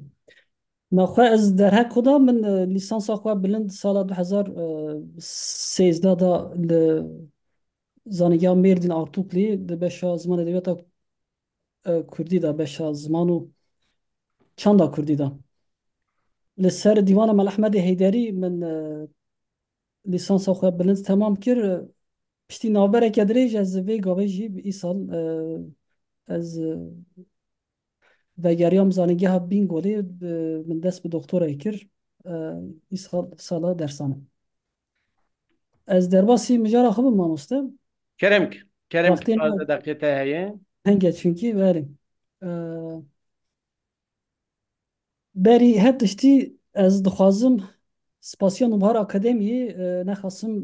spasiya sekreteriyayê ya mamoste Mehmed Rêzan Ekincî û Ercan Gümüş û her wiha spasiya kesên mayîn bikim ku di pêkana vê sempozyumê de xwedan ket û xebatin. Teblîğa min serenava wê unsurên tesewufî di dîwana Ehmedê Xanî da ye. Derheq mijara pêşkêşiyê da ez ewil dixwazim di derheq tesewufê û têkîla tesewuf edebiyatê de çend tiştan bibêjim û dûra derbasî mijarê bibim. Tesewuf şaxekî ji şaxên elmên dînî ye ku xwedan gelek reng û pênaseyan e û her wiha di xwe da dîsîplîneke resen û gelek rêbazan dihewîne. Tesewufa ku di sed sala heştan da di nav civakên îslamî da bişkiviye gav bi gav geş bûye û şax vedaye. Her wisa di nav heyamên dîrokê da tesîr li edebiyatê jî kiriye. Tesewuf di gel Qur'an, hedîs, qisse û mucizeyan pêxemberan û her wiha tarîx û esatîrê bûye yek ji jêderên edebiyata klasîk. Şairên ku helbest nivîsîne û dîwan tertîb kirine carinan rast rast carinan jî birêya ciwankariyan sûd ji vê terminolojiya tesewufî wergirtine. Îja xebat û lêkolînê ku îro rojî tên kirin hewl didin ku vê sûd û tesîrê tespît bikin û raxin berçavan. Dema ji vê hêlêva ku em li berhemên Ehmedê Xanî dinêrin em dibînin ku tesîra tesewufê xwe dide dest. Lewma jî di vê xebatê da lêkolîn li ser unsurên tesewufî yên dîwana Xanî da hatiye kirin. بوی آوایی حول هاتیه داهین که او یک به تثبیت کردن که خانی چقاس دبن تأثیر تصوفی دامایه وی یکی ده چه اصل راده یکی دا خود هلبس اینوی دا دایه در حق ترتیب پیشکشی خدا از خوازم چند گوتناج بکم پیشکشی من جدو بشام پیکتی بش اول از بحثا بکرتی بحثا بیناسه و دیرکچه تصوفی بکم قاسی که دم مجال بده و دوی بشه دا من حول دایه بیناسین جبو تصوفی هاتنا کرن و بحثا هم بکم و جی آلیک دم و جی نبر فرهی به بکرتی بجی قالا درکتن و گشمون آوی بکم دنام مسلمان دا و طایبتی جی ناف کردان دا بشه دویم جی که خباتا سرکه یا وی لیکولنا سرکه وی تبلیغیه عنصر تصوفی دی دیوانا خانی دا و هر وها از وها گاف بگاف دچم و بری که از بیم سر عنصران دخوازم بکرتی بحثا لیتراتوری جوکم که دوی بابتی دا ده کردی دا چه خبات هاتنه کرن هلبت قوام الليتراتوري دنهيرن ام دبینن کو برهمن شاعرین کردان جهلا تصوفی و زیده نهاتنا لیکونی کرن و شروع کرن چه هيا ين هي جي بيتر بسر ديوانا ملاي جزيري خواربونه هلبت دوی ام لور ناوي نورتين ارتكين بيشي بين زمان کو وی خباتین خو بيتر دوی واردا ترخان کرنه و هم لیسانس خو بلند هم جي دکتورا خو د بابت تصوفی دا کریه کو مجا لیسانس بلند تصوف د دیوانا شیدا دا دکتر اوجی عنصر دینی و تصوفی دیوان حافظ شیرازی و ملای جزیری دایه دیسا ویسل باشو یعقوب ایقاچ دوی بابتی دا شرح تصوفی یا قصیده بانگ ویس آ کربلایی گوتار کفبش پیشکش کرنه و از دیسا سر گاو ددم جبر وقت وزی بحثا چند پرتوکا بکم دوی خباتا خدا کن منسود جوان ورگرتنه کردستان تصوف تاریخی یا محمد رؤوف توکلی Kürdistan coğrafyasında tasavvuf ve tarikatlar ya Ali Tenek ve her vaha tasavvuf tarihi ya Alexander Kiniş min jvan sud wergirt û dîsa ji bo hin têgeh û îslahan jî min ji mateyên Ensiklopediya İslamê û tasavvuf terimleri sözlü ya Süleyman Uludağ min serî li van da eger ku ez warim ser pênase û dîrokçeya tasavvufê bi Kurdî ewil min xwest ez pênaseya Agah Sirri Levent ku henekî yani ku ez bêjim kêfan pêra çû belkî nebe ne üslubeke akademîk be wiha pênasetke tesewufê tesewuf ji pergaleke felsefî bêtir aqîdeyeke ku ji serdemên kevin û vir va li ser tefekkür û tehessûsa zumreyekî serwer e tesewuf ne ku bi tenê li ser fikr û ramanan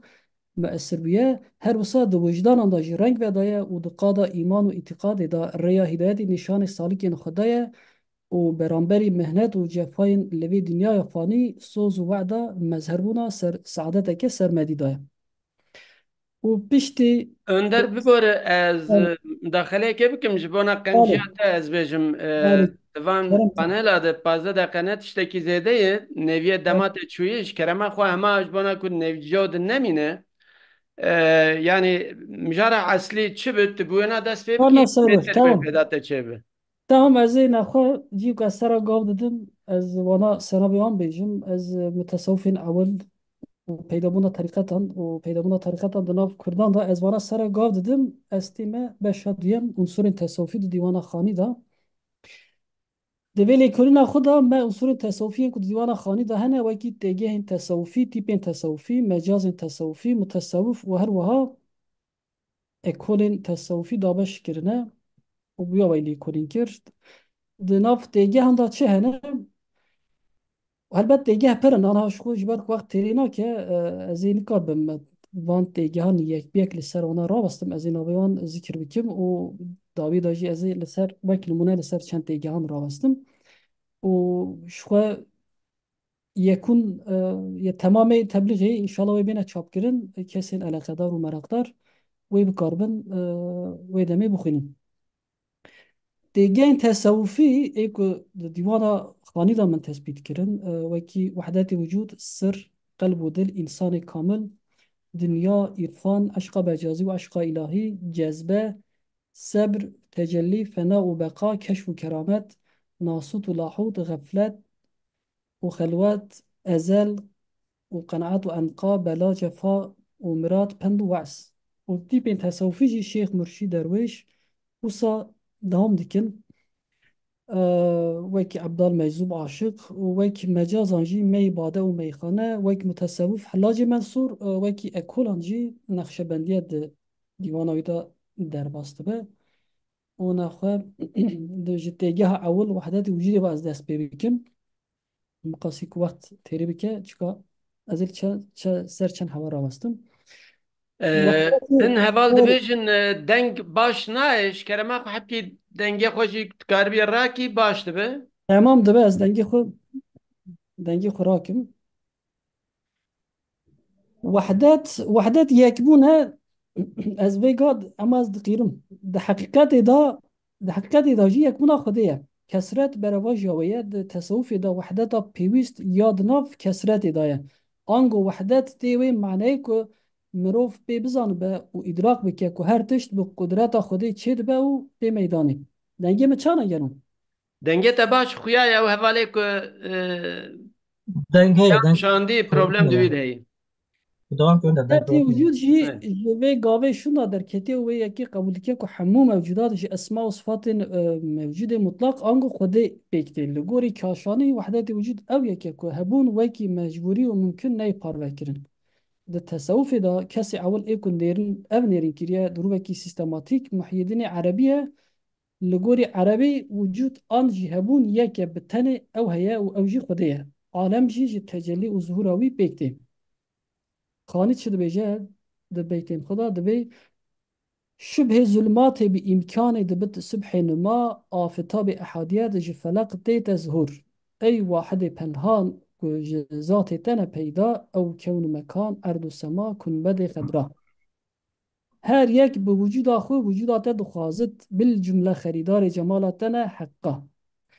يعني أحمد خاني دوان مالكين خدا يكبون أحادية خدي آن زمان ودست نشان كريا كو حمو هين ظهورا طاوة أحادية خدينا وهر هينا كي بوجود أخو وجود خدي دخوازه هر وصا ديار كريا كو خدا پنهانه بچعوان نايديتن لي ده هر تشتاكي ممكن دا دياره ده كون و مكان دا ده عرض و اسمان دا دياره أفجي ذاتي وي پیدا بونه لساد مالك يكي أخوة ديتر دا ده بيجا كو وان جملة أنا الحق قوت من واحد مطلق قوت ساقي بخوا از گرتم جامك مي نوشين دا يعني ساقي از گرتم از دام رو نشتاندن قدحك مي يعني عشق إلهي بمن دا بخوارن دفر دا در حق وحدات وجود دا هن متصوفين بيشا وحدات وجود ين نرمجي خو نوك پرچيك جهبونا خوده وك رنگ ودانا که ناو صفتين وي قبول دكن و كل گوري رحمتي ما مستقدري درم كود بيجا خانش يك جوانه ان ده وحدات وجود دا كود نوك پرچيك لي وك رنگ ودانا ناو صفتين وي قبول دكن خاني قوتيه وان تبان قوت انا الحق لي من قوت واحد مطلق اف ما قوت بو از دوباره Ama نكن dinava 2 dakika de karî bicivînî. 2 دقيقة بالي نخواه از بما سر وكي تيجيه كديتر سر تي معناه تشتر رسن وشرطي هر وها تشتاك وشرطي تيجرتن سر لطيفة كرباني يكود قلب ضايا وهر وها جهة مشاهدية التصوف دا سر او آگاهی طيبتك وبتني خدي دزانه يانجي بإذناوي هن كاسين جي أهل دل وخدان كشف وكرامت كارم بزانو بند خاني چه بيجه دبي سر را خواه نهاني تكو دا أحمد خاني از خيري بري شد بت آوردي تولا معذورة اگر صوفي بت منكر محبوبان كور دي چه تصور كت سر را كود دوربين دا يعني خاني دبيجه كو خودي سر و رازا خويا و شرطي جيرا عيان كريه و جوه قابه بيوا وي بري خوش حمو تشتان و گو هستيه بتاني بري خدای خودي لي بالي صوفي نكاره و سر بي درخه بي بزان به جبر كو آگاهی وی د سر رایه نجبن وانه فنانی مروه کی کور نکاره به سری ببینه وقتی متنگه نخواه Valla عنصران yani سر vakt قابدن يعني وقتی متنگه 2 دقیقه بعد بیم چه قسمان ها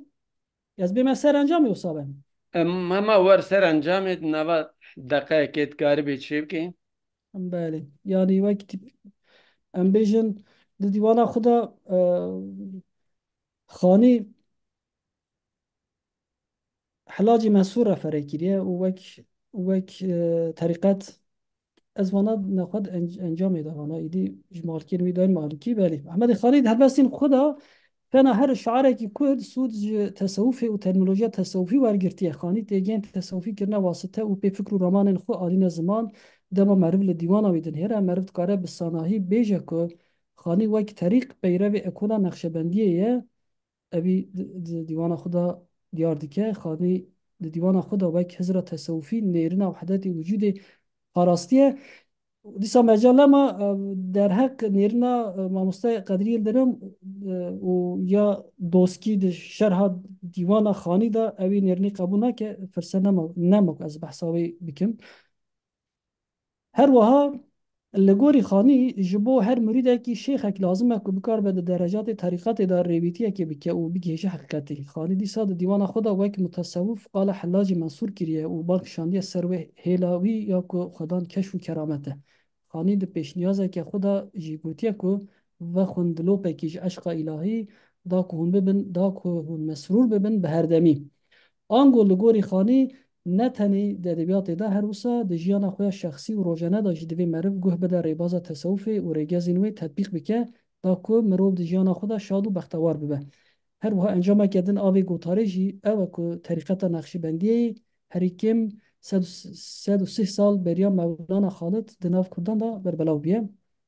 گلکس پاست کم جبو کو از اجی سپاس کم مالتا و یعنی دوان سمپوزیوم da huyayı merevni kare tamamı tebliğ akı peşkeş bike zaten eğer kitaba sempozyum inşallah ku be veşandın istifade jwer ve zedetir bive eji naxwazim zede dirêj bikim evalê me rêzê ji mamoste Numan Yurte Numan jî li cem me perwerdeya xwe ya doktorayê dike li ser qada klasîk edebiyata klasîk ew jî xebatan dike mijara wî elîfname di edebiyata Kurdî de edebiyata Kurdiya Kurmancî de fermo Numan سپاس مامۆستا مرحبا ji mêvanên ezîz re spas ji bo ketkarên sempozyumê jî wekî ku mamosta jî got navê mijara me tebliğa me elîfname di edebiyata Kurdiya Kurmancî de berê çi berê me davê xebatê bi rastî ez ê nekim me agahiyên destpêkê dewra dema me kin e haya me ji nesneviya siyahpoş hebû tiştê ku çap bû di nav mesneviya siyahpoş de di rêza navxezelan de di nav helbestan de di rêza duyem de xezeleke xweser û balkêş hebû ku siyahpoş ji ayetên Qur'anê gelek îktibas kiribûn lê tabî li gorî şêwazekî siyahpoş vî karî kiriye bala min vê helbestê kişand vê xezelê piştre wexta mamoste Xêrullah dîwana Şêx Ehmedê Feqîr derxist li ser xebitî bi rastî di nav dîwana wî de helbesteka din bala me kişand vî rengî bi heman şêwazî ev şêwaz va şêwaza kir ku me berê xwe da edebiyatê din ka gelo vê şêwazê çi heye çi tuniye navê vê şêwazê heye curê an teşeye bir rengî xebatekê me çêbû me dît ku di qada edebiyata klasîka Osmanî de gelek helbestvanan sed sala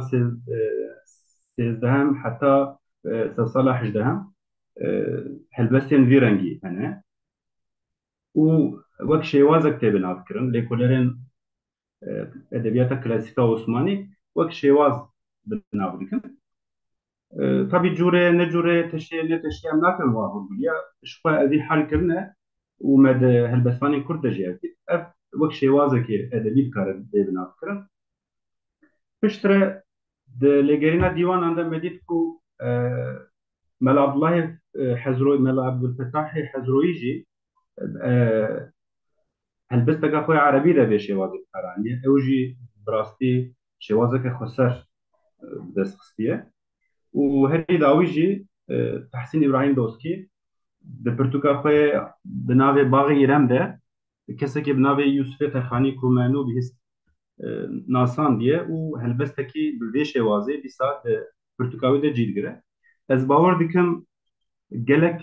helbestên din vê şêwazê hene lê vê kêyî me xwe gihandî va çar heba. Vê çarçevêde ez dixwazim behsa elîfnameya bikim. Pênaseya wî çi ye? Ev şêwazekê çawa ye û wek mînak helbestvanên me çi nivîsîne? Ez ê biçekî behsa we bikim. Ji ber ku dem kin e, mamoste dema wext hat dixwazim hin tişta par bikim di ekranê de ew destûr ji bo min heye ne wisa?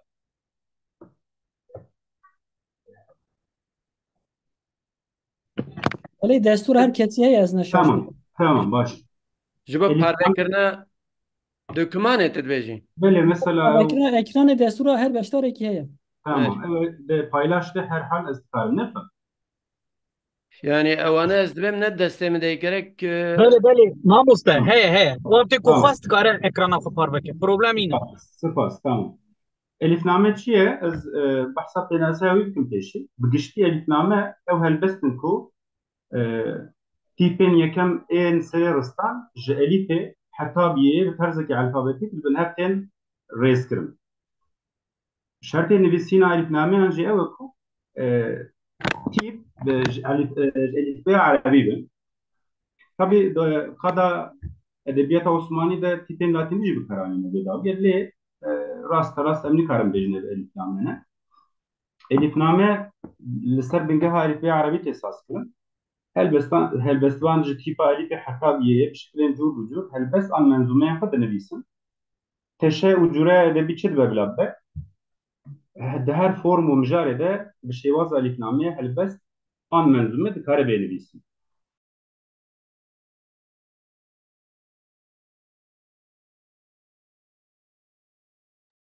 Te dengê xwe girt. Dengê te çû nûma. Baş e, tamam. Ha tamam. Mînakên vê şêwazê de qada edebiyata klasîk, gelerî û edebiyata tasawufî de tên dîtin. Helbestvan bi elîfnameyê hewl didin ku behremendiya xwe ya edebî nîşan bidin, bal bikêşin, servegotinê û hestên xwe îfade bikin. Taybetiyekê din ya elîfnameyê jî ew e ku ji hêla taşxaneya fikrî ve rengvedana sembolîzma herpa ye.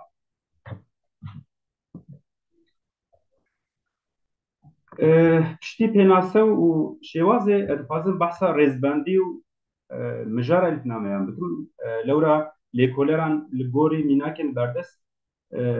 dabeş kirine û mijarê wan raxistin ber çavan. Çi ne ev? Çawa tên nivîsîn? Şêwaza elîfnameyê di helbestê de dîtbariyê xwe dide der û berî her tiştî tîpên elîfbeya Erebî û peyvên ku bi heman tîpê hatine saz kirin ber çavê metnê keve. Yani wexta mirov li metnekî elîfnameyê dinêre mirov bi rehetî dikare herfa Erebî û beramberî wî peyva ku hatiye bikaranîn bibîne. Ev jî dîtbariyekî rabite ber çavê me. Hin helbestvanan ji hêla şikilî ve rêzkirina tîpan û cîbcîkirina wan a di nav metnê de yên berê xwe teqlîd kirine hinan jî xwestine ji wan cudatir kombînasyonekî resen û ciyawaz bidest bikin. Ev jî ceribandin em bêjin. Ev yek jî dike ku helbestvan şêwazeke edebiya xweser bi dest bixe. Lêkoleran li gorî metnên berdest hewl dane ku şêwaya nivîsînê û mijara elîfnameyan polên bikin. Tam binirin çawa kirine. Rêzbendiya elîfnameyan yani şiklê tertîbê çawa ne? Elîfnameyan rast ne? Wekî ji nav ji diyare ji elîfê heta biyê serê her ristê de peyva yekem tîpa yekem a peyvê û tîpa alfabetîk ev digirin. Elîfnameyên çep berevajê wî ye ji tîpa yê ber bi tîpa elîfê ve diçe. Elîfnameyên rast çep hene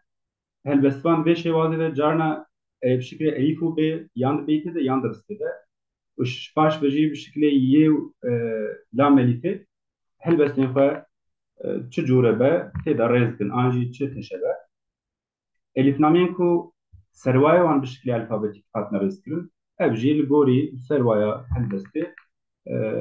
helbestê xwe em bêjin rêz dikin. حرفان گوری سروای رز دکن آنجی سروال گوری حرفان رز دکن الفنامه مبستا فیرکرنو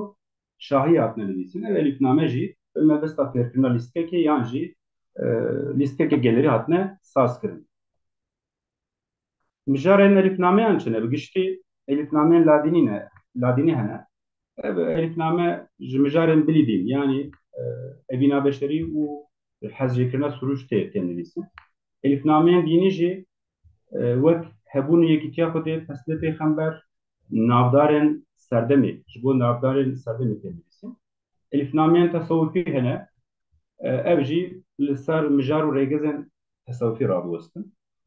Bi giştî mijara elifnameyên yan jî temaya wan vî şeklî ne. Îca deman berê xwe dine edebiyata Kurdiya klasîk yan jî em bêjin edebiyata Kurdî. Em rastî serî de jî bigo em rastî çar mînak hatin. Yani li pîdekê li gorî lêkolînan çar mînak li berdestê me hene. Dibe ku hin dîwanê ku me xwe nikariye bîjîne di wan dîwana de jî yan berhemên din de jî çîkirin. Ji xwe xebata me ya sereke li ser elîfnameyê Şeyh Hemedî Feqîr û ya Siyahpoşek me xwest her du mînakê din jî bibin. A yekem elîfnameya Mela Abdullahê Hezroyî ye. Erebiye lê ji ber ku helbestvanekî Kurdê klasîk e me xwest ez behs bikim. Lewra şêwaza wî balkêş e. Elîfnameya duyem jî ya Yusufê Ferxanî ku Tehsîn İbrahîm Dol amaje pê kiriye di pirtûka xwe de. Ya sêyem ya Siyahpoş e ku navê Mesneviya wî de cî digire ya çarem jî yê Şeyh Hemedî Feqîr e ku di dîwana wî de cî girtiye. Ez ê piçekî bikevme hûrgiliya şêweya wa çawa ye mamoste dema me durum çi ye? Wext heye. Erê keremke Baş. devam ke. Demam bala xwe dine 6 dakika yani yani. başım spas. Demam dena xwe dine elîfnameya Hezroyî em bînin ku mijara wî hesn û hezkirina Resulê Xwedê aleyhissalatu vesselam e. Di helbestê de Hezroyî ji elîfê hetabiyê her tîpekê di rêza yekem de bikaraniye li gorê vê tîpê jî li gorê wî tîpê jî peyva yekem tîpa peyva yekem jî li gorê elîfbeya Erebî saz kiriye. Vê şêwazê vê rêbazê Hezroyî heta bi lam elîfê biborin. Lam elîfê bikar naniye loma 28 beşin helbesta wî ji 28 beşan pê kiriye. Demam helbestvanê dê dirênin ewana 29 em bêjin beş an malik bikaraniye. Helbestvan ji bo her tîpekî malikek terhan kiriye û çawa me got her peyva yekem tîpa peyva yekem bi heman tîpê dest pê dike yani tîpa elîfeya Erebî. Fethî vê re mexlesa wî ji xwe fethiye yê Hezroyî ji vê rêbazê ji elîfê heta bi sadê dişopîne piştê peyê şêwazeke em bij rêbazekê balkêş diceribîne bi rastî di elîfnameyan de gelek elîfnameyan qeda Osmanî jî her şêwazekî vî rengî neket berçavê min. Lêkoler behsa heştê hin jê behsa sedî û Mehmet Tevîskan behsa 200 elîfnameyan qeda Osmanî de. Yani vê şêwazê min ti elîfname nedît çi kiriye ji peyê pê ve heta dawî malika ku ji bo tîpê terxan kiriye her peyva malikê di her peyva malikê de heman tîpê bikaranî. Ku neşaş bin Brazîlî wî û Salih Yalar behs dibe ku Hemîd Aytaç xetat ev dîtiye gotiye bi rastî jî ev şêwazekî gelekî balkêş e ji bo hunera meşqê ku beşek ji xetatiyê ye xweşnivîsiyê ye gotiye hunerekî balkêş e ji bo vê. Numan ji bo di zihnê godaran de jî şember bive dem jî diqediş kerema xwe mînaka jî li ser bide wê baştir be. Çünkü wê wexta tê mînaka nemînin. Ez ê ya Siyahpoş û ya Şeyh Hemedî Feqîr de birin ekranî ew girîngî ji bo me. Ez ê vana biqevêzim. Elîfnameyê Yusufê Terxanî heye ev jî di şêweya helbesta gelerî de ye. Ji bendên sêris têk tê û ne ser kêşa erûzê ne jî ya kîşeyî hatiye nivîsin kîteyê hatiye nivîsin. Ew jî ji elîfê hetabiyê rêzek alfabetîk şopan diye bi her sêristekê de di rista yekem de حرف و بەرامبەر وی تیپێک پەیوەک بکارانیە مجارە هەلبەستیان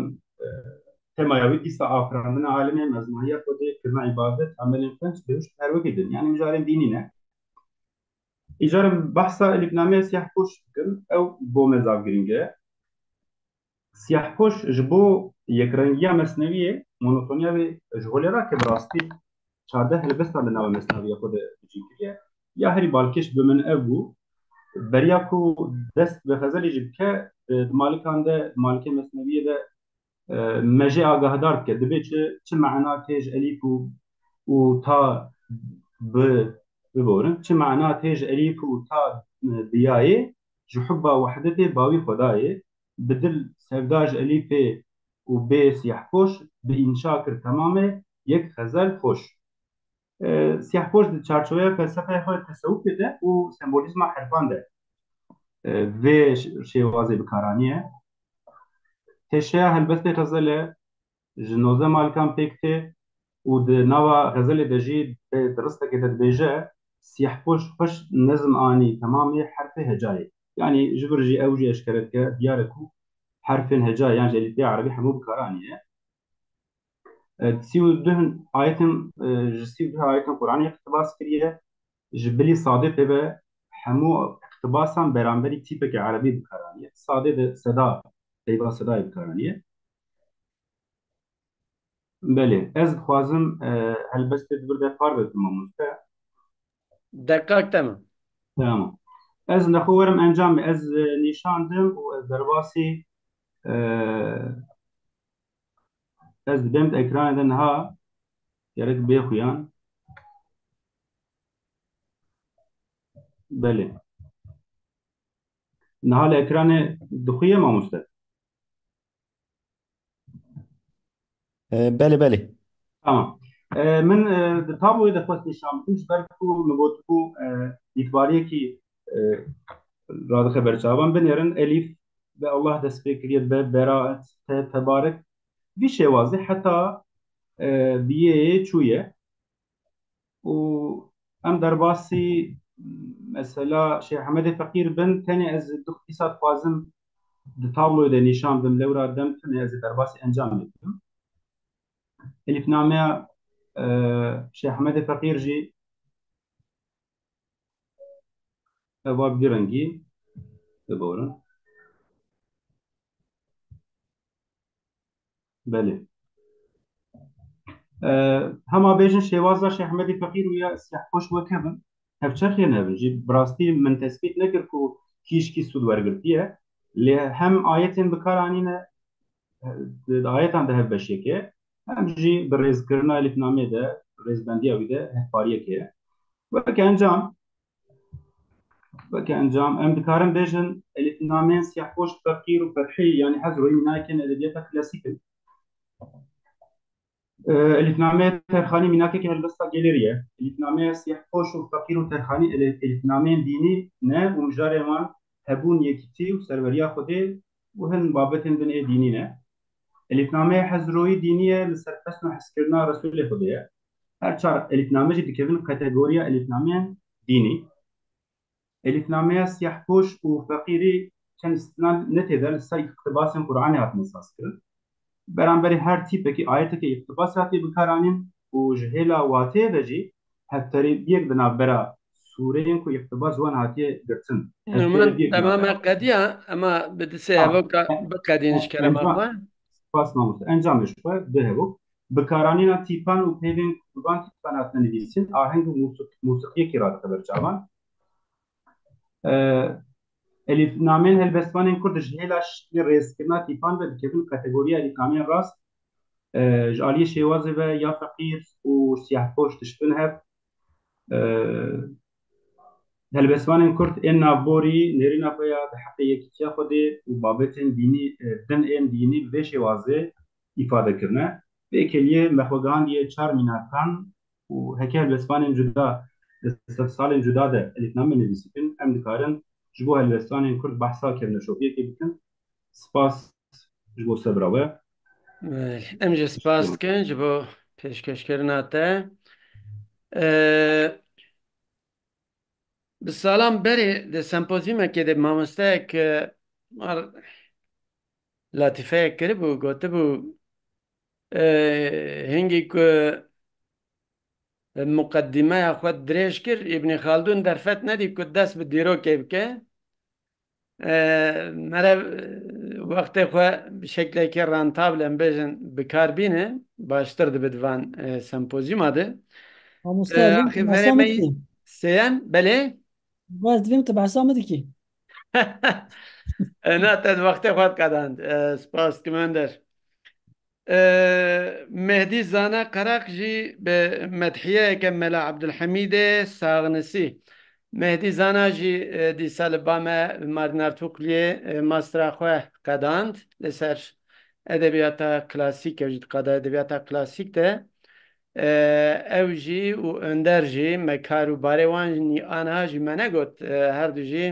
یک ده انادولو آژانسیه ده بشا کردی ده خبت اندر و مهدی زانا جی ام بیجن ده TRT کردیه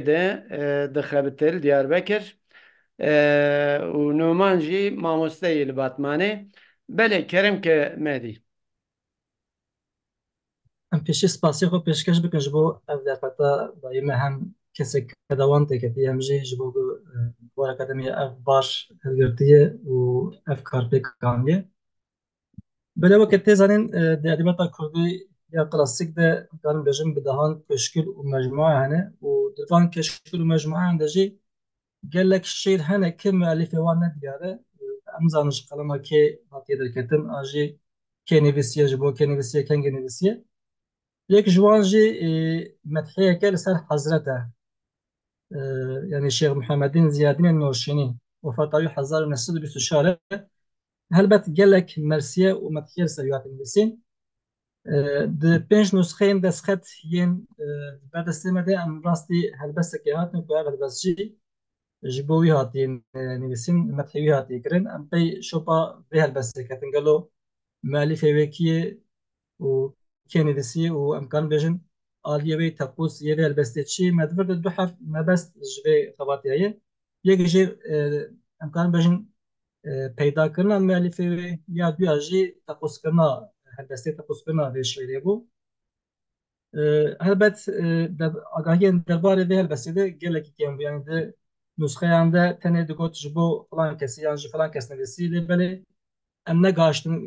وی کسی له هنه که امکان بجن عقیدی مؤلفه هدیه زلال دبه اشکال دبه اتخوازم جبو قدام اخو باش بكابينم سلايتك بكابينم حوالا نكن نجي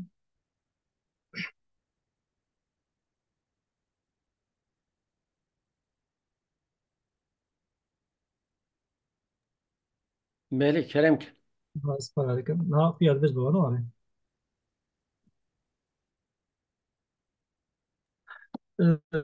أنصر عبد الحميد الصانسي سكن كو بقول قناة ما وبقولي بيجن آگاهی ومعلومات بردست مدحية دج بنوساوي دركتبه هلبت ما بري خدا سه چاپ کردن جبونا کسی نگم بیجن خصوصی مگله چاپ کردن جبو کسی نگم نروان عبدالحمید و کنگ جیانه و بچی مجربونه یه هریم بیجن نزدیکی ما عبدالحمید سانسی بو و درباره عبدالحمید سانسی جی سه چاپ کردنی بردست ما بو او یک جه یا ملا سبحاتین چانی یک جه یا اوران قیا یک جه دوچم دکتر محیطین özlem bir خبر تکویسه هج چاپنا بیلمجی استفاده کریه لقول سبعتنا چانی عبدالحمید الدورة سال 1507 لهي زنابت سياتي دني ودسا دسال 1955 ده لقونده أخنتي يعني جوينكي أوجي دورة تشولكي وفات كريه ولقونده قرابة شغجي هاتيه بشارتن لبالي محيطين وزمير ويكي قبونك ودبج أو أغاهين نراسته والسيدان لقولي قيدن كتكي لخنسا أرزمي هاتي دني وجبر كوكو قوي دقيجة قونده تاخا هيزاني آگاهی کل تاخا هیزانی هات بدنیجی دناف گل ده بیا وای بلاو بیا و او دی بجه ل جخنسه يعني سيدا اشخاص جيش دا يكون هنا زلال بجي وك ملا عبد الحميد الصانسي يا او جيش بالك شغل كي قال لك مدرس كي قال لك عند المدرسه وان هذا درس طاي درس عندنا وك عبد الحميد الصانسي بنقلي هاتي ناس كرن بنا مالا وجي ملا عبد الحميد كوري ملا حسين كوري ملا محمد امين كوري ملا يساقي مزن كوري ملا محمد مفتي İzaniye Bitlisiyê ez Kurd kulturbazî bo bigêjê Mela Hüseyin me got bavê Abdulhamîdê ew jî muftiyê Xinîsê bûye û di sala 1913 de li Xinîsê wefat kiriye piştî demekê İshak Efendi ew jî birayê Mela Hüseyin û apê Abdulhamîdê ew jî li Xinîsê wefat kiriye û gora heduya jî li Xinîsê piştî wefata wan Mela Abdulhamîd li dosa bavê xwe dibe muftiyê Xinîsê Sêda gava ku cenga Canî Ekem qewmî jî li gel mavata xwe û hin şêniyan Xinîsê koçî Semsûr yanî Semsûra ew jî min zanînê Adıyamanê li wê derê li gundên Arî Kent û Hesananê jî ew jî li Kolikê Kahtayê li wê derê jî melatî kiriye. Xwendina wî em kurtasî derbas bin Abdulhamîd pêşî ji bo Quran û dersên destpêkê li bava vê xwe ders bêjin vê perwerdeyê bûye. Paşê li medreseyê Kila Xinîsê dersên Elmên Cuda ji apê xwe İshak Efendî girtiye. Dîsa ji bo demeke Kurd li Herêma Kurdistana Iraqê ji bo li ba xizmên xwe Elmên Cû bijû vegertine. Demekê li medreseya Şefetullah Werqanîsî jî maye ev agahiya ki li medreseya Şefetullah Werqanîsî maye ji bo me mühim e. Lewra weke tê zanîn Hezret jî em dikarin bêjin mirîd û xelîfeyê Şefetullah Werqanîsî bûye. Helbet seyda elmê xwe li Paloyê li başê Hesînên Nakî yê kurê Şêx Elî Septî temam kiriye. û karin bêjin îcazeta xwe jî wirstandiye. Seyda hem bi Tirkî, Erebî û Farsî û bi Kurdî jî zanibûye. Li gorî Mela Îhsanê Hezeşahî her wiha bi zazakî jî zanibûye. Seyda li Xinîsê li medreseya apê xwe İshak Efendî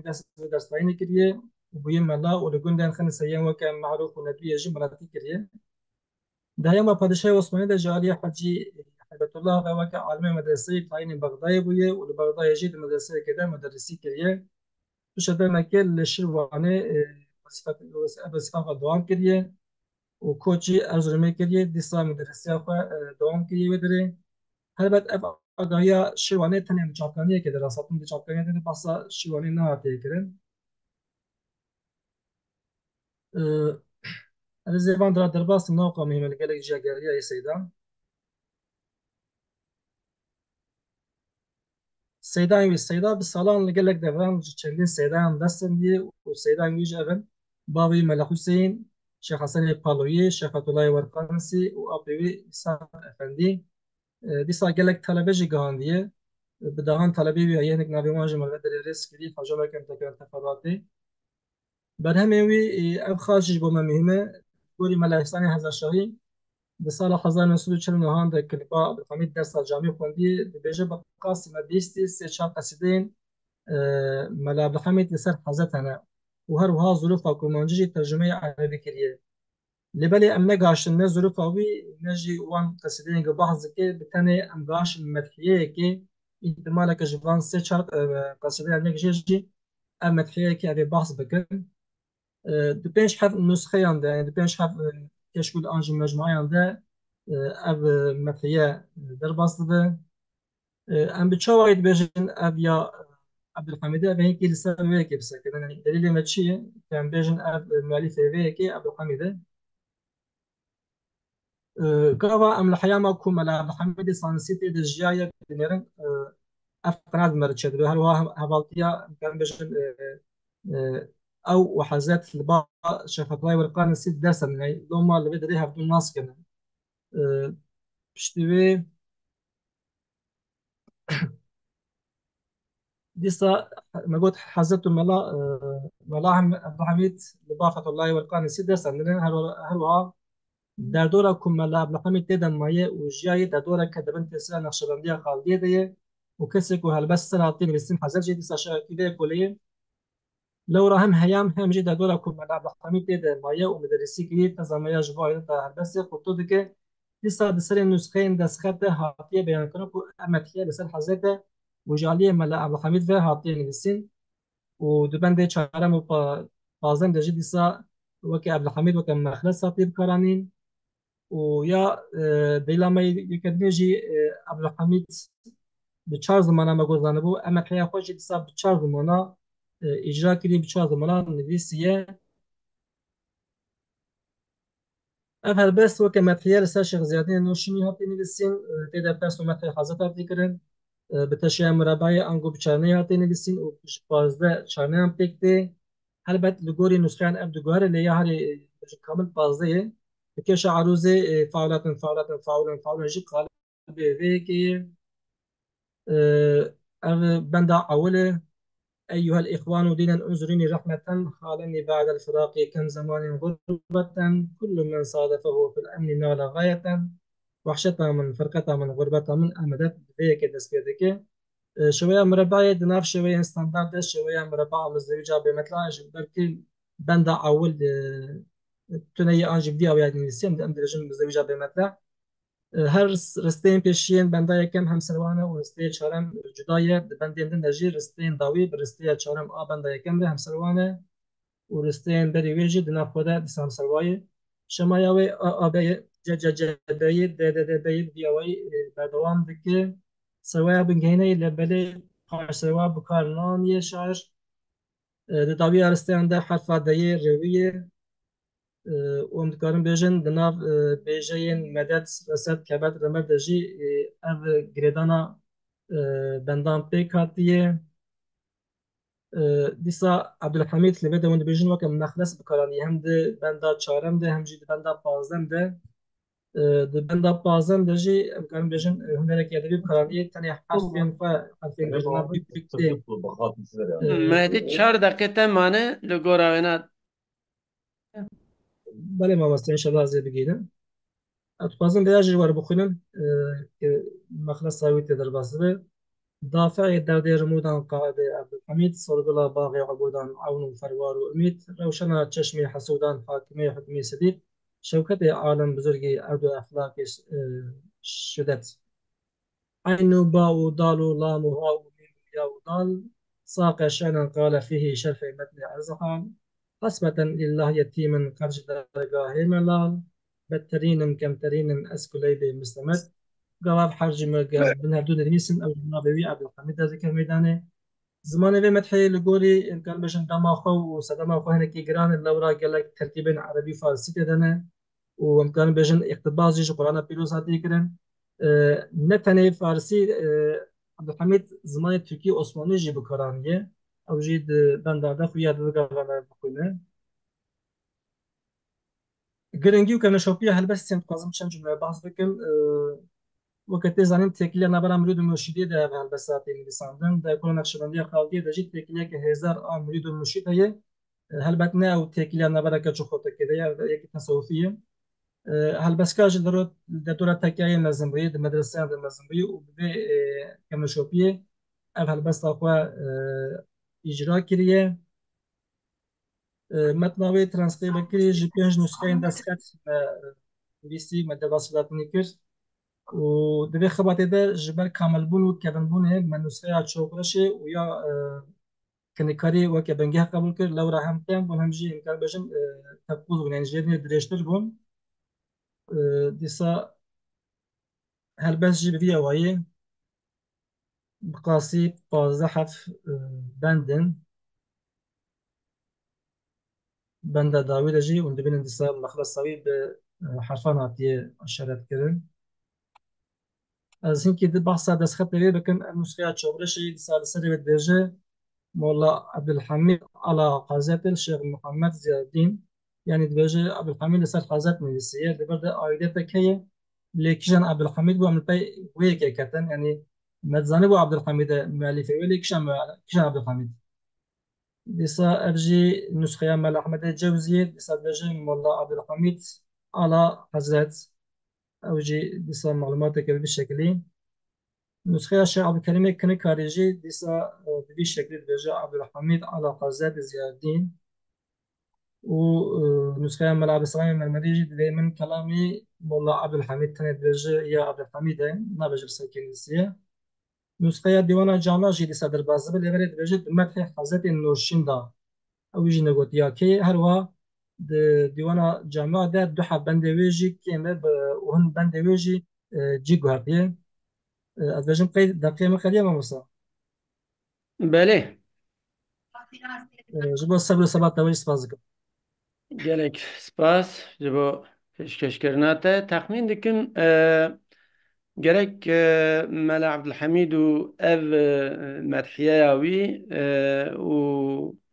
pêşkeşiya ku Numan jî dike em bêjin elîfnameyên di Kurdî de wek cara ewil xebat li ser wan hatiye kirin ez neşaşim. Ne var? يعني بواكي أكاديميك متن كان حتى أنها سبي مدحينا تيكرن بقاسي أند زانن Belê, belê. Dest xweş, جبتين dest مستوى xweş. نيسان Spas dikim. راست مامۆستا بۆ نامەیە جوستانە یعنی قەسی ku min lê pirsiya lêkolîn kiriye cara yekeme ku şêwaza elîfnameyê behsa şêwaza elîfnameyê tê kirin. Belê, belê, belê. Bêhêviya نومان از نغلق zêdebûna من جعفر قوليا زنجلي جيري كلام بسيط هاي جي هيا Ewa bêhêviya zêdebûna xebatên bi vê rengî dema me diqede di yek du heval dixwazim pirsa bikin. مامۆستا Semî dixwaze Keremke Semî hema dengê xwe vek û bipirs. مامۆستا دەم باش سپاس دکەم ji hevalan re مامۆستا نومان saeta te xweş be evek baş bû tebliğekî baş bû lê ez bawer dikim ya haya te jê tune ya ji belkî te nedîtibe di dîwana pertew de welehu bîtertîbî hurûfil hîca yani 28 murabba biborîne rubaî an jî dubeytî ku em dibêjin lê ji dest pê kiriye ji ayê ama bi elîfê dest pê nake kafî an jî redîfê wan servan jî passerwayê wan her sê ewilê ku ew ava kirine dubeytî ava kirine ya jî rubayî ava kirine bi vê tertîbê hatiye mesela dibe a bi mislê tenîhin mewzûn û zîba dîba tebîba a duduya dibe şeb reb xoşeb a sêya dewa ket reha ket şefa ket tabii tunînin ortaya nabêjim dîsa bi sêyê dest pê dike heta yê eger bi nîşe bigirin belkî bi kêrê ve bere rûpela heştê û yek rûpela heştê û yek Saîd Derêşî dîwana ku Saîd Derêşî amade kiriye di birê derê de elîfnamekî gelek xweş heye ez bawer dikim ji yê ku te peyda kiriye ji wan jî cudatir e ji ber ku li ser serwayê passerwayê çûne Spas xwe me bisteka vê xebatê jî ew bû wek destpêk bû lê ji ber ku metin hê temam nebûye bi rastî ez li mînakê vî rengî digerim ji xwe me di serî de jî amaje pê kir ku vê keliyê mînakê ku xwe min gihandiye ez ê serwar awestim ji xwe xebata serekeya nîveng ew bû ku ez elîfnameya Şeyh Hemedê Feqîr û ya Siyahpoş pêşkêş bikim kê li gavên behsa Hezroyî kir behsa Yusufê kir spas mamoste ez jî spas dikim yani ev ya jî bi terzekî dinê ava kiriye ji ber ku her hurûfekî wek rubayî bikaraniye ez pirsek tunê jî dikarim ji Mehdî zana bikim mamoste Xeyrullah Kerem ki valla em ji wextê bêhvedanê dixwin heval jî pir westiyan Kerem dixwazim ya bibêjim bi gelemperî di wan murebaya de di serê wan de ew kafiyê wan ku hev nagirin an jî bi çar failatin ku pêk têne bi gelemperî ji musemmetên ji musemmeta pêk têne wexta ji musemmeta pêk tê em dibên qeyk di pirskirêka yem benda ewil de kafiyê wan hev nagirin ew ninin eger ku em li edebiyatê dinêrin bi gelemperî şairên me yên ku latînîze kirine an jî bi terzekî wisa nivîsîne ew bi xwe ya xezel ya qesîdên musemmetin eger ku mirov di şiklê beyta de binivîsîne ewana dertêne holê mirov balî bide vê yekê jî ez bawer dikim çêtir dibe yekê me hedî دستخوش لبلي أبد نا بيت أبد بنده يعني عشقرية تشاوي بلدية ديارة وبرولمك دي توني يعني مامۆستا خەیرولڵا ئەگەر نبی شخونه من ندیده بود بله فرصتا قدیه سمیح مامۆستا بله مامۆستا Tamam. سپاس کم سپاس مامۆستا خەیرولڵا ku defeta bejikarim Kerem ki Nurettin Hoca مامۆستا زانا divê medhiye de gerçi ez vê medîhe başûrê divê medîhe ev têgeh çawa tê karanîn bi min medîhe hîn xweştir e eger di gotara xwe de bêje ev mulemme'e û şêweya mulemme'e jî derxwe holê bi min ev gelekî dixweştir be. Mamostê zana qet nebû ev helbest ملمعه كان ملمعه تكوز نه تكوز سوي بسكنه مامۆستا بما زەبەرسنە قال لك بگرم بما قال لك جبالك خوش تربه يا جبالك دوام دام كرد بو دەگەم پێگەڵەوە بله جبالك دام كرد بو دەقەت نیم بوو گەیان بۆ هورگلی لەسەر باخ بوو يعني لەبەرێک وبحث نكر مگو بركي يعني ازبيج بوك كذا شبه تشتكي نجي دربات ماموستا نمارة اجنو ماموستا نمارة بيجم يا راستي لسر الف نامه موك حرف نامه بناقص في الف نامه تاني دربات تركي دربات به يا راستي هاشار مناكي كهبونجي بعد دست ما هبون مثلا تشتكي اواكر بولن بها حتى نهار وشاندن ماموستا اشترى پیروز به تاني ماموستا خيروج لوي از خادم في برسم قالوا تيكلية دنابنا توشيحي والف نامه ده هي يانا مسوي سكنين انا مخابن دمامج فنارة تنه نورتين خوجا وقت كديا هذا اسفارم برس بينم ممتخير كيه النومان ها نمان يعني بركورت شكرا اخوان Cem Dilçin mesela ji bo mînakeke elîfnameya işte Qada Osmanî dibêje işte akrostîşe tevşîh filan lê di akrostîşê de çi heye dema tu tîpal bin hev rêz dikî peyvek yan jî hevokeke watedar derkeve odê elîfnameyê de tiştekê fetûne ferqa wa ev e yani ne tevşîh ne akrostîş طبعا موسى بله gelek دارم spas درسەکە کورد بدم مامۆستا بله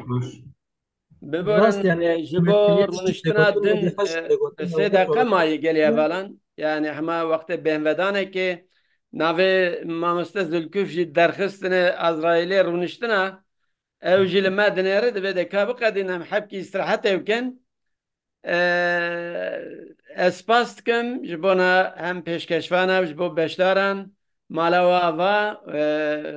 گلک سپاس بخاطره و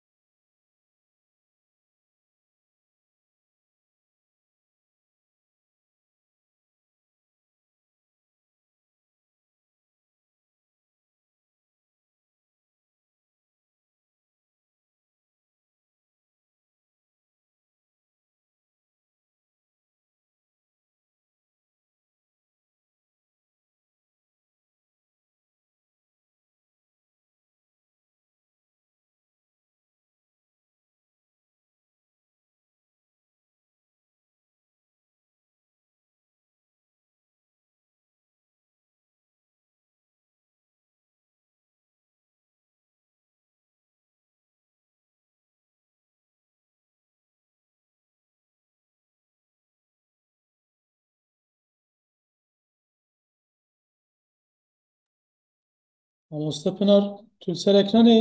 ser xetê yan na? Pınar Yıldız.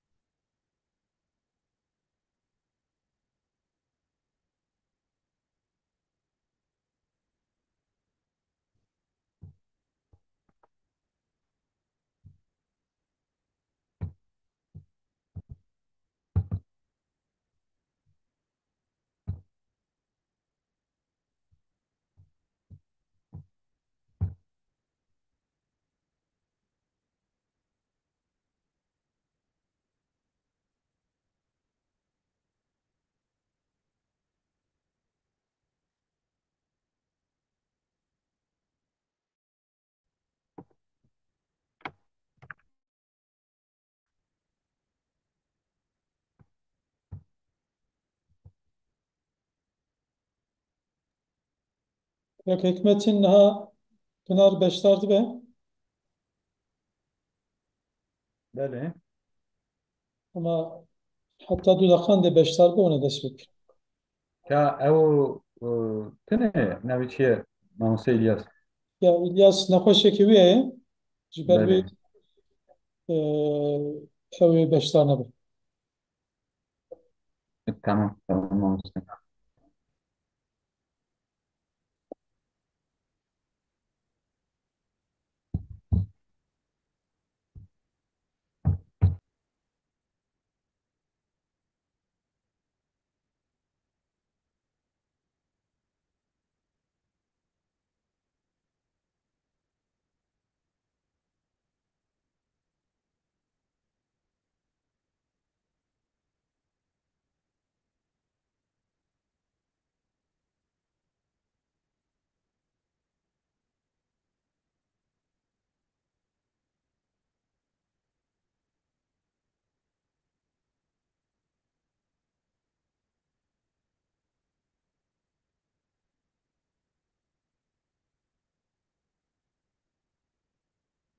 Tamam. Namusda Pınar atı. İntikarın destek kim?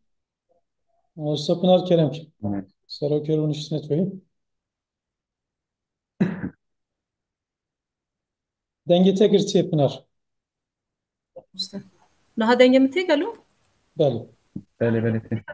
Biborin mamoste ez piçekî dereng mam.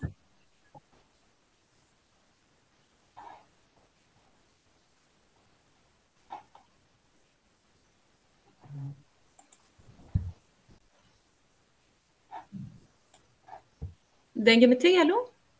Bəli بله bəli. ماموسه تی. Merhaba mamoste.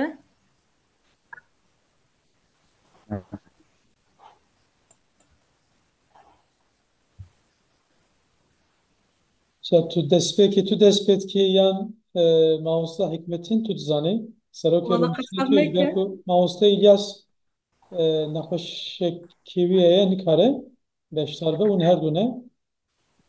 Hûn bi dilê xwe dikarin 45 deqeyê bikar bînin. Dema یکی we دیجه بو ماموسه زرکیف کی بو ya mamosta İlyas hebû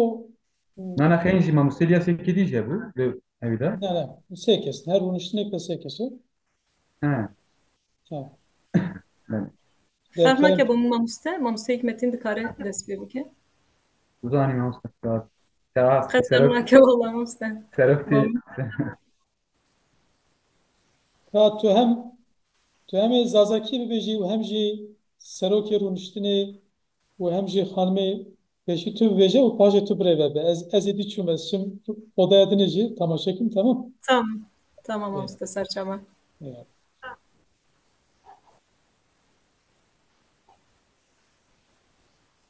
Mamoste Hikmetin Buxazî em heke amade bî em dikarin biya te dest pê bikin. Ji Mamoste İlyas herhalde ew tevlî nabe wek ku Mamoste Zülküf gote. از سلایت که آماده کردی از وی Tamam. Mamoste Hikmettin mijara karakter di romanên Wezîrê Eşo de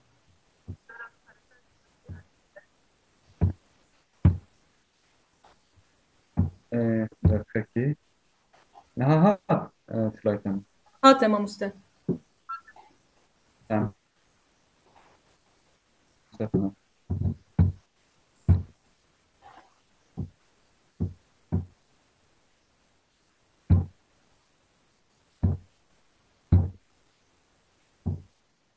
Belê Mamoste.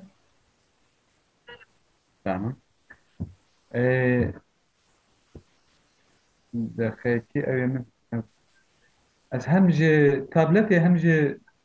کامپیوتر داشتار dedim میگو belki وها arıza که بود کامپیوتر Mamoste dengenekî yankıt ketib kar bî yekî ji wan bigrî baştir dibe. işte ez jî ditirsim ku ez yekê bigirim ew xerab bibe ma nizanim kan deqeyekî ez tabletê bigirim yani çêne bû deqeyekî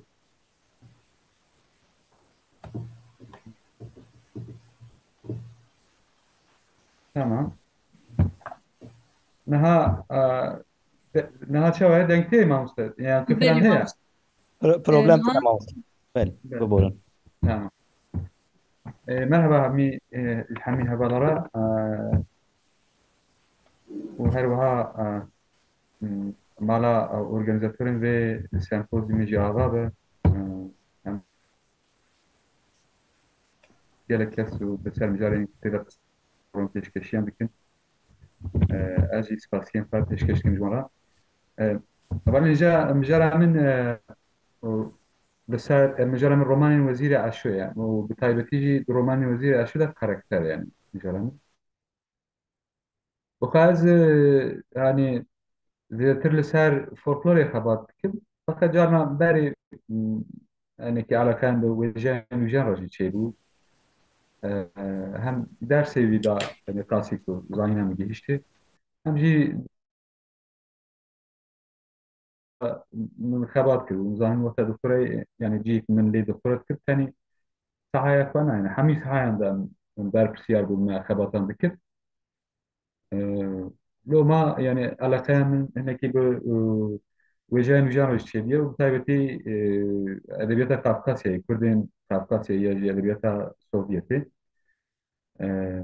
لو ما مخصص في سيمبوزيوم در سر في مجاري پیشکشی کی بکم سرنابه پیشکشی همجی کاراکتر در رومانی وزیاد شده yani romanın da uzanı gelek sernab hene Ali hunaki ve Ali atmosfera romani ve yani atmosfera cihan romani Ali zaman mekan var. Min tane balakadaya karakteren. Dest peki de dixwazim hinekî li ser Wezîrê Eşo bisekînim evelînca. Ben nivîskarekî enteresan he. Enteresan bûna wî yani ji alî prosesa nivîskariya wî be. Ez gafî nebêjim. Wezîrê Eşo li sala 1934 de li Tiflîsa Gürcistanê hatiye dinyayê û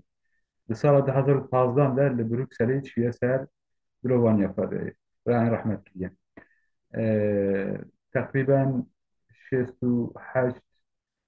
و 78 سال عمر كريه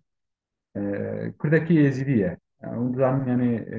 جورجستان جي وكهري مقاطعة في حساب كرن بشكل كردن يزيدي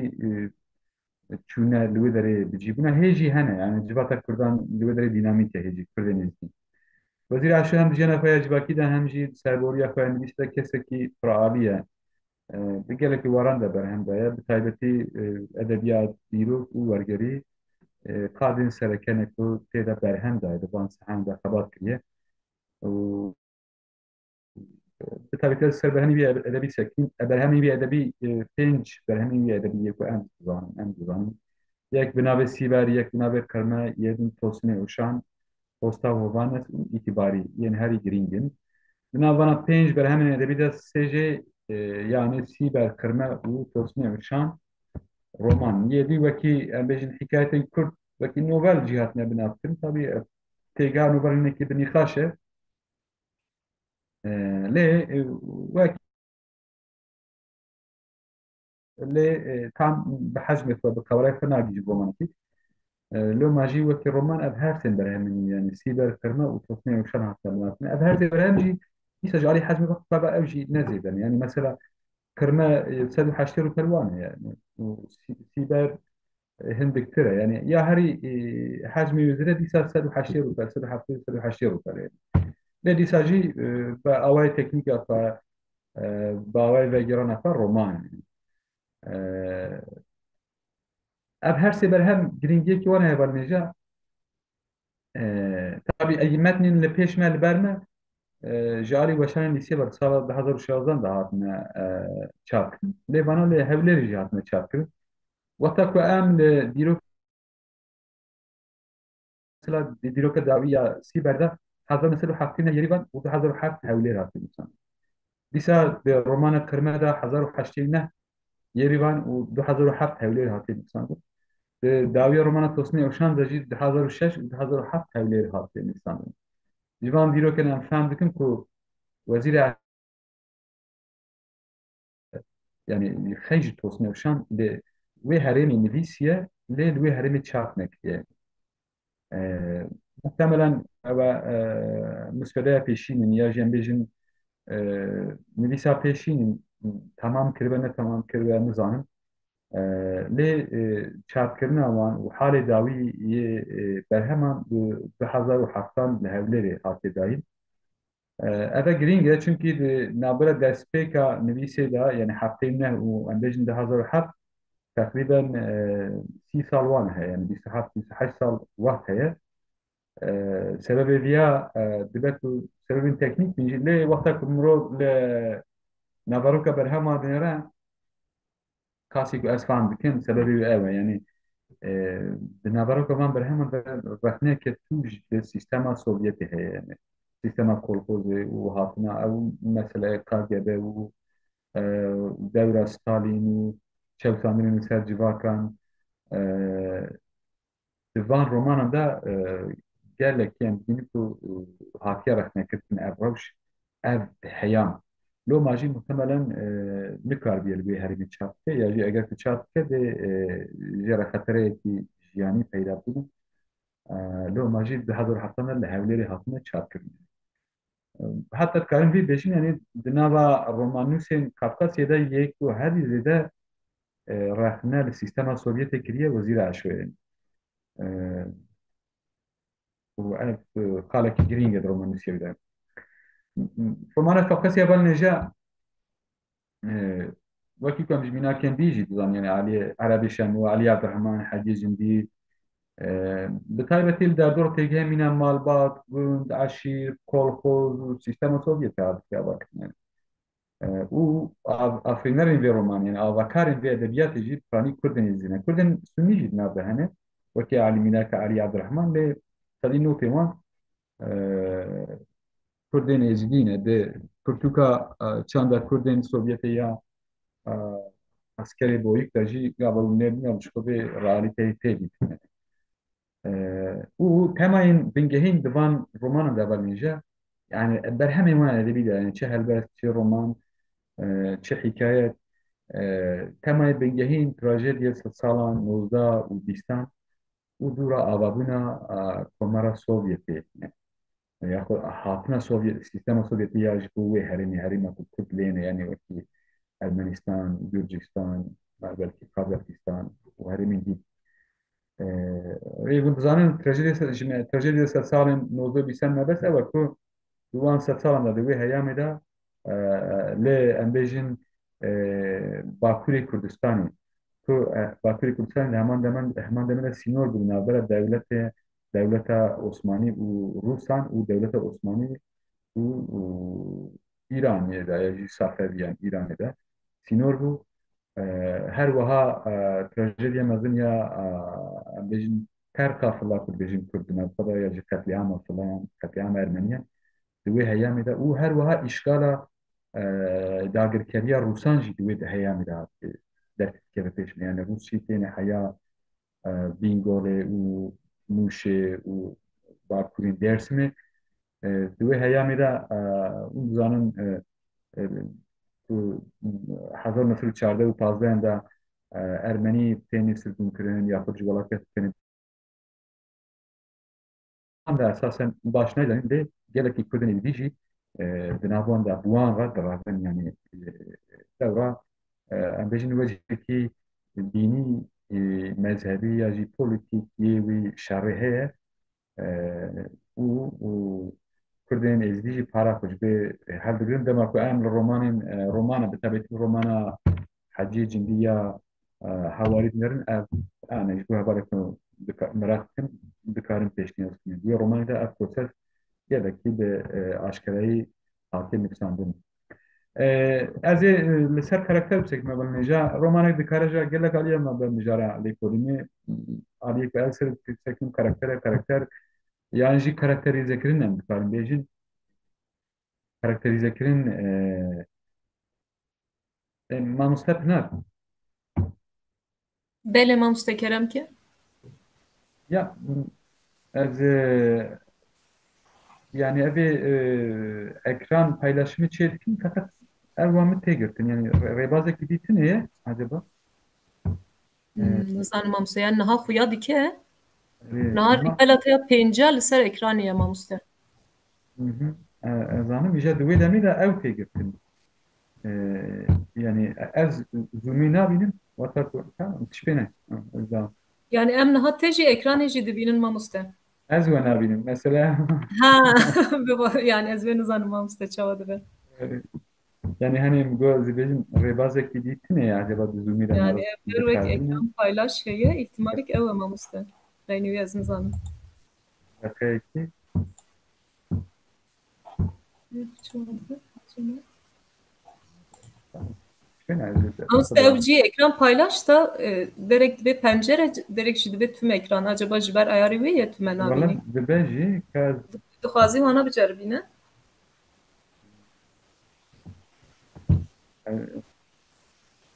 Benim ezber bilmem. Bize tamamen nar hepsi yani. Evet. Xarab da. Siz beni tamam. Lekunler Mehmet Tekin dibece xalata ku em bejin nivîskar da afin ray aras ew karakterize yani. Yani karakterize dibe de tabii mebez karakterize kirin yani heyine ki mirovekî em bejin car heye tabii ev ne hey mirovekî illa dibe ku ajalek de dibe ku darek de yani tabii. Lê tu wesfiyetekî tiştekî bar dikî ya jî wesfiyeta tiştekî derdixî pêş û birêya tehlîl û analîz û ya di çarçoveya edebiyat de tu zana pêşkêş dikî bi gorî kaydên giştiyên edebî eger roman da roman eger helbest de helbest eger çîrok de çîrok giringiyekî karakter ew e ku yani giringbûna karakter di romanê de piştî bi taybetî yani piştî sed salên em bêjin hevdeh hejde wanê pêşketina sanayiyê û peydabûna kar û meslekên nû yani giringbûna takipkes yani berê min dizan yani berê em dibêjin tabii em ji ana da ji rewşa xwe ya îroyî yaxud ji pozisyona xwe ya ku di vê de em dê dêrin belkî xelet de jî nixandin lê bi giştî wiha tê gotin yani berê karakter yaxud takipkes ne giring bû ji civakê yani civak mefhûma civakê bêtir bi pêş bûye Roma jî yani teferruatên yani wekî ku em çîrokan de dibînin wekî ku em destanan de dibînin dertê pêşme ya jî wekî ku romanên pêşîn de dertkeve pêşme yani zêde teferruatê wan tune yani derûniya wan em bêjin nakokiyên wan û şerê wan ê hundirîn yani yek karakter e yani û temsîliyeta wan ya civakê yani ji ber ku nêrîna civakê yaxud nêrîna edebiyatê ya li van meselan wê demê bi wî şeklî bû lê pêşketina yani guharîna ewa civakî di vî alî de jî di meselaya karakter de jî bi para hin guherîna anî ev jî yek jî ew e ku yani karakter em bêjin wekî dîsa nav civakê de lê bi serê xwe dibe fokusek dibe navendek ji bo edebiyatê me Roma îja bi detayî wî teferruatê we tê dar dikevin nivîskar ev ji vî alî ve girîng e. Heta di romanê de êdî karakter carna dibare ku bide ku hemî roman û nivîskar bi xwe jî dibin siya wî de bin. Yani mesela demek em hin romanan dixwînin ji navê romanê ji nivîskarê romanê bêtir ew karakterên wan dihêşê nebin. Wekî em bêjin mesela belki gelek kes romana nizan ba ama navê Raskolnikov dizane ya jî em bêjin Madame Bovary dizane ya jî Quasimodo mesela yani. Mesela navê bu mesela divê Quasimodo da eviye gelekî li pêşê yani e, navê romanê Notre Dame de Paris'e yani navê nivîskar Victor Hugo ye lê Quasimodo bu xwe biye fenomenek ye biye diyardeyek ye ji ber ku karakterekî girîng e û mora xwe li wê romanek kir ya xwe em bêjin nivîskarê romanê ew qesa bihêz e ew qesa di pênûsa xwe de mahir e westaya ku karakterekî wisa li civakî tîye nave maşî meseleyekî girîng e. Derbasê romanê wî bi mivalnêja me goş xwe sê romanê wî pêşbîn yek Sîber yek Xirme yek jî Tosinê Mişan. Romana Sîber de demek ku em bala xwe din karakterên hevalêje ya herî girîng yani ji bo mijara karakter ev e ku navê karakter û navê romanê yek e dibêje. Yani Sîber bi xwe hem di romanê de karakterek ye û hem jî nivîskar wisa tercîh kiriye ku navê wê wekî navê romanê diyar bike. û di berhemendî yên Wezîrê Eşo de jî em bêbînin wekî Tosinê û Şan ew jî hem karakterê esasî yê romanê ye û navê romanê jî li wê wekî navê wî hatiye danîn. Dîsa hosta Hovhannes wekî novelekî ye wekî em hikayeteke dirêj e di wir de jî heman reş tê pêşiya me ev jî tabii gavek em li aliyê dîdin em bêjin ku Wezîrê Eşo bi mesela karaktera gelek li pêşe lê diqet nebe wekî tercihek em bînin ku navê karakteran li romanê kiriye ev jî girîng e. Digel ku Sîber karakterek ye di romanê de jî û navê xwe daye romanê jî lê lazim em bêjin ku Sîber keçikek ye yani birê navê de bêjin yani jarî cinsiyetî xwe. Lê karakterê serekenî ne di romanê de. Yani dibe ku ji bo nivîskar karakterekî girîng be lê dema ku em li honaka bûyeran ew romanê dinêrin bûyer li derdora yani ew di navenda bûyeran de ye lê aktivîteyên wê nînin yê ku honaka romanê fikirine aktivîte bêtir yê karakterên serekê ye bi navê yek Erto yek dî jî Xudo ye Erto bavê Temir e Temir û Sîber dixwazin berdora bizevicin û Xudo jî bavê Sîberê. Rakî intensiyon romanê göre westên van her du kesan yani Erto û Xudo roman bi planî behsa têkiliyên kevin yên civaka Kurdên Kafkasyê dike tê de sîstema nû ya Sovyetê û Kolxoz nev girîng e yani romana Kafkasyayê de hema bêjin hemî romanan de yani ew trajediya berê dîsa rewşa civakaya sîstema Sovyetê ya nû bi taybetî Kolxozî belkî Kurd gundan dijîn yani ji bajaran bêtir li wê de li gundan dijîn ya rastdewleta sîstema Sovyetê ji wan re hin gundan daye wan û li gundan jî Sovyetê Kolxoz e yani loma jî Kolxoz di romanên Kurdên Sovyetê de gelekî derbas bûn di vê romanê de romana Sîber ne karakterên romanê wekî me got Erto Temir tişta girîng di vê romanê de evelîja karakter nava atmosfereke edebî û civakî de nehatine dayîn bi tenê bi rengekî panoramîk helwesta waniya hingî hatiye nîşan dar yani wekî me gavkî berê got wiha erê Wezîr Eşo bi xwe nivîskareke aîdê serdana jiyan lê wexta ku em li tarzê nivîsa wî dinêrin bêtir bi fehm û fereseta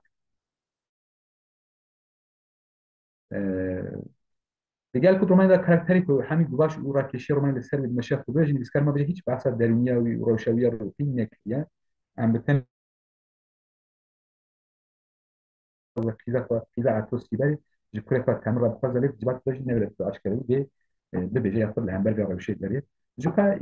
یک تایبەت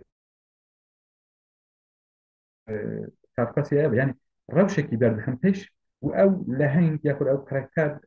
لە چارچوبای وێ ڕەوشێدا تێ ئانالیزکردن یاخود تێ پێشکەشکردن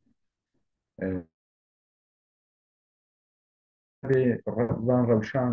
بە تایبەتی لەسەر بێ نایسەکی ئەف جی دووارێ کارکتەریزاسیۆن لە کارکتەریزەکردندا کێماسیەکی پەیدا پێش بوو ڕۆمانەوان یانی تەبێ شیرۆڤەیانە دەبێت و یەک بێ شیرۆڤەیە قبول نەکردێن بله دکارم بنا بێژم و بزانم وەختی نەیگزێتن دەرباسی ڕۆمانە کڕمەت بنجا دەبێ ڕۆمانیدا دوو کارکتەری سەرەکیە دەتکەن پێشمە یەک ژێ تیتال سلویان و یەکیژی تیتالی سلویان و تیتالی کۆچویان يعني راكشيا روماني تانسيون الرومانيا تانسيون هناك بيران هادو كسان وزرباس ياخد فيكي تشكل كه بكلا كمان هادو كاركترين سركه شباب باب تلسوان وجزء جنة تلسوان جي دو كاركترين على كارن هاد جرين رومانا كرمة جزء وكي كاركترك إدعال فيها جزء جنة كذا تشتي مرنا ميرفا كنا بأكسيوني جرجي دقال كل بين زمان نزانجي قبول بكتب بالتيتال را بزوجة أو عادتي جانا قول به قلنا خزور وقسيا خدارنا و هر كاري مالا مازن مالا فاتك أبا تشتي جرينج يعني رومانوسي إشارات به چونکی تارزه کینجن رومانوس بخواجی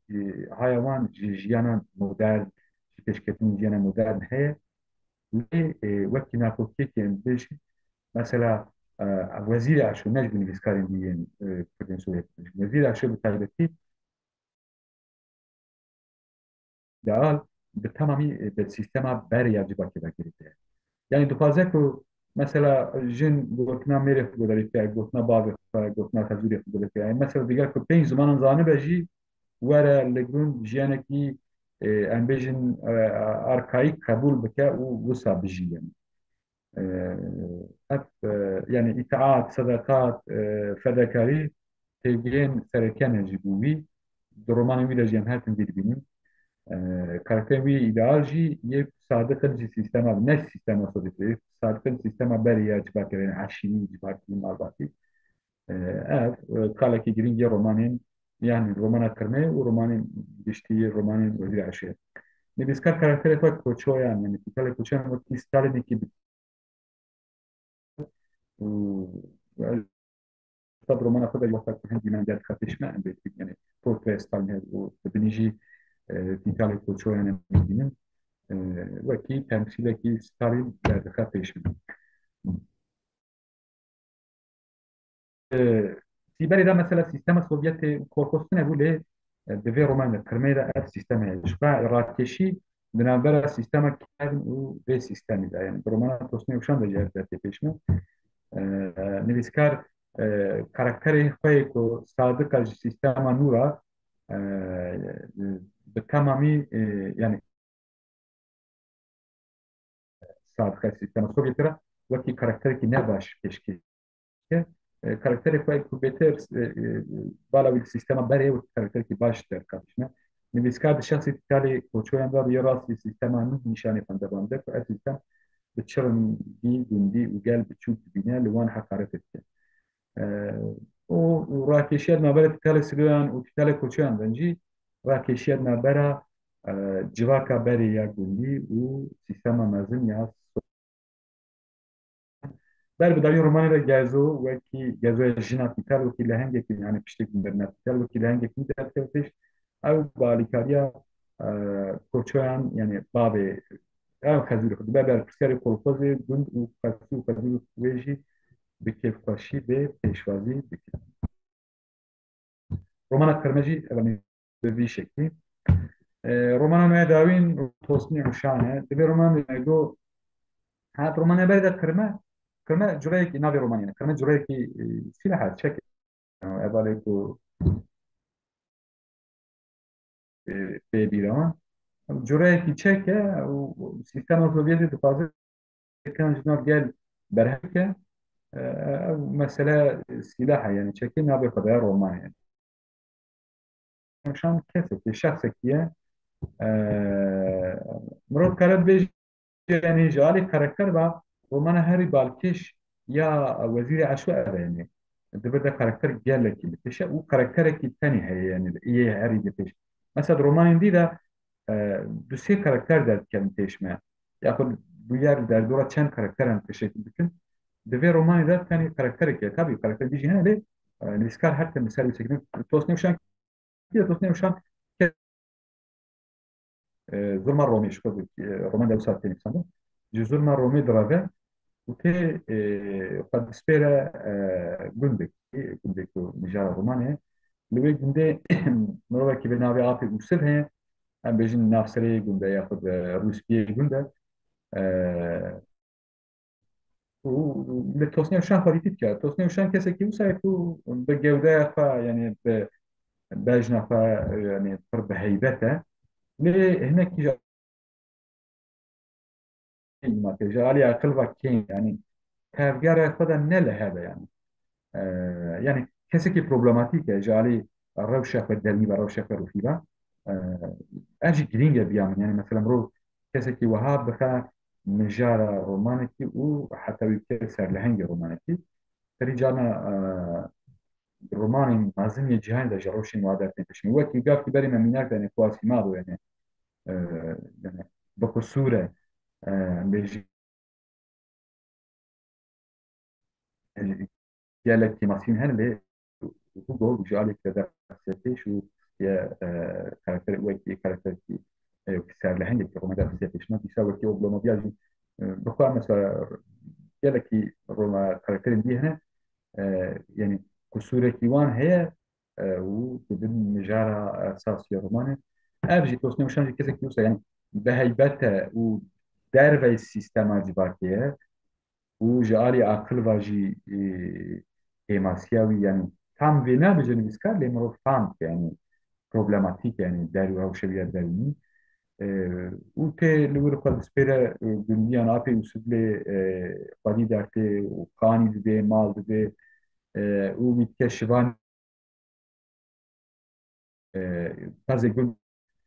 lê di vê navberê de sîstema nû ya Sovyetê tê ya Sovyetê tabii dewlemendên mal hukmek wan namîne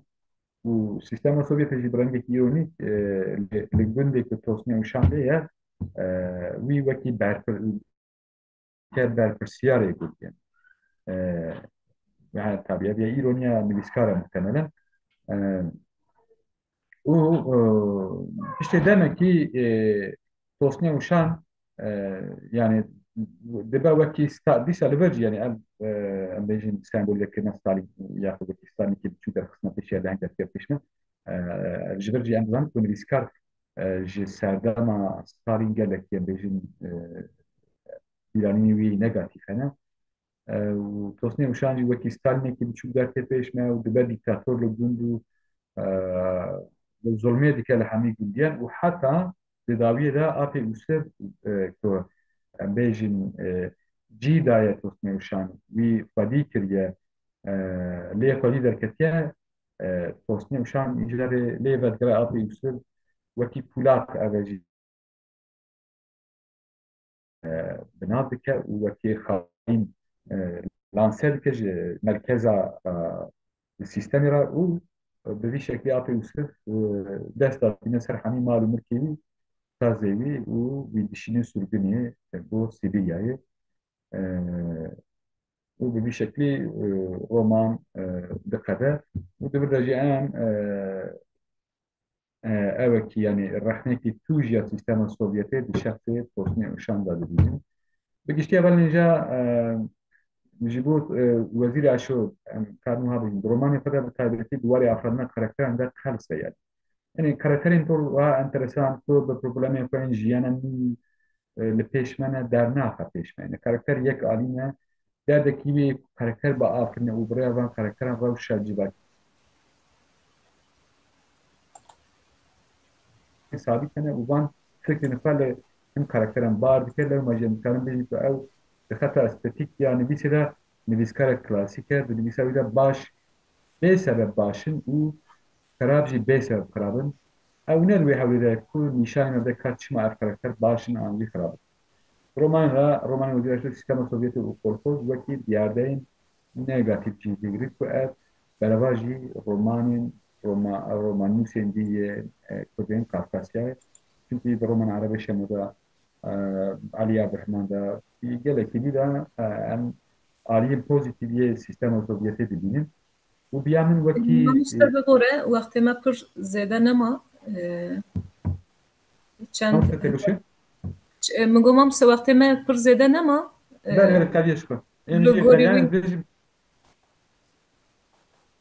kerem ke mamoste bêjim ku min qas dawî de bêjim yani di romanên dî de di romanên Kurdên Kafkasyê yên dî de yani sistema Sovyetê wekî sistemekî pozîtîv hatiye pêşkêşkirin di romanê û biya min ev realîtekî jî lê de romanên وهي بالتمامي وقت السيستم كي خراب لپیش ما خویاد کرد بله گلک سپاس خبر نیجز بود و گذاری کرد و شتی پرزیدنشن به شکلی افکار gelek spas mamoste mala tava em jî gelek spas dikin ji bo pêşkêşiya te em pirsan ha bigirin mamoste ya dawiyê ez jî bixedînim bi hev re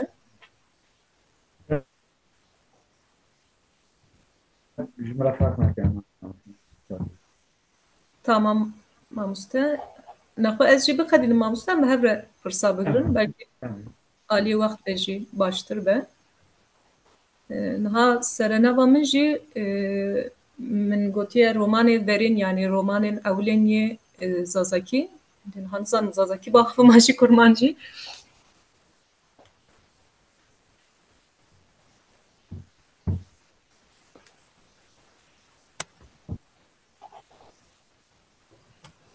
gelo fêmkirina Zazakî de problem heye an jî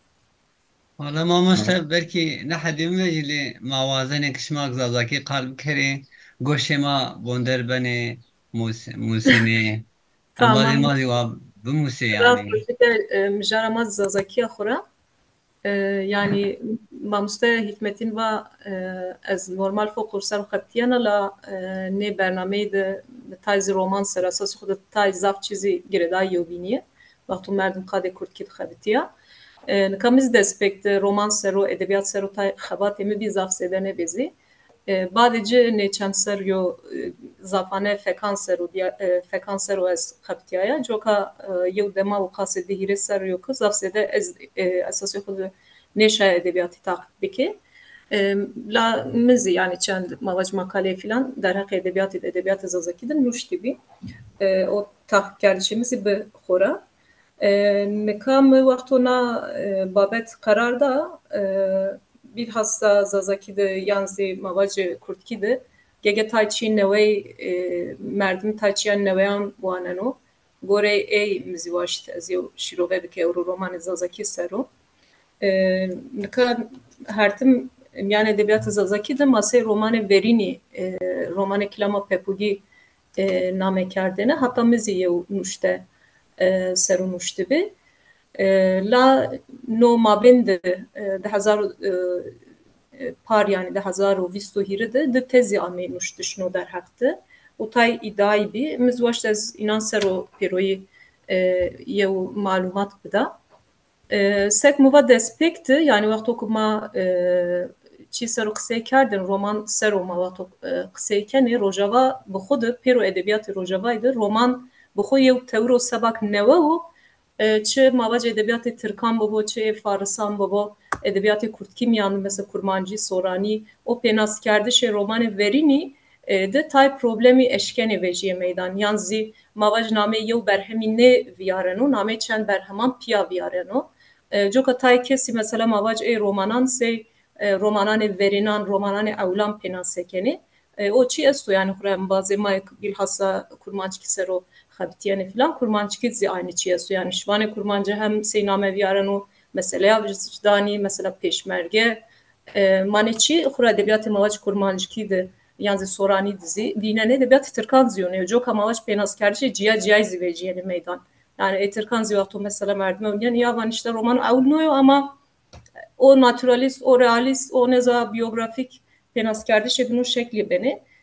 Sebakı Zazaki de zavzede berhem içini bi yanzi mavac o şirovekerdi şeneve neve içini bi ma zafane ne rahne kilama pepugi sero berdine tabi ya hususiyete kilama pepugisini ser de hazar de çap bi vakto ki mire verin zikilama pepugi vandı çok mu zaf şaş verdi. Bunu bakı müvat herhalde edebiyat diniyat belki merneş olacak ama mesela edebiyat roşilat edip peroyi yev romano verin hend serkevte bu mrizaf acayip amebe ama müvat bkhurayı u deme uzaf ereyd ame u nuştuş nuştuh bxu hem zuani başstano hem mavaş teknik romani başstano filan o raştazi yev hususiyet u bino yani evrozim yani romanane mavacı ten yazazakid ne pero kurtkidzi yew romano taybet o ki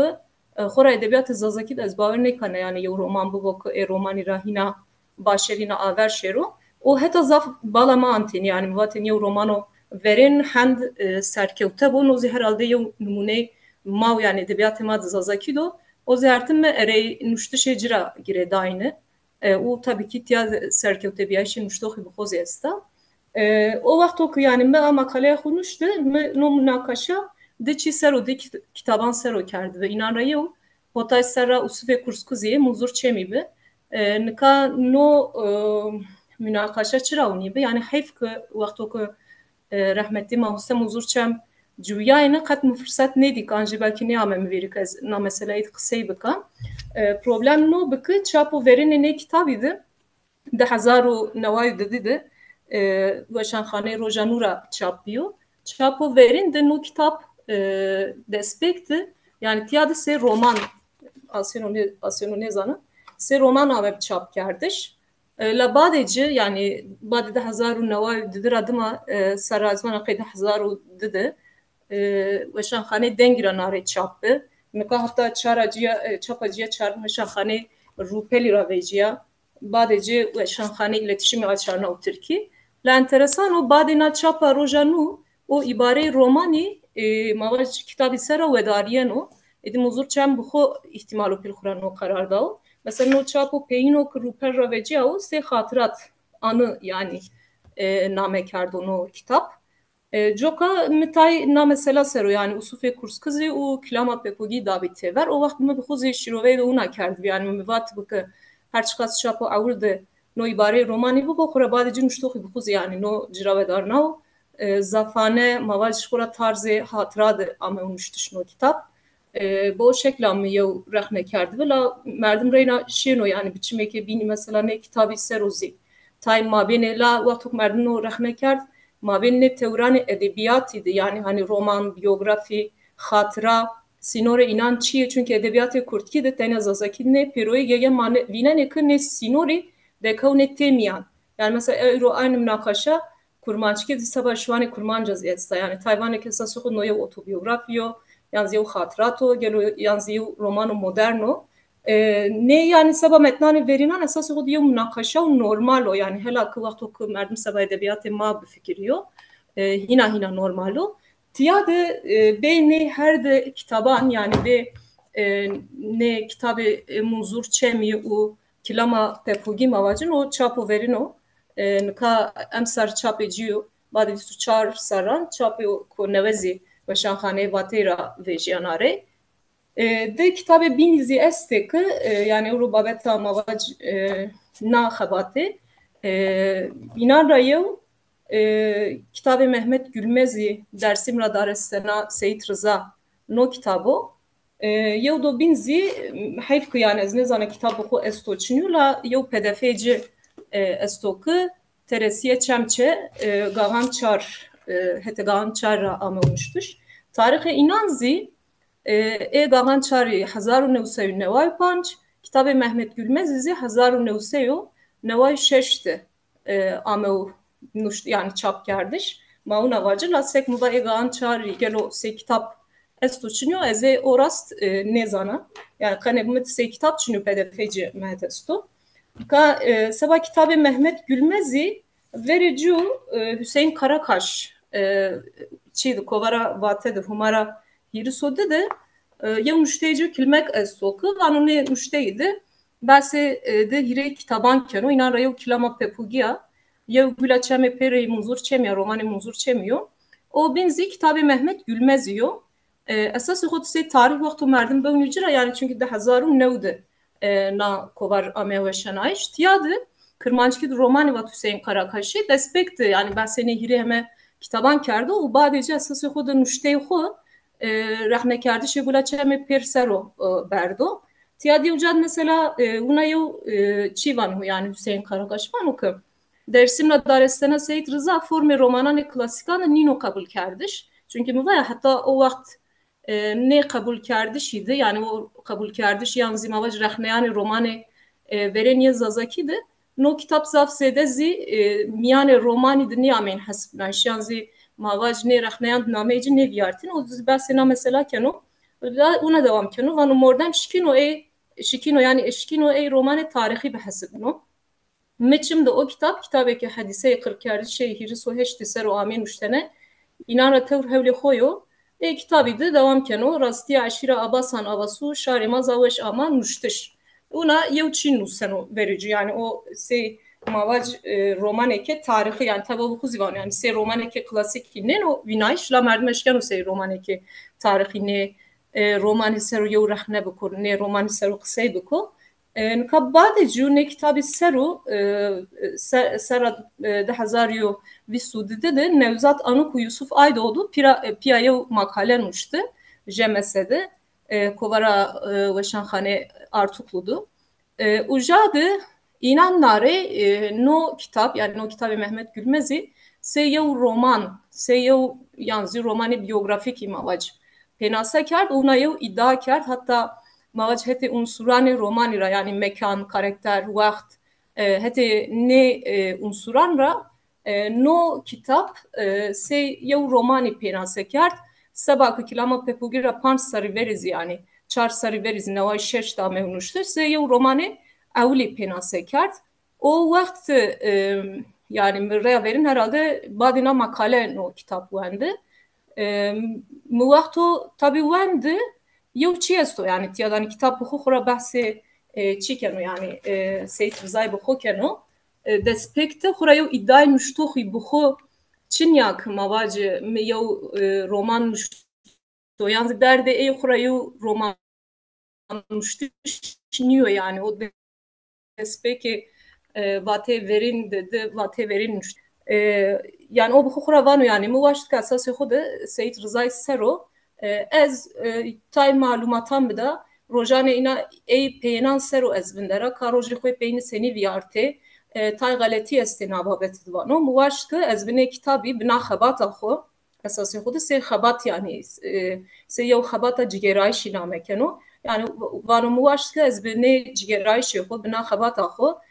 ezi na mesele de tay şaşi esteke ez vazana rastiya ce muvaştı ez binusa tabi tay چیزی استیاد یعنی ای کسی که شاهد نه مسئله بی کسی که راست نه مسئله دیا inan reyd zikse کرد و کسی که پیینی de yani mendi inan reyd kısa کرد derdi oyo sek mi vayan iddiayı nüştohi bu xod çiniyor la vakto ku ez reyna yani çendre bini agiraya ne romani mavacın ne kitabı vakto ku muvendi peyni de merdim vakto ku çendre bu ano o hete mavac unsurane romanı rabbi fikiriyor. Sek mi vakura iddia nüştohi bu çinya yani no vardı. O derdi ey o yok ki Seyit Rıza'yı ser o tay malumatani galatiyan raşt buko tay mavac rastiyan binuso muzur çem hatta zaf mavac hetkariyacı kerda yanzi peşniyaz kerdo ki hani Seyit Rıza ancak be zuane Seyit Rıza'yı eşkenu yine baş bir o ifade kerdiş çok az akinuştu. Badece şaşne bak açarnav Türkizi aynı kitap. Lasek mava yani merdim vakti kutay ne mavaş termi romanı biyografik iseru bu fikiriyor. Tay termi ne sinorani biyografi romanı biyografik ne sinoran بدوور چمانه خو بفکریو اسلوب کتابی را وقتو بونیو جرا tamam karakteri raskine خورا iddiای ایزی اویا چیان راسکیان بنوستو iddiای که سی roman muştur seçiniya la tür penid merdim وقتو hete اسلوبی را hete munitişi ra yani o munitişoka ey bu seniye muniteyi sero ne hadiseyi kal kerdi merdim belki eşken o yani şey siyasası yok sey romanı biyografiki ne romani penase biko lasek mı yani goreyme illa yevcadı hani yev penas kerdiş illa işte yev çiyo verin noyo despeke her edebiyat şaride fora no şekla yani çend name viyarene çend çi este u ne hertim akerde münakaşe yani miztena bu aşka hani bir yev çime kobin hani merdmişin ne seni benirhno kitabı binzi teresiye çemçe sek muva sey kitap mehete düşünüyor az ne zana gel o sey kitap raştazı çap biyo ne biyo ne pdf saru yo isebene esto yani işte gore isebene sara 1995'di Hollanda'da çap biyo kan ne kitap izi rea verin 2020 dedi Mehmet Aslanoğulları Hasan Çiftçi yo makale xud rea verin bahsine kitabı kert ki نو یو رومان اساسی خود و سبا که 1995 چاپیو رومانو ورین yani سه مردمشون رومان اولین yani سه رومان ورینی زازاکی نامه بکو رaya verin inan bahsedici kerdi be u badeci Reyna Mehmet Aslanoğulları tezahoy doktor adı azı yevser bade yani de 1920 de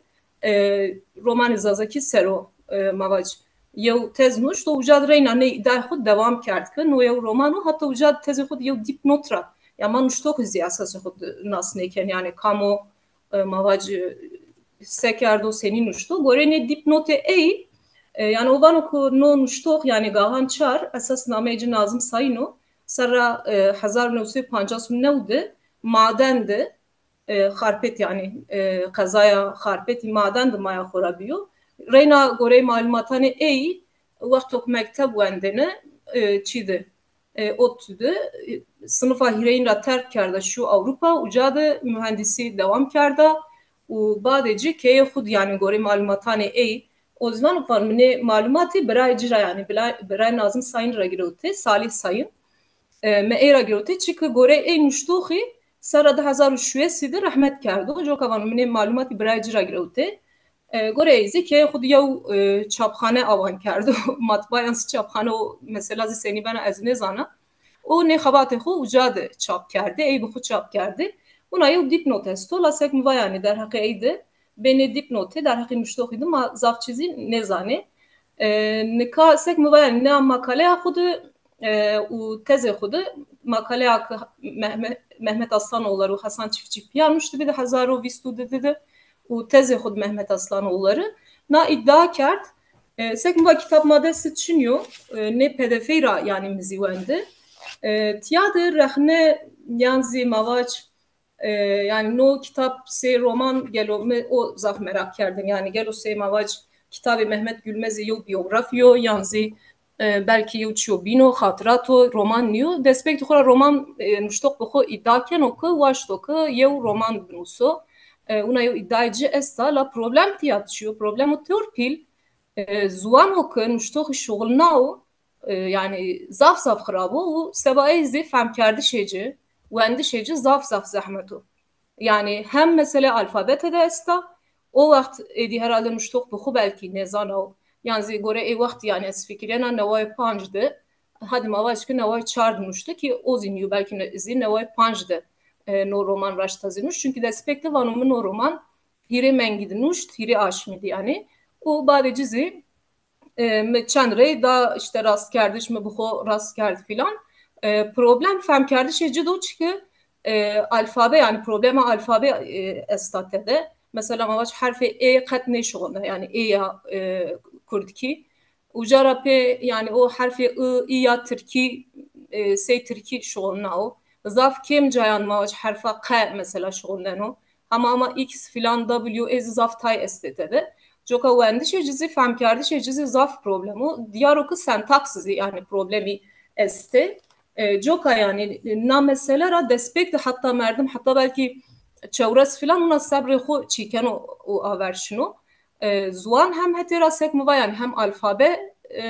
الفابه کاکو حرف کردکی نیامه شغل نایش هم اجارا و هم سنتاکسیجی خرابو problemi de ona esto hem zibime teknik nuştuşi zi problem esto yani mesela şey numune diyalogan nuştuştu mavaj romanandı hikayandı yansı vakti okumayı diyalog değil seni ben uzafane ama vacı diyalog okuma beni Hasan Hüseyin'i divero masevane mavani ki Hasan'i ona vadı nokta badece işte matay işaretan ronane uma diyalog eci uca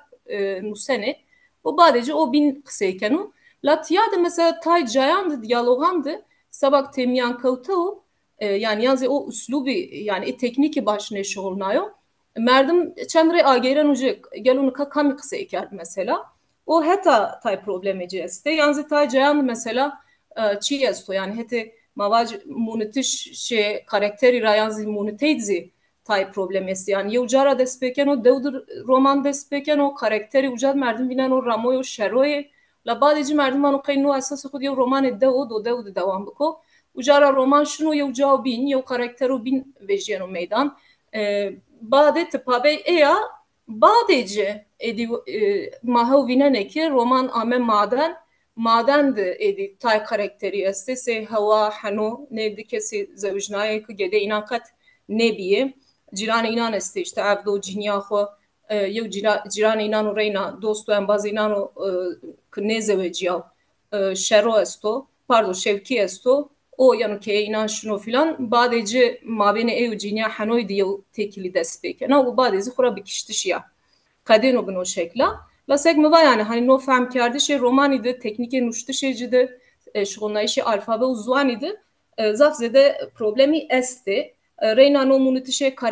karakterandı yani yazı muniteyzi tay problemi este yew cara pe esası xod yew xatsero roniyen roman hatta tay cayand mesela çen ripeli kemiye yani mesela sev çevresu çar ra direkt raveriyen o sev çevresu hevt yani dihire ripeli ucat şiniye reyna caydı mesela seru heştayo sev heştayo dedi raveriyen o sev heştayo panç mesela ripeli reyna de ripeli mabendi çiniye no hatta yani tay problemeci este la waqtu merdim peroyi mavaj hete avani ya romani ra mücra yani tamam ne problemi este ne metnide la peinde eurono metin hani destane ma verdeyo bizazaki ki ka kharab yanzi kharab boz yani ganima bir şekle beş ke ne metni sero tay çiyan vaje merdim hani şeno acaba neyse ya romani kabul buko anzineko ek merdim mavaj hete avani ra yani o avani teknik roman ra mücra çiyor mesela despekti ya roman işte karakter munite vakt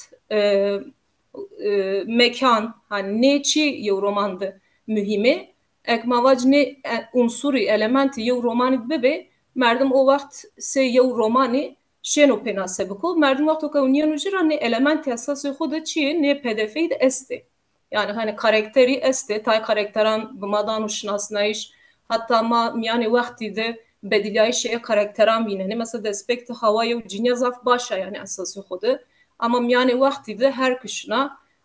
dekonam yani yo tekiliya kadaxe tekiliyacı yani zevecnaya bazı yev en bazı merde araydı biraz yani o badezi işte merde ay به هته جامر دی بین را یانو کشتش yani o şekla yevçi estoromanide sey munite sekmeva yani muniteci tajyandı temyan kavta o çünkü mesela o fokusu romani yani ama o fokusu romani kotuyor gelo çünkü despekt mesela o karakter esto kazo yevraydı işte yev keynaya bertiç binen o kora işte aşık aben o filan la mesela merdim bir merak pabe o yani gelo do seko yani kazo sabak خبرس نوع کینه دو بزوجی دو سبو سنه بو لا مثلا بعدی ته و وینه قط بحث کینه نبنو yani بحث قازوی بنو قازو رای ناشته و معدن وجد وندکار لیسه و filan la mesela قط بحث tekili filan بحث کینه نبنو yani hani tay çi una problematik este yani hete munite iratede la yev cara pe vaqto ku fokus xudan o tekiliya که ما بین هیره کسان بالحصه یعنی ما بین حنو جنیای هوا و ام باز اینا شوکیت ویارنو وقتی فوکوس خو بیل خاصادان و آب بابت سرو وجاد ایدی مونته یورای سرشنو لا سک موا belki به acele nuştu yani heti zuani ra zaf serkevteniyo belki nuştuşe zazaki diyarokı zaf zede ne yaşayan yani zazaki bir rahat binusu ucara tay problemi este mesela ya ucad aynı ripelde hava vakti kısa kenan name merdici normal hanoyo evdo tenya cirane inano yani dostu inano ku o bxuzi zevecnayo yani işte ucad mesela bana merdeyme evdo vakti ame ez ocira vace mesela sukhud merdeye evdo niyo yani hanoyo yani name karakteran mesela dihire ceyandı temyan kerdi müştohi buxo badi aynı mesela çiydi aynı ripeliydi cera narevana merdeyme hano işte vakti bero ez orayına cira işte vaca filan sek mi vayan hani ne problemizi tedeste yani hete çira hete nuştuşe zazakira mavac tay ripeli xura sek mi va tede çiniye ne problemi este la vakto ku merdim hete munite hete karakter mekan zaman ra bonujra merdim şenose yew mavac metne romane despeki kabul biko tiyat sek mi va yani xura despeki romani de roşhilattı despekt zav numune xarabi yeni nuştuş badece hedi yani merdim numune yani başam yine ya o vakit ziyatıma kilama pepugi van deniyam batın seni yani yew edebiyat roşhilattı bilhassa una yew mesela Çinya yani mesela Türkan mabani tanzimattı serdeme tanzimat idi belki hazar romanya meynuştuş la merdim raştazı euro romanan çendim raştazı şenu vacok ne romane badece yani yew deme vakt viyarano müştok inan hedi mesela roman nuştuş musene o merdim numune yani başam viyano no hatta kilama pepugi xura yew istisnaya zaf ciyabi ki bimi xura gera mavac se yani nikat yad mavac mane metnan kilama pepugi reid mukayese nekene yani kilama pepugi zafi hetan ra yani hem hete zuani ra hem hete monitey ra karakteri ra üslubi nuştoxi buxura yew mavac romano zaf serkevte oku euro edebiyat zazaki de peroyi mavac der dorme 25 roman filan ameymiştir telif az açarnayşane vana takribi destene filan açarnayş esti yani ne romanandı yani tena romanı zazakiznim yani romanı kurtkiz yevcayciyo zaf bime müstesna esto yani ki serkevte o yani ne çik nikama sabane romanane despek yani sabane metnane despeki vani problemi xura ne romanı kat çiniye yani o hatta sera se xura master roman pena sekenet ya da problem gelo ne metnik euro mavac veciya yanzi bi sero euro şirove yeni kardeş rahne yeni kardeş derdema tay noyo yani hani ma inan kotidi senin name bıkı yani hatta bime ne münakaşaydı merdim şeno hotay sera usufi kurs kızı yani dahiline münakaşaydı ko hotay sera usufi kurs kızı no kitabı Mehmet Gülmez diyor der hakkı Seyit Rızayd ameyunuştuş no işte pdf oku teresiye çemçe yani tayzi tiyadı name kardeşe inan be derdema mizi çok hani vaşt una tay meraksi yani esası xudme kerdin yani sebak tay alakaymizi roman ise romavac edebiyat seru edebiyatı kurtki seru peroyi esto çok mizi vaşt una yev çi amade bika yani hazırı bika yani mamstazdım direjji bu Hadi ev konfora ve pır başka un her duman ere mamste İlyas ne hatı yani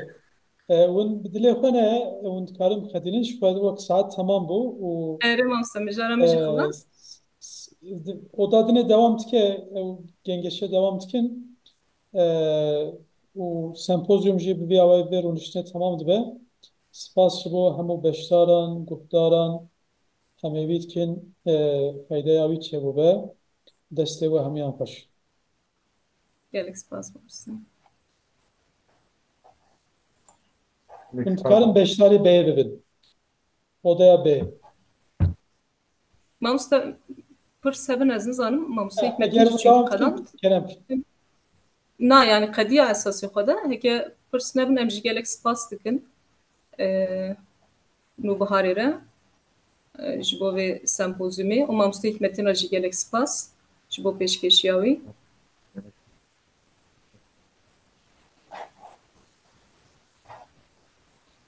خویا کو پرسیتونه نه ماموسته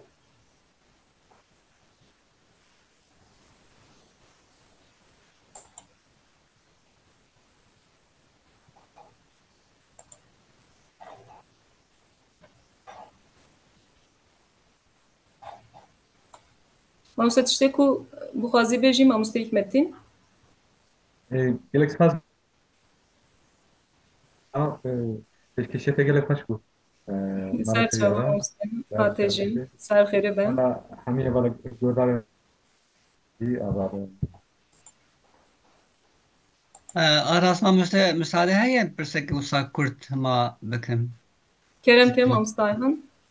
Kerem Darbi. Mamoste min çend sal beri ew romana منظور çem a gula çemê pêre xwend. Gelo tedî ew çexereka wê hebû. Wê di kurmancî da yani di kirmanckî da em bibêjin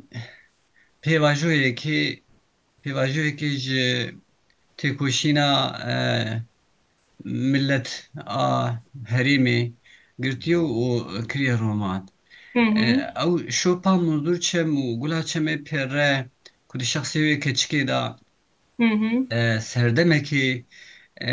ji me re dramatîze dike li ser wê şopa gula çemê pêre wekî din roman hene gelo çünkü derfetam çîne bi romanên din bixwînim lê ez merak dikim li ser wê şopê. Belê. بله ماموسته یعنی گولات چمه پر اساس خود تشتی کو تدبی ماموسته مسئله سیاسی از بیجم مسئله جواکی او شرکو از بیجم هاتیه دارده خستن فلان ادبیات از ازاکی de gelek cara hatiye bikaranın o yek ji belki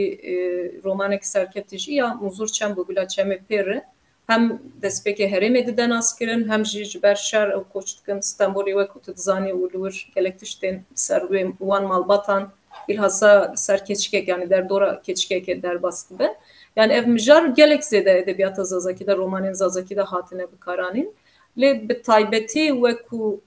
tu weku ew tiştên ku hatine yani tên serê wê keçik e yani karakter Gülcan rast ez nikarim bêjim hani bu weşiklê roman hene lê wek karakter yani karakterên jinên ku ez bêjim mora xwe bidin romanan hene yani mesela romana İlhami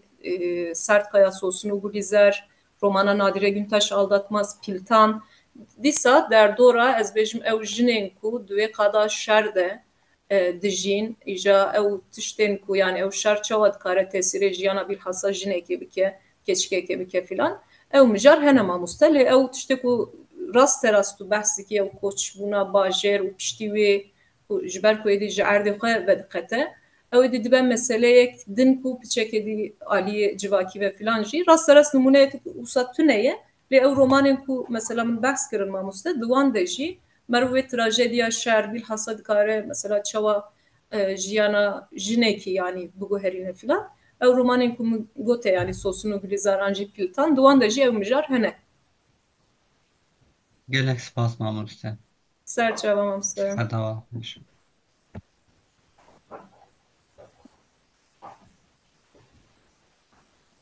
em gelek spas dikin mamoste Hikmetîn ra jî mamosteyan bo pirsatê jî gelek spas û guhdar vanên me ezîz ji we re jî gelek spas ji bo sebra we jî ke pirsî nebin êdî em rûniştina xwe bigirin rûnişteyên din ji ber ku dewam dikin belkî hin heval hene bixwazin biçin wan deran jî wan rûniştina jî bibînin xêr û xweşiyê de bibînin ser çavan gelek spas û silav